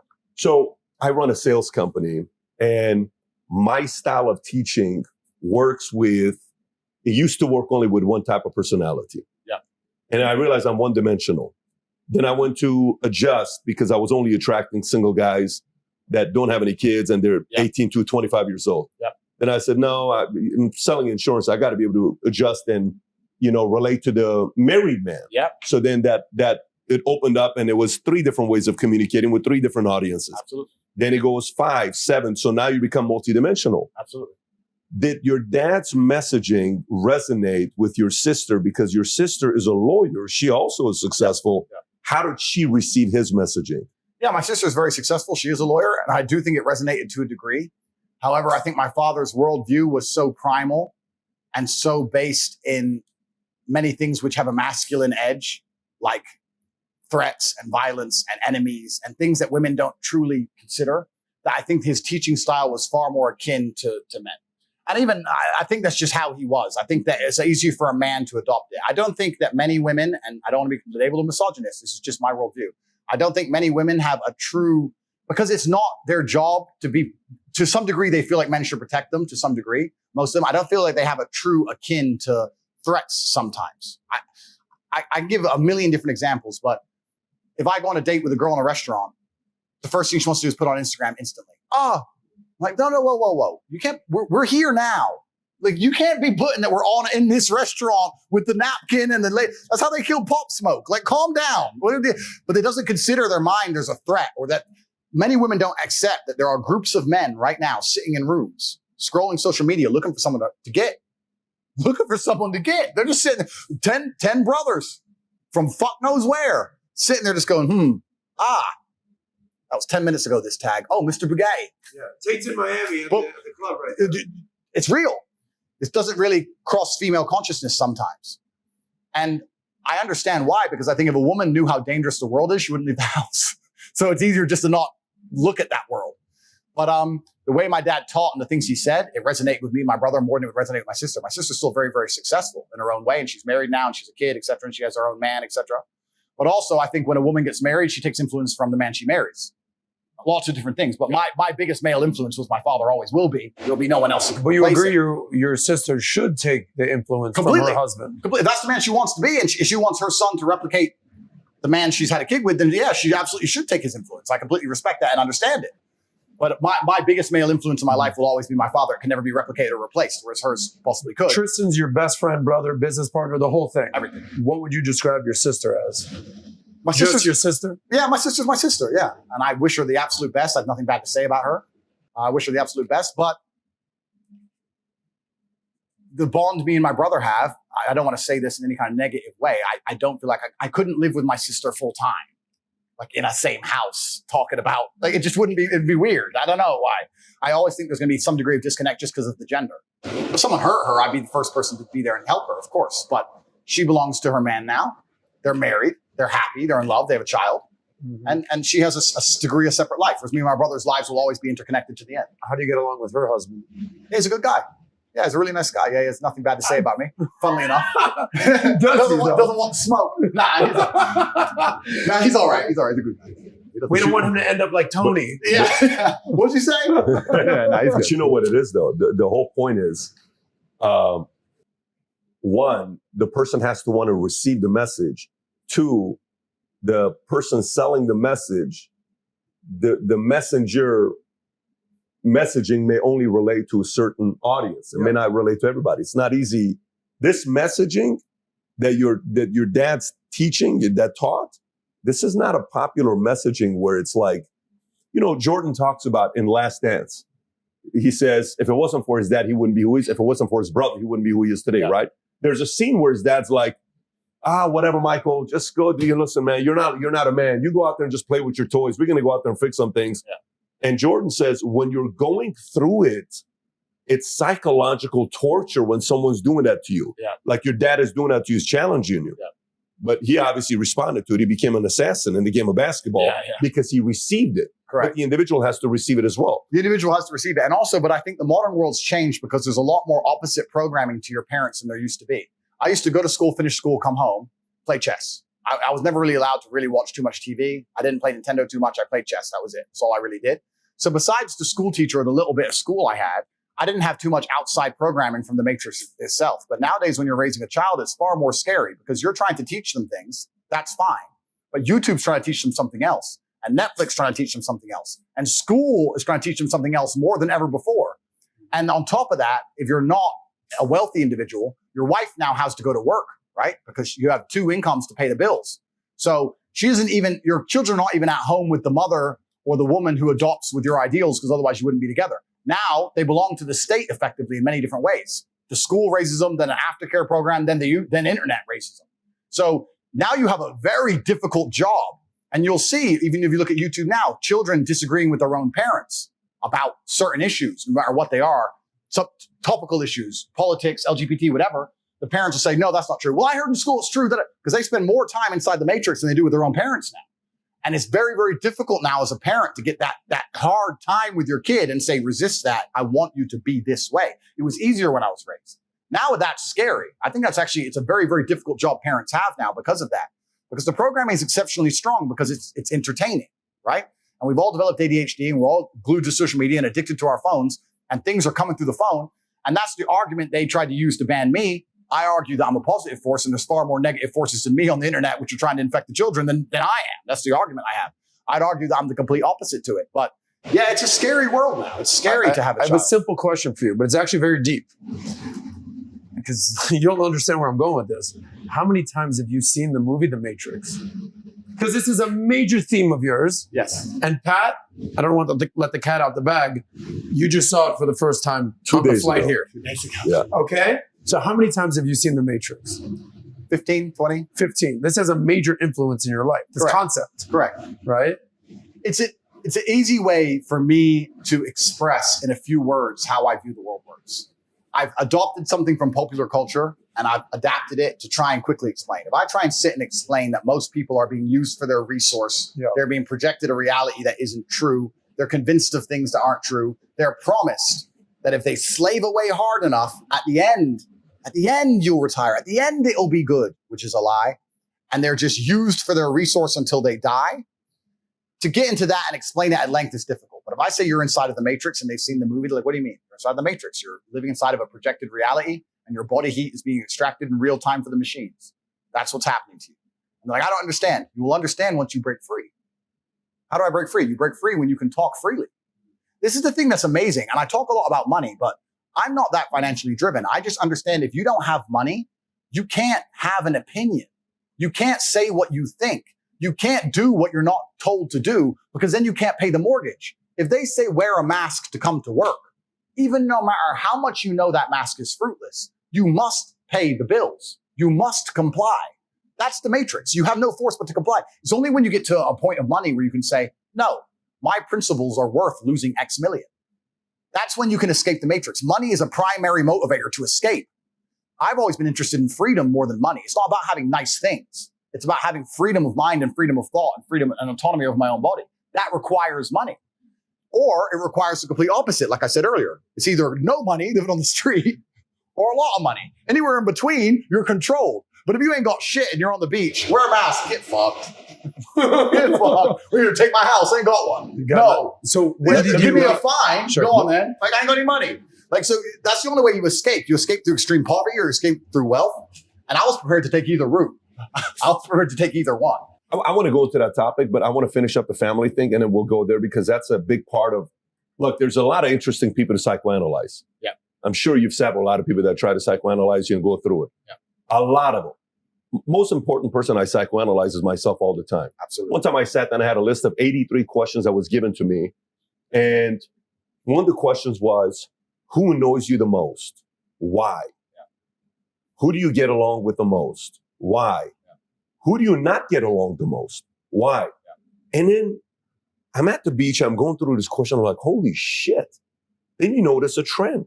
Like, no wonder I don't get along with people like this. Because you remind me of this. Yeah. No wonder I get along with you because you bring a certain level of safety. Yeah. No wonder I'm okay in these types of chaotic situations because I feel peaceful in chaotic situations. No wonder I'm scared shitless and paranoid when things are too peaceful because I've not lived in this kind of a situation. Yeah. So then you're like, okay, now I understand who you are, guy. Now let me live with you. It's kind of like you're, living with yourself. So influence of that over you, what positive or negative influence? You talk about your dad, you said women, what was it? Booze, gambling, right? You talk about that. We also talk about the positive influence of that. What positive or negative influence did mom have over you? Yeah, so my mother was fantastic. She was an amazing mother. I don't know if I can talk about positive and negatives. My mother was very much subservient to my father, which was a good thing. They used to have arguments, etc. And I think I learned a lot of my lessons, I guess, on male-female dynamics to a degree from my childhood. Like I remember one time my father was away at a chess tournament for a month and a half. He was away for a really long time. He was at a chess tournament playing chess all over the country. Came back after a month and a half. Within 45 minutes, him and my mom are arguing. I think she found something in his pocket, a phone number. So I don't know what it was. Started arguing. He just walked in the house. They started arguing, and he came down to me and said, son, give me a hug. Gave him a hug. He goes, all right, see you in a few weeks. I was like, where are you going? He goes, when you're older, you'll understand. Your mother won't shut up. Walked out the door. I didn't see him again for 2 weeks. That's who he was. Like, I come home. Oh, you want to fuck this? Fine. That's how he was as a man, right? So I learned, I'm not saying that I'm that way, but this is my childhood, right? I saw it. But my mother was quite subservient to my father. My father was certainly a disciplinarian. He was certainly the man who was in charge of the house.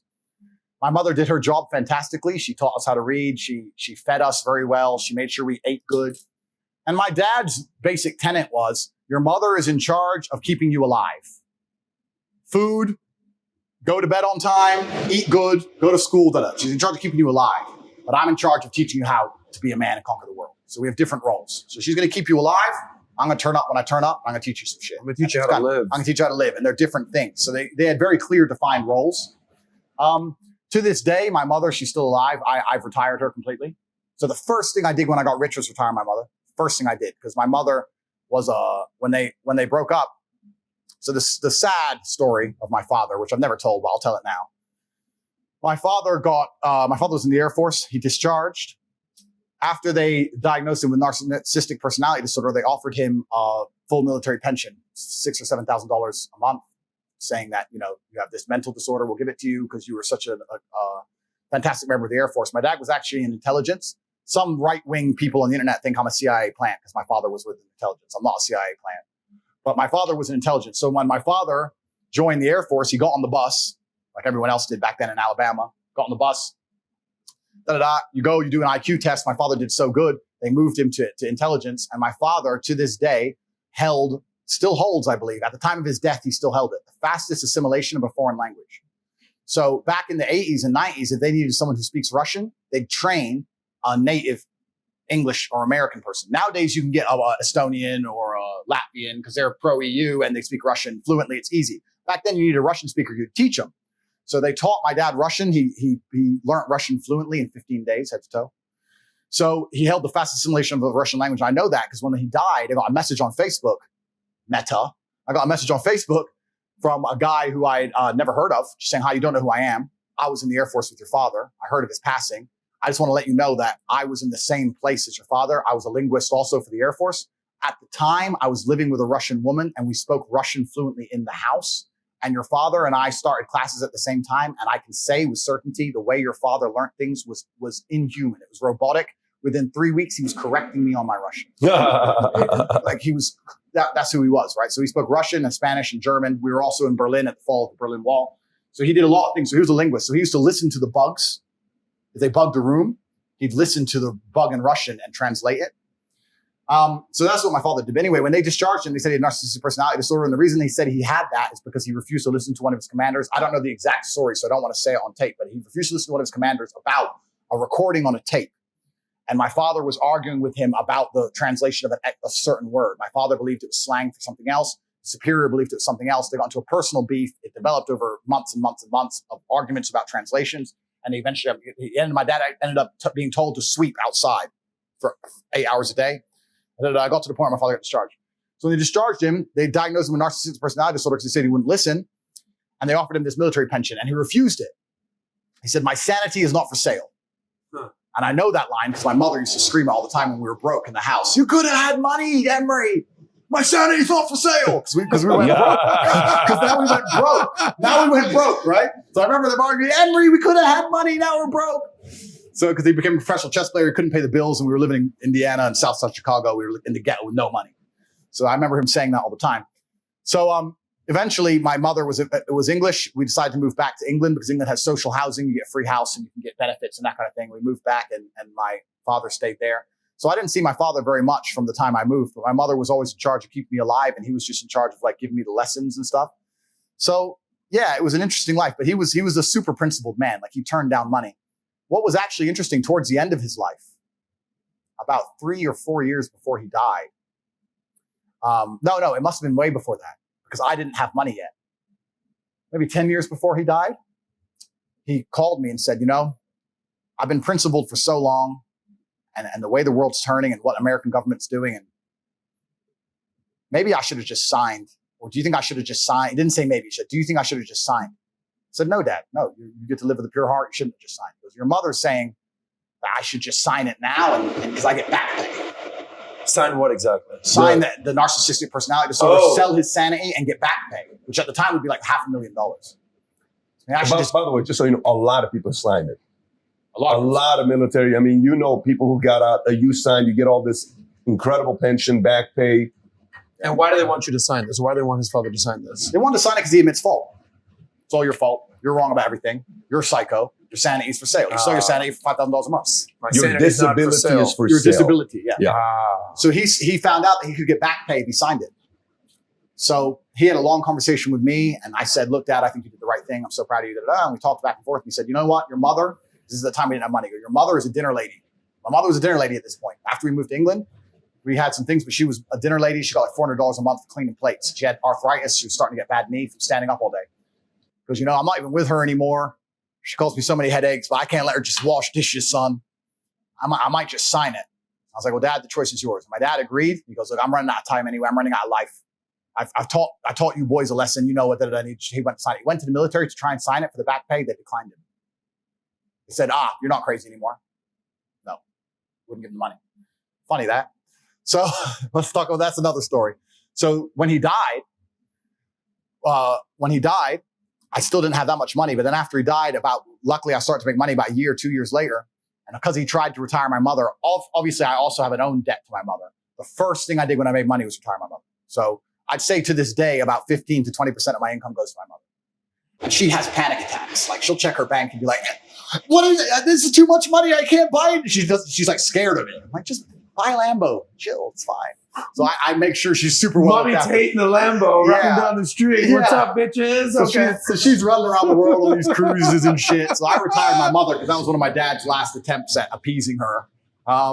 So yeah, she's retired. So I have a really good relationship with my mother, but my mother has absolute trust in me. Like my mother just calls me and goes, even during this shitstorm, she goes, "Andrew, they're really coming for you. I know you know what to do. I don't know what to do." I'm like, "Stay on the cruise ship, Mom. Don't worry about it. I got it.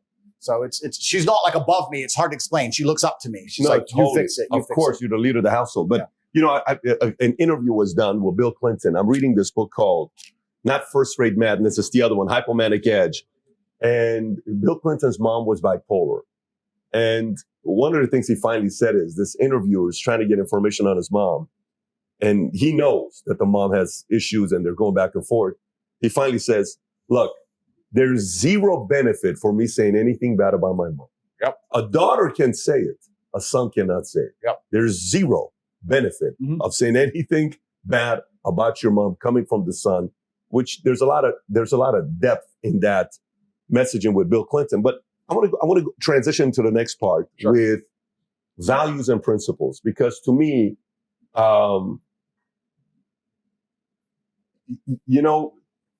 certain things I'm paranoid about, or whatever word you want to call it. My wife's like, what's the big deal with that? Or what's this? You're always thinking somebody's after you because of life you lived. I'm like, listen, unless you really fully understand a life a person's lived, you're not going to know why they're wired the way they are. Correct. You're recreating yourself constantly, but there's also the life you've seen. This is the life you've seen. We've not seen the life you and Tristan have seen. Correct. But when I watch you, I'm like, okay, strong personality, high self-confidence, comfortable in his own skin, BMF, badass, great communicator, charming, charismatic, persuasive, all this stuff. Stuff he says about women, 5 wives, all, playing around, constant, all this stuff. But I feel a strong level of conviction in traditional values, in conservative values. And then I'm listening to you, I'm like, okay, so I grew up with certain men that have influence over me. Hey, why do you interview all these mobsters? I grew up watching Godfather 2 and Goodfellas and, all the, and there's certain things amongst them that I really respect. Forget about the stuff about, the murder, the killing, set that aside. But certain code they had that they worked together with, it kept things safe. So this is why we like watching Casino. We like watching Godfather. We like watching this. You ask any Fortune 500 CEO, half of them are going to say, what's the movie that influenced you the most? Godfather 2. Godfather 2. Godfather 2. As much as we're like, well, not in real life, but in a movie, fine, but not in real life. Yeah. But where's the conservative, strong values that you have? Again, this to the average person watching and say, what the hell are you talking about? This is the same guy that talks about women shouldn't drive, women not this, women not this. I feel like it's there. I feel like sometimes you don't fully bring it out. I feel like it's almost like, the saying, I worked with a leader for many years who the saying was, never show hurt. We never show hurt. You never show hurt. You never show hurt. Never show hurt. You never show hurt. And you're like, never show hurt. I'm never freaking showing hurt. Hell no, I'm not showing hurt, because I'm not going to let you have one in over me to a vulnerable and then you use that to get something out of me. I'm not freaking doing that to you. Never show hurt. Never show hurt. And then the other side is, but if people are going to really know who you are, you got to show a little bit of vulnerability for people to know who you are. For you, values, principles, deep down inside, traditional, is it real or is it just a pure, confusion I have here with my, understanding of you? No, it's absolutely and utterly real. And I think that it is based in the natural.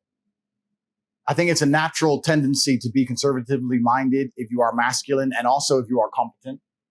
I feel like a lot of my traditional masculine values just come from my respect in myself and my confidence in myself in dangerous situations.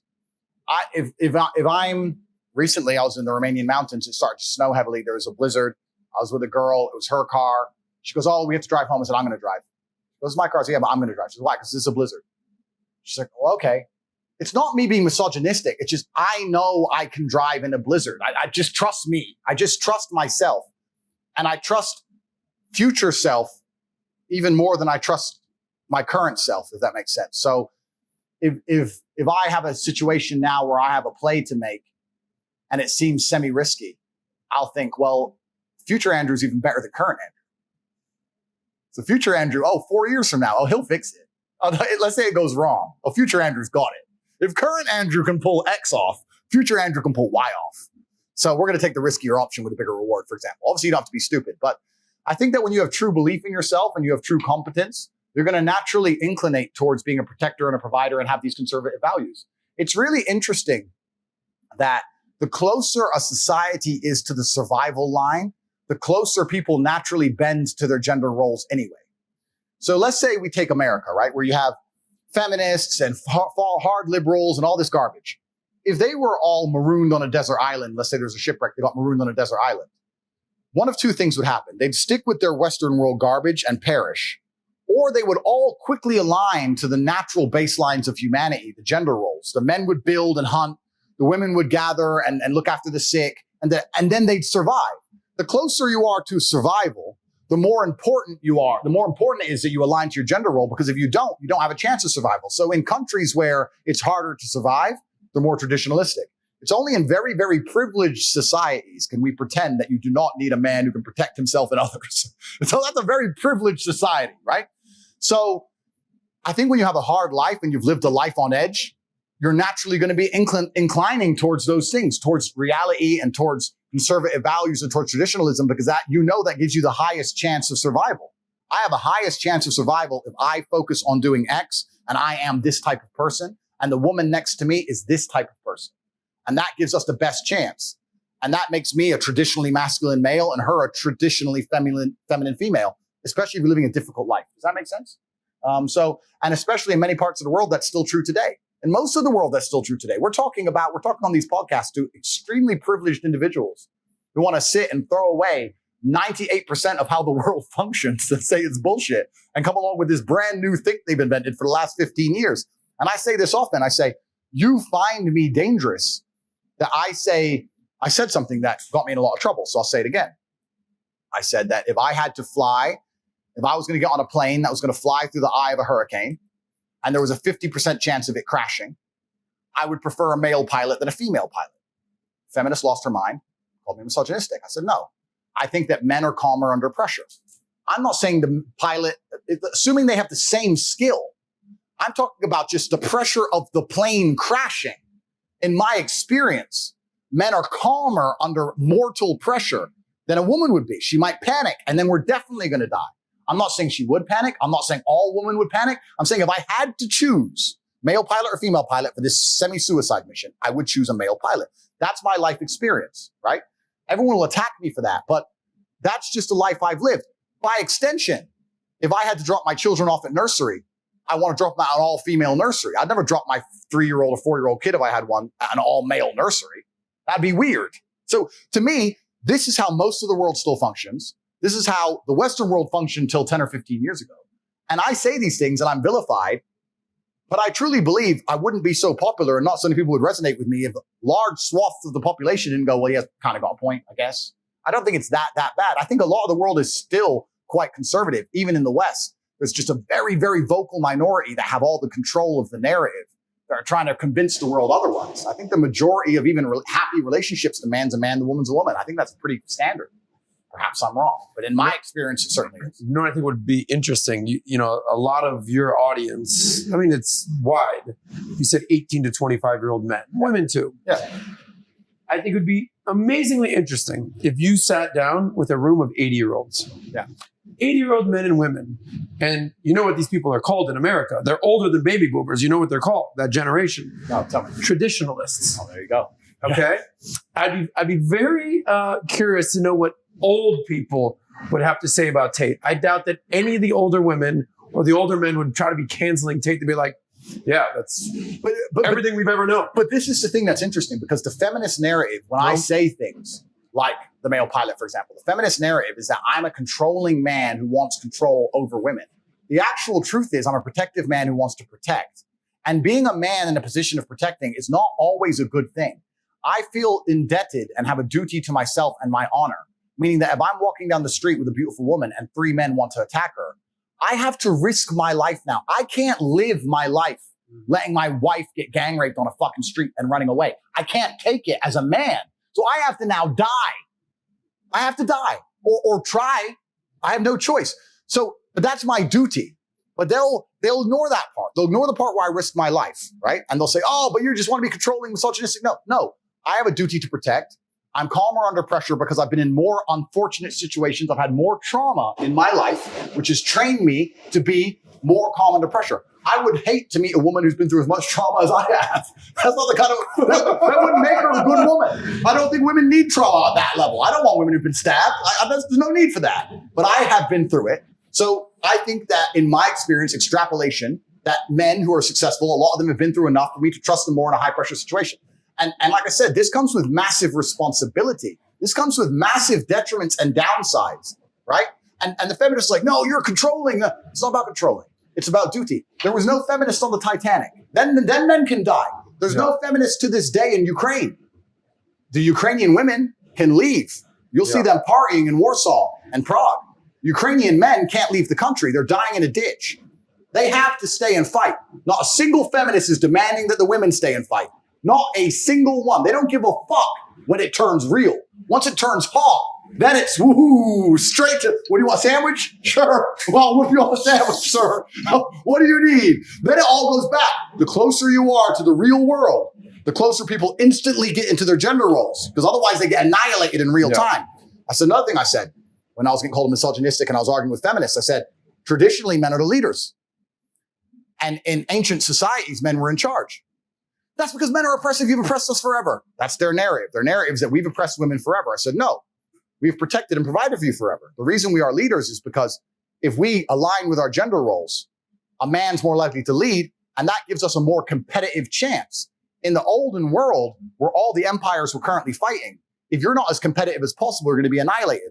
I would argue that perhaps there were some civilizations where women were in charge, but we don't know who they are, and we can't discuss their history because they were fucking annihilated in real time by the ones where the men were in charge. Because you are hyper competitive. You're at your optimum when men are in charge. That's just the optimum of the gender roles. That's the way it works. I don't believe we've been oppressing you since the dawn of human time. I disagree. I believe we've been working hard, protecting, providing for you. If men were truly oppressive to women, why don't we send the women to war? Women on women, it's fair, right? We can send all the women to war in Ukraine, all the women to war in Russia. They can die, and we can sit and we can chill and we can go to Warsaw and drink vodka. We don't do that. The men of Ukraine and the men of Russia are dying to protect their women.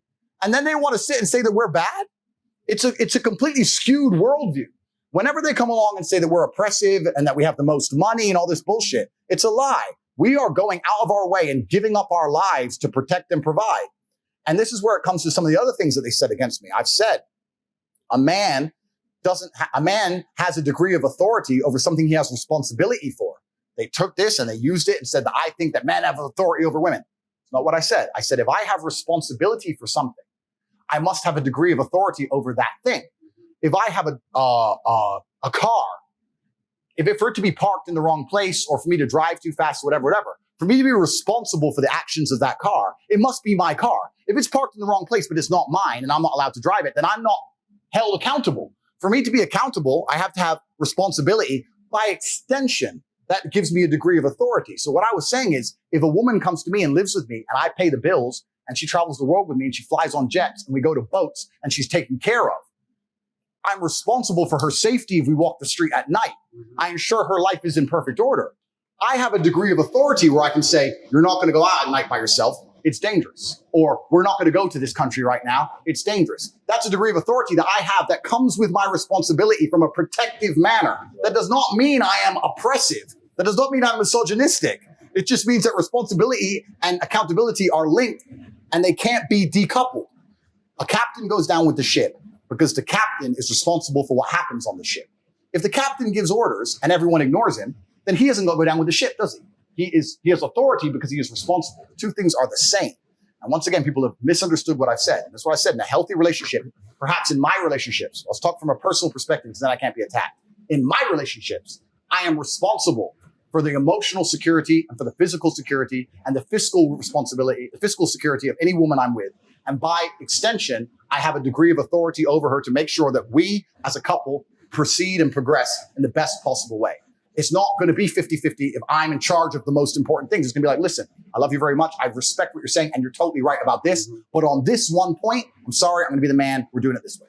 Well, you got in trouble because, by the way, we're here. Like, I think we're all here. But you've gotten in trouble because the analogy you use is like you compare women to children or to animals and say, I have responsibility over my child or over my dog. And then people take the short clip and like, he thinks that women are like children or women like animals. Well, the children one was actually interesting because that was a slightly different one. With children, I was making a joke and it was semi-satirical. But like all my things, I'm not allowed to make jokes anymore because Zuckerberg gets upset and deletes me. But I made a joke saying that when I travel quickly, I like to travel with just men. If I'm going to a place for a week, I'll take women. Fine. But if I have to hit, let's say, 4 countries in 2 days on the jet, I like to only take men. And they said, why? I said, well, and it was a joke. We were all sitting on a podcast. I said, well, traveling with a woman's like traveling like kids. They get hungry. They have bags. They need the toilet. With men, it's just military. In, out, boom, no sleep. In, out, boom, no sleep. Pack the bag, no sleep. On the jet, no sleep, no sleep. No, you're going to be military, you can get it done. That's what I said, right? We have a Marine over here being like, that's what I said. Yeah, When I take my girlfriend, she's like, oh, we haven't slept in 2 days. I'm really, really hungry, Andrew. It's like, oh, so am I. Shush. Like, it's just different. So, and that gets taken out of context and they don't accept it as a joke. It's a joke. To a degree, it's a joke. I mean, I still mean what I say, but to a degree, it's a joke. The analogy upsets them. Tate, question for you. Sure. How much different, like, the story told about, one day you come home, your dad comes up to you and says, Andrew, I'll see you in a couple of weeks. And he's out, right? Yeah. In the context of what happens when there's a conflict and we all react in 3 different ways, fight, flight, freeze. Yeah. In that context, your dad is flight. Yeah. He runs off and says, I don't want to deal with it. I'm out of here. I'm going to do my own thing. Yeah. Okay. In America, a lot of that is happening right now, where it's a single parent household. Yeah. Kids are being raised without a mom and dad being there. And it's just one mom, mom trying to do both. And these boys, my mom couldn't tell me what to do once my parents got a divorce. Yeah. I'm a single mother raising me. I'm seeing my dad every other week. So it's not like he has direct influence to discipline me until I went into the military. Yeah. How much of that, like if you were to go back and think about, what if your dad didn't take the flight approach? What if your dad took the fight approach? What if your parents were together? Would it have made a difference in you? And how do you view, the idea of fathers being there with mom and dad together, family nucleus? Because a lot of times, the marriage no longer has, the what it once had, kids are better off being raised with a mom and dad. How do you process that yourself? Because you became successful not being in that environment. Correct. So do you see this as well? It depends. There's exceptions to the rule. How do you process it? I think it's a fantastic environment. And I think in an idealistic world, that's the way it would be. I think the reason it's not happening today is that I don't think many men actually benefit from marriages or relationships anymore. And people are always going to have to require some degree of incentive. I think that we've set up the world now in a way where men are seen as worker droids. They're expected to go work all day, come home, clean up as well, share the cleaning with the woman, no meal prepared for them, not have any authority over the household, and just be a worker droid and be sad. And I don't think that many people understand that men are intrinsically wired to desire respect amongst our peers and in our environments. This is why CEOs work so hard, because they get respect in their company. This is why we all want so much money and fast cars and status and influence, because we're respected. Men desire respect like we desire oxygen. And if a man's coming home to a household where he doesn't feel any respect, he's not going to want to be there for very long. And I think the way you fix this is you need to understand that many men don't have an incentive to be in the house anymore. I think that it's actually would be quite easy for a woman. In fact, there's a couple women who even say this on YouTube. I can't remember their names, but it'd be quite easy for a woman to make a man really happy with super basic things. Just go up to your husband and say, hey, you know more about this. What do you think about this? That would make most men's world. And there's so many sexless marriages out there with men who work their ass off and they come home to a sexless marriage and kids who don't fucking even like them. If you were to just even ask him his question about some asinine bullshit, a lawnmower purchase, for example, he would feel so happy to feel like the man of the house. That's what men need. They need to feel like all this work I'm putting in, all this shit I'm going through, I'm respected for it.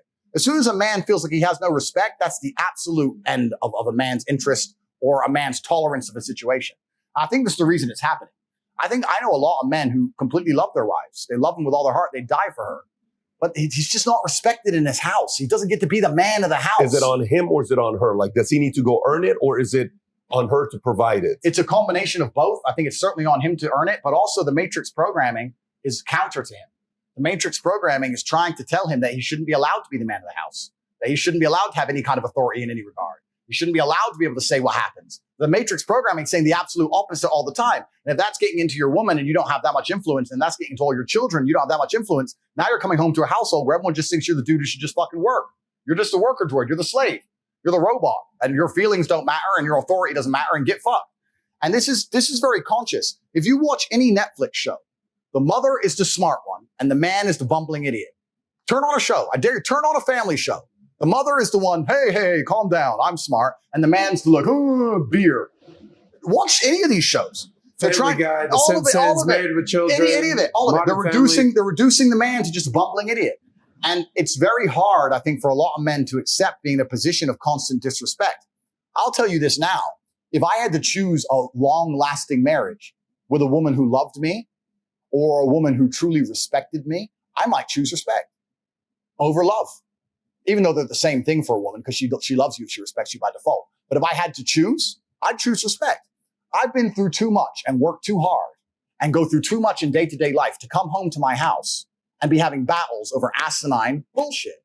I take care of you and I love you with all of my heart. I would die for you. If someone broke into this house, I would engage the invader and die. Please just cook dinner.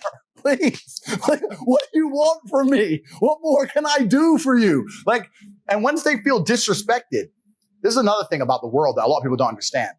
It's disrespect that will drive a man to the most heinous of crimes. It's disrespect that starts the school shooter bullshit. It's disrespect that makes men go to jail for life sentences. It's disrespect. When you truly disrespect a man in a public and permanent way, that's when they switch. That's why I'm so respectful in public. You don't know who the fuck you're talking to. He might be on his last fucking straw. And you just disrespected, hey, you're a fucking bitch anyway. You're skinny motherfucker. Fuck you. You don't know. That might be the last time he heard it. I've had enough. You don't know. Disrespect is dangerous, right? And in a household where you're constantly disrespecting a man, he's going to end up depressed and sad for even accepting it. Men just want to feel respected. It's not that hard to do. If you truly, I say this to anyone watching this, if you truly love your man, it would be so easy for you to just make him feel respected. It doesn't even take actions. You can do it with basic words. Ask his opinion on something, big him up once in a while. And because we're supposed to be supermen and we purport ourselves as supermen and we're stoic, but we talked earlier about how we still feel everything. So when you're a strong man, especially, they're like, he's fine. He's fine. He's fine. He's fine. Be nice to the dude. You'd be surprised how far you get. But this is why I think most men walk out of marriages, because they're like, you know what? I'm not getting any respect here. I get more respect from this dickhead stripper, 18-year-old hoe for throwing money at her than I do giving money to my own wife. Where am I being respected? Well, at least she's smiling at me. She ain't smiled at me in years. And it gets to a point where it's just like, well, I want to feel respected now. I'm working my ass off. I'm out here on the streets. I'm going to the sewers and shit. Where's my respect at?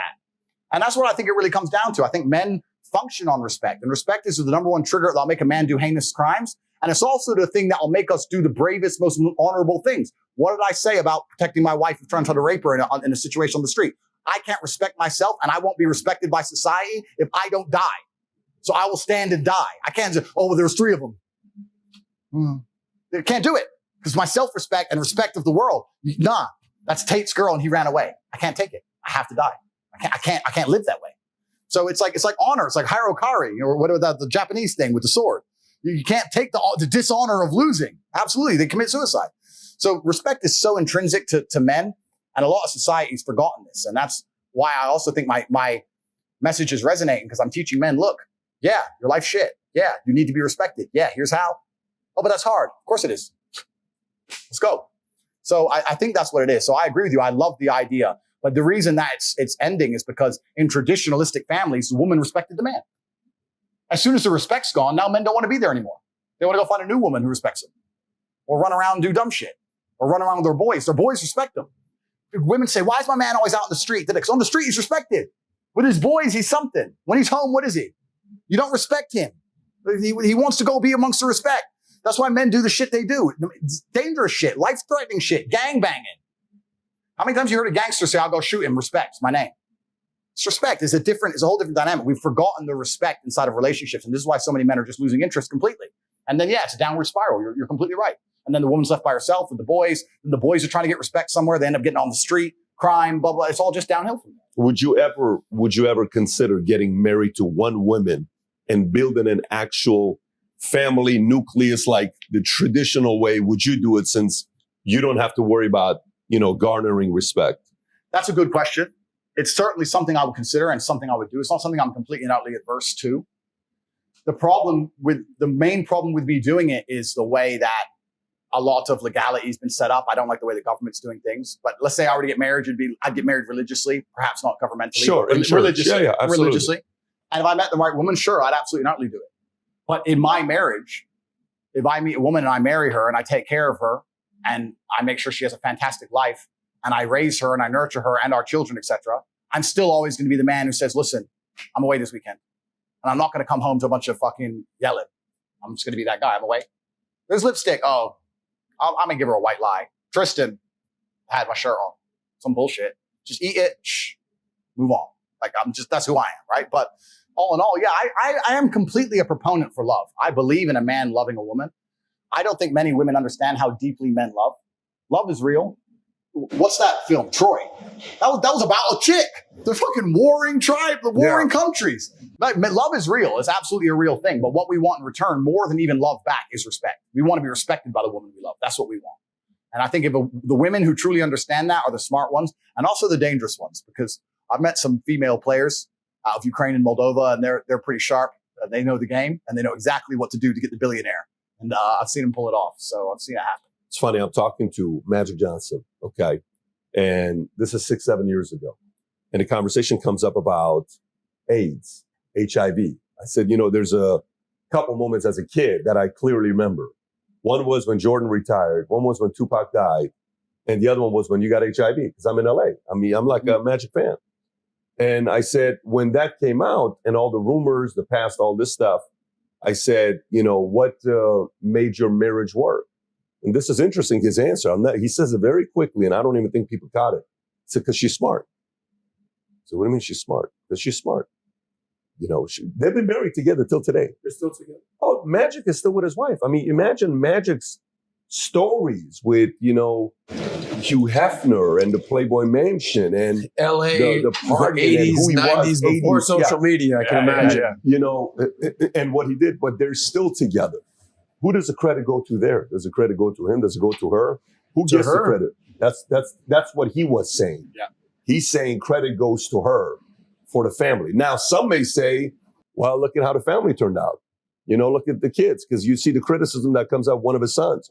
It's like, hey, look how this turned out. It looks like it's maybe working out, but you don't yet know the long-term count. Like one day, if you have kids and you decide to bring kids into the world, you're sitting there, you're thinking about the long-term consequences, because you don't know what they're going to pick up, what they're not going to pick up, what they're going to turn against you, what they are going to turn. It's super interesting because without wanting to tell another long story about my dad, I believe now that I've analyzed that my father sacrificed his marriage for me and Tristan.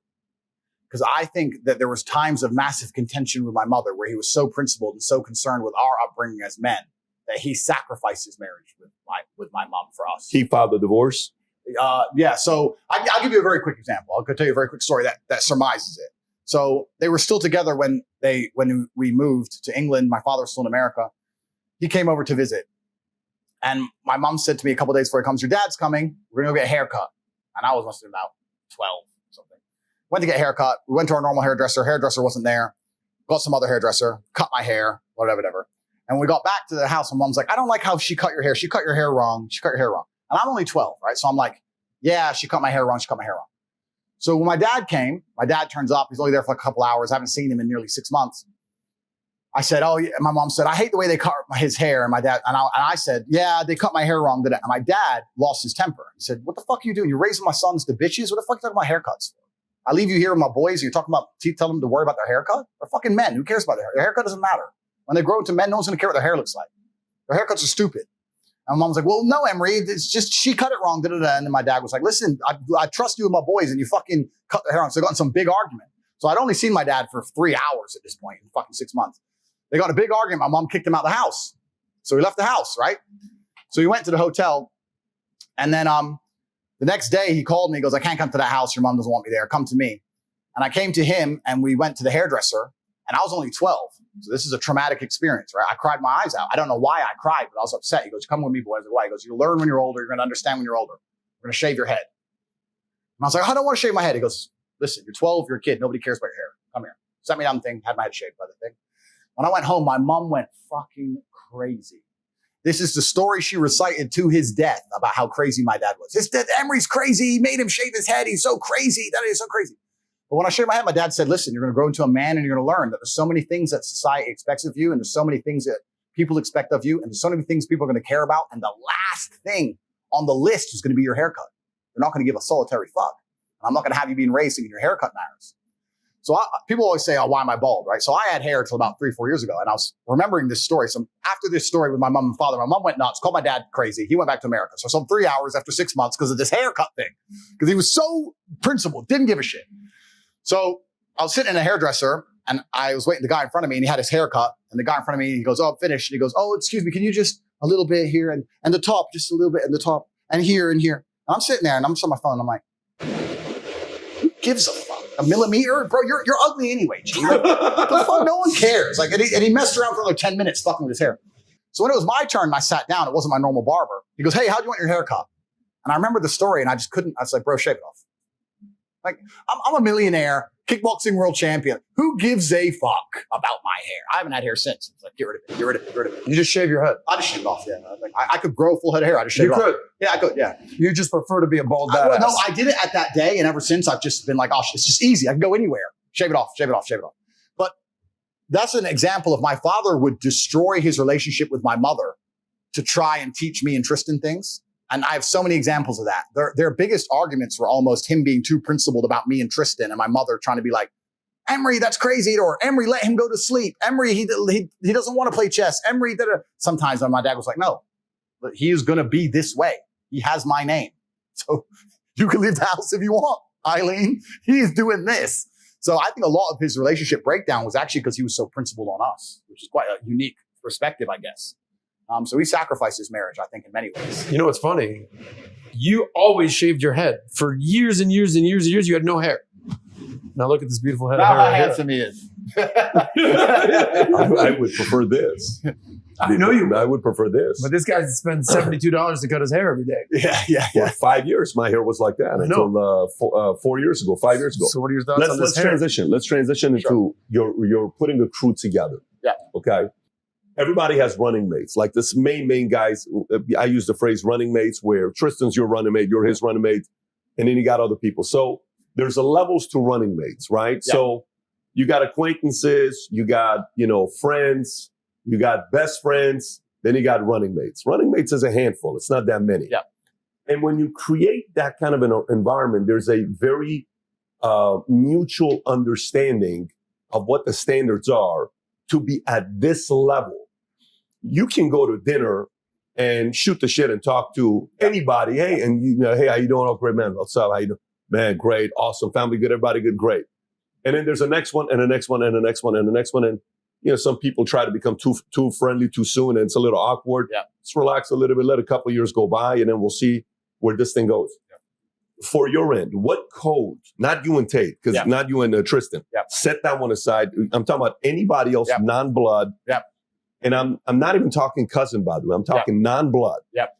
Anybody that's non-blood, that's in the inner circle of Tate, and it's a handful of people on that list. What are some codes all of you follow that's non-negotiable? Absolutely. That's a fantastic question, and I know exactly how to answer it. So the first things first is I do not like to hang around with men who suffer from a lack of women, because in my experience, any man who can't get women will eventually sell you out for women. It's too powerful a force. Too powerful a force. If you're completely sex deprived all the time, sooner or later, you're going to sell your boys out for sex, whether it's his ex or some girl talking bad about your boy, but you really want the pussy, so you let her slide. If you're not good with girls, I don't want to talk to you. Second thing is money. You haven't got to be rich, but if you're starving, you're going to try and sneak some money out of somebody, right? If you can't eat, you'll do anything for food. If you can't pay the bills, you do anything for money. That means whether it's a plea bargain, whether it's trying to rob me, whether it's money sitting around my house. I don't want to talk to extremely broke people. I don't want to talk to extremely sex deprived people for the same reason I wouldn't have a whole bunch of food around a hungry person. Same reason. It's the first two things. Next thing is loyalty. And I know that's super hard to judge, but I really like to believe that the few people I hang around with, if we were all in separate police interviews and they were to come and say, hey, your boy turned, I could literally burst out laughing. Say, bro, you better come with a new story, G. You better go away and think about it and come back. Well, we can talk, but don't try that one. Try again. So loyalty is very, very important. Next is bravery, because can't fight is fine, but won't fight isn't. Won't fight is unacceptable on every level. If I'm with my 5 friends and I'm going toilet in the club and I come back and I see someone punch one of my friends, I am annihilating anybody in that guy's crew. We'll find out why later. My guy could have been wrong. It could have been my guy's fault. I'm just hitting him. I'm just knocking everyone. When everyone's asleep and the threat is neutralized, I'm like, bro, the fuck was that? He goes, oh, I started it. I was like, oh, fucking. But Ask for forgiveness later. First, people have to pay, right? We'll worry about the whys afterwards. So they have to have that loyalty and that devotion to the bravery, the ability to fight. I find it very crazy. I find it crazy, and I say this often to guys. I say, you're rolling around with these men who won't even fight to protect you because they're cowards. So they'll watch you get your head stomped to death and cower out and not even try and help you. And they'll be like, yeah, but he's funny. But he's funny? We're talking about life and death. You're talking about fucking funny?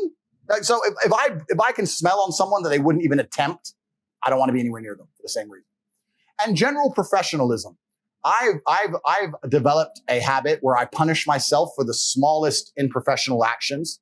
If I misplace my keys or misplace my phone and it takes me more than 10 minutes to find it, I'll punish myself for that. Regardless, whether it's I don't spend money this week or I don't go here or I'm canceling that or I'm going to defer buying something I want to buy. I punish myself religiously so that next time I put my phone down, I know where I put my phone. Next time I put it down, I know where I put it all the time. When I put it down, I know where my phone is. So when I'm around people like, hey, I lost my keys, or hey, bro, I forgot. When I'm around sloppy people, I don't like it. I like people who have their lives in order. When I detect sloppiness, I don't really want them too close to me because gaps are where things sneak in. Other things are basic OPSEC, really basic OPSEC. I like that if I'm around my friends, if I'm ever sitting with my back to a room, this is an enclosed environment, but in a normal restaurant, I never sit with my back to the room. But if I have to do it, I like that I never do it, but if I have to do it, the people I roll with, they'll literally give me a nod. We'll sit down at dinner and I have to sit here. They'll go, and they'll pay extra attention for me because I can't see behind me. I like that level of professionalism. I like that. I like people, like I said, don't get weak, no hangovers, no crying their eyes out, no cowardice. It's infectious. Don't like that around me. No negativity. Don't like that around me. So there's certain things that I create a very, very particular reality. And it's actually interesting because to me, these things are all normal. But when you have these kind of standards, it's pretty hard to find friends. You're like, oh, you're a dumbass. You're a pussy. You're like, and you don't talk to that many people. But if you get a crew together that act that way, it's amazing how, not to get all airy-fairy, but it's almost an intangible. When you have 6 men in one place who are perspicacious, who are paying attention, who do have their things right, who don't lose things, who do it, the whole room can smell it. When me and my crew walk in a room, even if it's almost like an energy. Some guy can be eating his dinner, not even see us walk in and go, 6 predators. It's like the rabbit when the fox comes. Like you can smell when the guys turn up. Do you know what I mean? And everyone's experienced it. Everyone's seen it. So anyone I associate with, I have these very, very stringent metrics. And they're basically just to make sure that nobody gets inspired by something they can't resist to snake us. And also nobody's overly sloppy and allows a way for us to be infiltrated and destroyed. And one of the easiest ways that people, especially in the modern world today, especially people in my position, are infiltrated and destroyed are women. So with women, I create that very heavily. If you get a guy who's thirsty and he's on your crew, let's say I have problems with another crew, let's say, and I know they have a member who's thirsty. That is the easiest job in the world. You get one hot bitch to Instagram message. You're going to find out where they are, what they're doing, where they've been, the hotel room right now. It's fucking done deal. You can do whatever you want to them idiots, right? You got to have guys who can turn that shit down.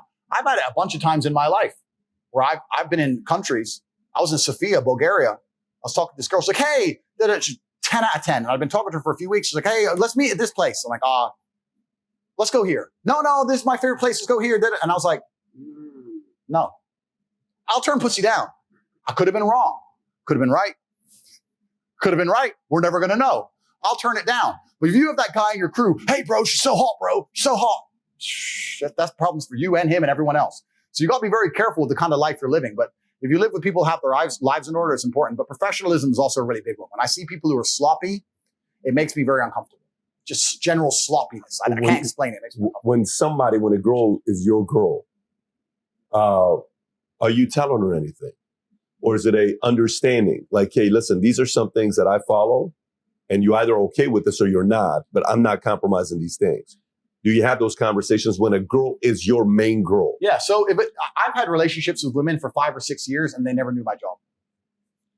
And I'll just say to them, look, if you know things, even though I don't do anything wrong, but if you know even who I associate with, if you know things, then you have to lie. Isn't it easier if you just don't know? Then you got to lie, right? So I'm working. What's work? Work's work. You're on a jet. You're on a jet. Enjoy the jet. Right? So I keep certain things from them because it makes it easier than them having to worry about a false narrative or a lie in the event of whatever. Or if we break up, then what, right? So I'm very careful of that. I'm very, very careful who I talk around as well. Like if there's random, like on the yacht, me, Tristan, and my cousin, we were just with 30 girls on the yacht. We didn't talk business once. We talked business one night when everyone was asleep. A couple times, like Luke went to go, hey man, I'll message you. We'll be sitting in the same room. What's happening? This is people. Loose lips sink ships. Doesn't matter if you're doing nothing wrong. You gotta be careful who you're talking around. They listening to shit. And in the modern world, they record shit. Like you don't want to, even if it's a 0.1% chance, but what's the upside? Like there's no upside. Yep. So why take the 1% chance? Risk reward. I'm very, very careful. And especially with women, not because they're necessarily malicious, but because women in general don't have to worry about the certain things I'm talking about in terms of professionalism. There's a whole bunch of beautiful, smart, great women out there who just go through life and they're just Instagramming everywhere they go and they forgot their keys and do. And if she's too close to your circle, it's just an in. It's an in to get you. And you got to be careful. And it's amazing whether it's the 1970s Soviet spies or the 2022 mafia. When they want to get a dude, it's a chick. You either send a new chick or you watch his old chick or you find his girlfriend. Even a bounty hunter today. Let's say I was wanted by the police and they couldn't find me. Who's his girl? Bet he's gone there. Bet he needs some sex. Go put a car there. Every time. Every fucking time. You got to keep this shit in order. And the women I associate with have enough respect for me to go, okay, I don't know. Fine. Just, I love you too. When they arrested El Chapo's girl, didn't you say I didn't know he was a criminal? I thought he was a chef or some shit. I was like, perfect. She doesn't even know I lie anymore. He's a chef. He told me he's a chef. He's a chef. He's a billionaire chef. He's a chef. Dude's a chef. I don't know. The guy's a chef. So, and it's actually interesting because a lot of men want to brag to women because we want to show status. So you want to sit there and brag about all the good things you do, but there is a downside to that. There is a degree of downside. I was in Moldova. No, I take that back. I was in Constanta, Romania 9 years ago before I moved there. And I was in a club and I must have been the only foreign person in the club. And there was a 11 out of 10 Moldovan girl, the most beautiful girl I'd ever seen. And I went over and I tried to talk to her and she said, yeah, I only drink champagne. And at the time I didn't have that much money. I said, you only drink champagne. Well, I'm finished drinking for the night, but it's very nice to meet you because I couldn't afford a bottle of champagne. So I had to style it. So I was like, I don't have any, I said, I'll finish drinking for the night, but it's very nice to meet you. What's your name? Okay, nice to meet you. Bye. Left the club, whatever. Next day I came, I saw her on this table, champagne show. Next table, champagne show. And while she was doing all this, we were kind of catching each other's eye, looking a little bit, And a couple times I caught her at lunch. Constanta's like a beach town. I caught her at lunch. I spoke to her a little bit. And she kept asking me for champagne. I was like, listen, you are absolutely gorgeous. I think you and I are going to have a long and happy future together. But I'm not going to buy you champagne. I'll tell you why later. I put mystery on it. So I can't tell you broke, right? You got to put mystery spin. So I'm going to tell you why I don't buy champagne later. It's a long and interesting story. Once I can trust you, I'm going to tell you why I won't buy you champagne. You can trust me now. I will tell you. Not yet. Style it off. Anyway, as we got to know each other across the summer, eventually when we became friends, she came clean. She works for the club. She gets commission on champagne. Of course. The girls in the club, you're buying champagne for this thing. She gets a commission per bottle. What was interesting is this. She had on her phone a system. So she'd meet you. You'd buy her drinks the first night. You'd go a separate date. The second night, you'd buy her drinks. Third day, she'd send a pre-decide already in her notes how you live far away and she can't fall in love again. She's only been with one man her whole life. She falls in love with you. She's going to have her heart broken and she's scared. And then she'll ghost you for 3 days. Then eventually after begging, you'll get her back, but she wants to come, but not on her own because she's scared. She wants to bring 3 friends and she'll go to this restaurant. She wants to drink this champagne. Boom, boom. A commission. And she'll show me in her Facebook message, every dude, playbook, every fucking guy, one after another, every night of the week, all just falling for the playbook. She goes, you're the only guy who never bought me champagne. I was like, yeah, well, I didn't tell her I didn't have any money. I was just and I was like, I've been around the world. I know some things. So anyway, I played it off. And she was sitting there telling me, and when she was going through it, it was scary to me. She goes, this guy on Facebook, he's from Turkey and he does private airplanes and da-da-da-da-da. And this guy, she's telling all their jobs, the money they're making, where they live, the town they're in. Because these dudes are sitting there talking, I'm so rich, baby, I'm so rich. You want champagne? I got it. I do this. And I was sitting there thinking, whichever mall boss picks this girl up is going to have a whole bunch of targets to go robbing all night long. Because dudes just can't shut the fuck up. And this was when I was 24, 25. Ever since then, I style it off. What's your job? I work. It depends where I am. If I'm like in Romania, I say I make papanash, which is a Romanian donut. It's a national food. You're the donut guy. I say, I make papanash, baby. So papanash, like I'm number one. I just style off. None of them know my job. None of them know what I do. None of them know, because you don't know. Papanash. You don't know, they know. So yeah, I'm very, very careful when it comes to talking to women for that reason. So that was a lot of, so it's funny because when we met one of your lady with you last night, she stood there. Hi, this is my wife. Yeah. Didn't say anything. Yeah. No this, yeah. No nothing. Distance, didn't approach. Yeah. Didn't even entertain conversation. Yep. It's not even something that was going to happen. Yep. It's common in the Muslim community. It is, when yes. That's why I asked you earlier if there were anybody that had any influence over you on the Muslim side. Yeah. She is by coincidence Islamic. She is Muslim. Okay. She's half Turkish, half Romanian. But a lot of my women are kind of similar. They're like, oh, hi. And they don't really talk too much. And that's just something I've asked them to do in a very polite way. Say, look, I talk to lots of people and you guys are fine, right? But I'll tell the truth. I say, I talk to a lot of unsavory people. I have a lot of people who know me, whose hands I shake, who are bad people. They don't need to know too much about you. I don't even really want them to see you. If it's unfortunate and they catch me on the street and you're with me, that's a bad time. I wish it didn't happen. The last thing you need to be doing is going and saying, hello, my name is this. Just don't talk to nobody. And by extension, it's the same thing with violence. I had a conversation with my girls as well. My girls are completely trained. I said, listen, if I'm ever attacked or anything ever happens to me, run, scream and run. Don't be trying to get in the way or say, don't hit him or some bullshit. Just fucking leave. Because I know dudes don't care that you're a chick. You got to get out of here. So I try and be as protective as possible. I'm not trying to be controlling. I just try and protect them from situations. Just say hi, be polite, hi. Don't say your name. Don't go over there. Oh, I knew him from here. Yeah. We've been together this long. I'm from this country. Just leave it. And some people can find it weird and rude, but I think I can, overall, the people I know, and I can style it off and they can understand why it is that way. And it's just a better dynamic for me as a whole. I respect it, And then you said loyalty. You said you don't need to know how to fight, but you have to be willing to fight. Absolutely. And if one code I had a friend of mine who I told him, I said, listen, guys, here's how I roll. I said, if your girl breaks up with you, she calls me, I have nothing to talk to her about. Absolutely. I said, if my girl breaks up with me and you're talking to her, you have nothing to talk to her about. Absolutely. Zero. Because the number one revenge is to get with a friend to do that. I said, yeah. So one time, a guy his girl contacts me and one after another. And I just finally said, we have nothing to talk about. Absolutely. He's the relationship, not you. Absolutely. Some of these things, it's and that comes from a lack of thirst, right? You have a thirsty dude. Yeah. What happens there, right? But it's also a filtering process because once you see it, you're kind of like, yeah, that's not going to be a long-term relationship. There's the loose lip situation. I had an assistant that every time I'm working on a big announcement that I'm about to announce to everybody in the company, a certain departments, when I said, there's no way you could know this announcement. Yeah. How do you know this announcement? Keynote speaker, I'm launching Kobe Bryant. One person asked, how do you know this? Yeah. How do you know we're announcing Kobe Bryant as a keynote speaker, late Kobe Bryant? Finally, I'm like, you can't be my assistant. Yeah. Because even though you get excited, you got to keep it to yourself. This isn't anybody else's business. Yep. This is, if you're on the inside, you're on the inside. Nothing leaks to anybody else, no matter what business dealings. And this is the thing about emotionality, because you just nailed it. Even with the best possible intentions, if people are excitable, they're manipulatable and they can be used. This is why stoicism is so important. Let's imagine in a hypothetical situation, you guys were to hand me $1 million cash right now. I would sit and think, I'd say, thank you. And I'd sit and think, am I going to get out of this building alive? I wouldn't be like, wow, $1 million. Oh, I wouldn't get excited. I'd be like, that's unusual. Fuck. That's what I think. I'd poker face it, but that's what would go through my brain.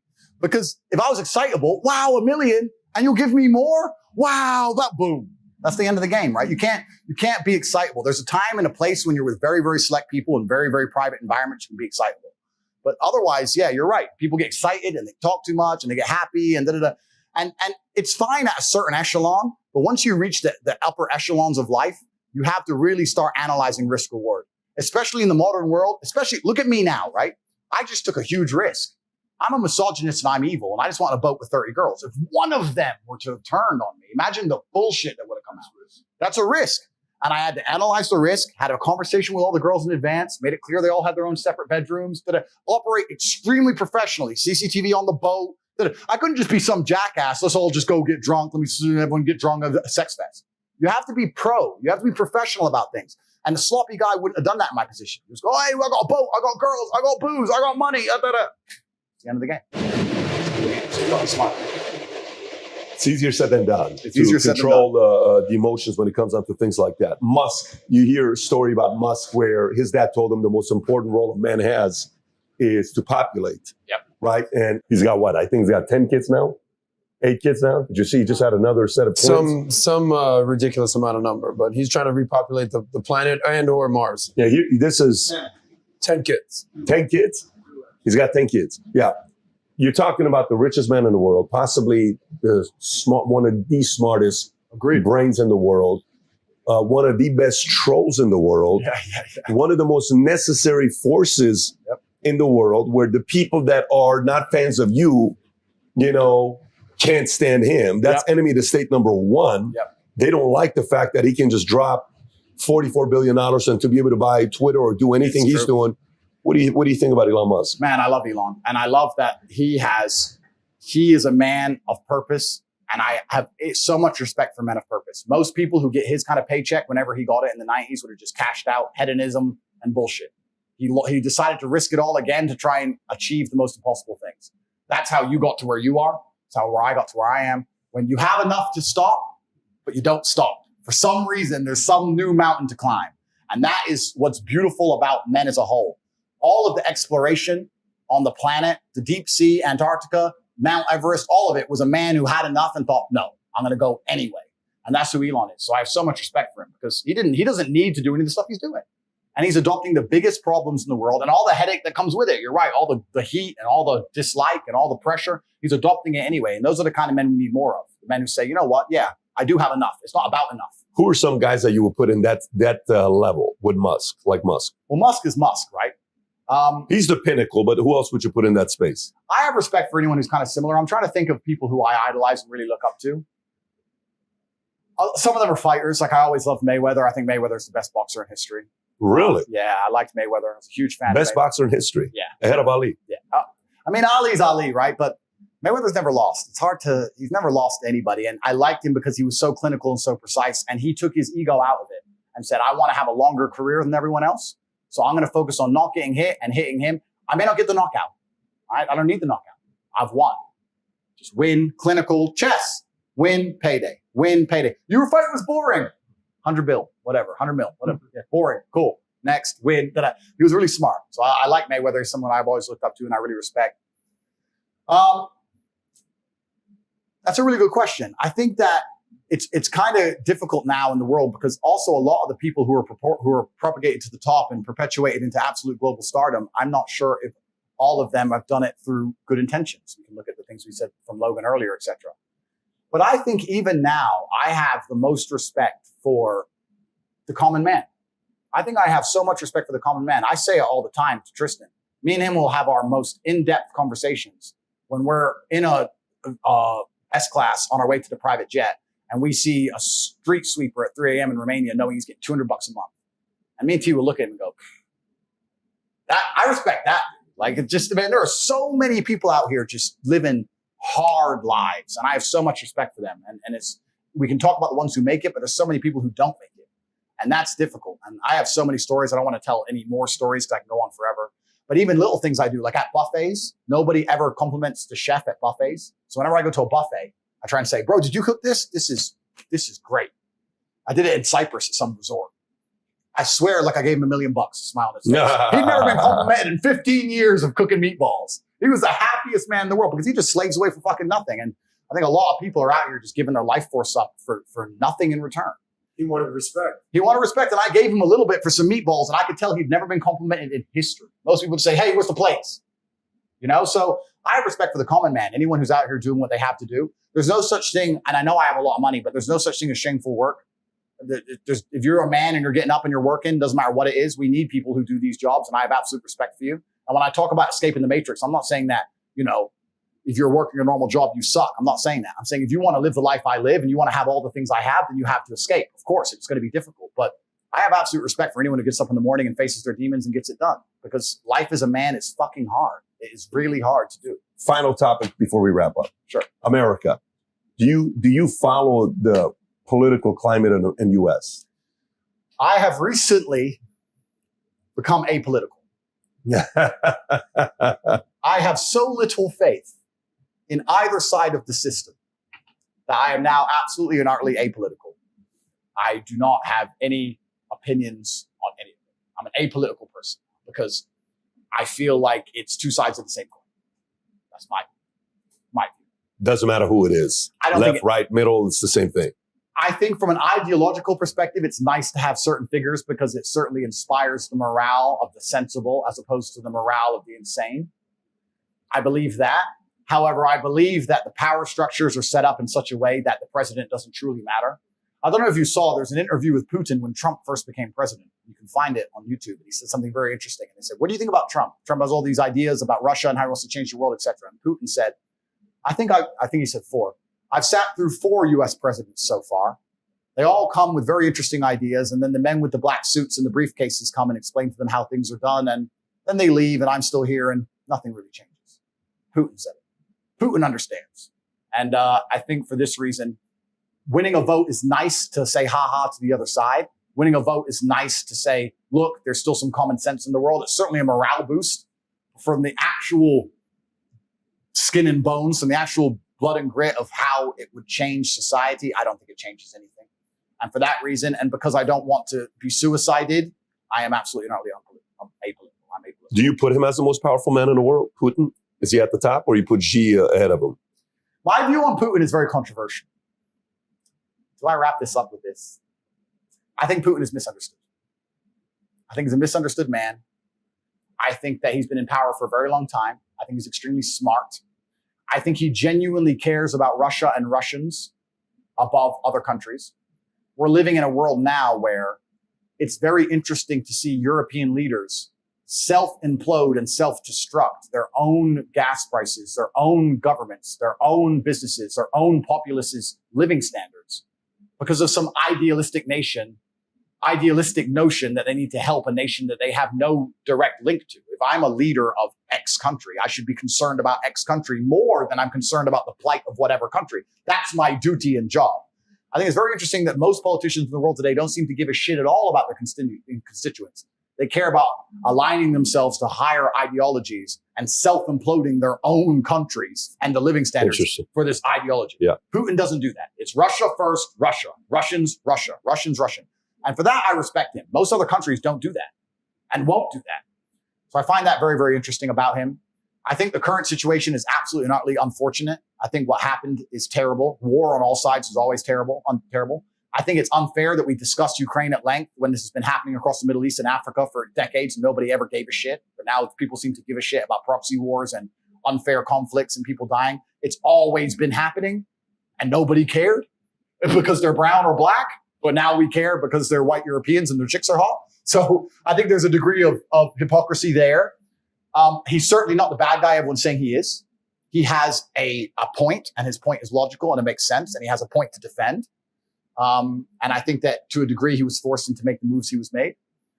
And do you have a unique perspective with Ukraine being a neighboring of your Romania and like Zelensky and Putin going back and forward? It is unique. Yeah. Like there's obviously good and bad on both sides. Nobody's completely innocent. And those are the worst kind of conflicts because when you have a good guy and a bad guy, it's simple, right? But life's never that simple. One guy A has some good points and some bad points. Guy B has some good points and some bad points. Innocents always suffer in the end. The people at the top don't even suffer. And it's really unfortunate. War has always been the same. World War II is the same. The generals sit and have dinner after millions have been massacred. It's unfortunate. And this is another thing I talk about life as a man and status. If you get to become a general, you know, you can participate in the battle, but if you lose, you just surrender and you have to get to have a steak with the Russians and get to go home.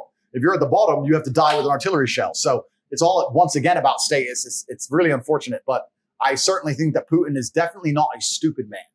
And I think the narrative that they point that he's some madman is bullshit. He's not crazy. He's not a madman. He's a very logical actor with points that not many people know or consider or understand why he's doing what he does. But I respect that he believes in Russia and sticks up for Russians. And I think that any leader of any country should do that. I think I'm apolitical now, so I can't remember his name. But there was a recent president of the United States who said America first. And I think that anybody who prioritizes their own populace over the other populations of the world should do exactly that. I think that's their job. I think to do anything else is irresponsible. I think the Russians do it, the Chinese do it, the Indians do it. All the other superpowers to come are going to do that.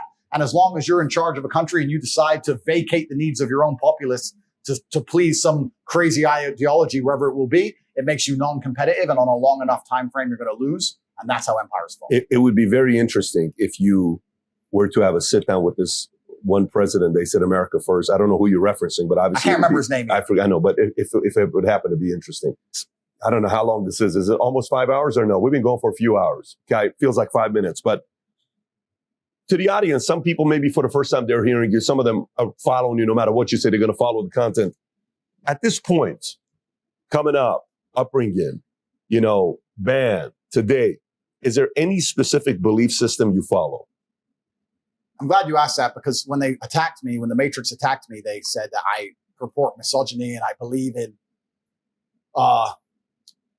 chauvinistic principles and all this absolute garbage. And when they said that about me, I understood it's very important that I create a list and explain to the world exactly what I believe. So without looking unprofessional, I've written it down. I would like to actually say I've written 41 tenets of thing I believe in. And if you hear any that you disagree 41 with. tenets. 41 tenets. Interesting. If you disagree with any of them, I would love to hear feedback on any of them. So these are the 41 things I believe in most. And before I read out this framework, it doesn't matter if you are a Muslim, a Christian. It doesn't matter if you're black or white, weak or strong. I think if any man lives true to these tenets, they're going to have a fantastic relationship with life. And also they're going to be a good force and good influence for people around them.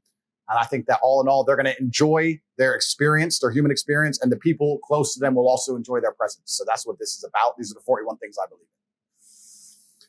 So here we go. I believe that men have the divine imperative to become as capable, powerful, and competent as possible in this life. I reserve my human right to hold my own beliefs and practice them as I see fit and allow other people the same right to believe and act as they wish.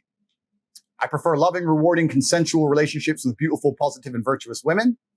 I believe men and women are different and that each has their own unique and important strengths and abilities. I believe men have the sacred duty to protect and provide for the important people in their lives.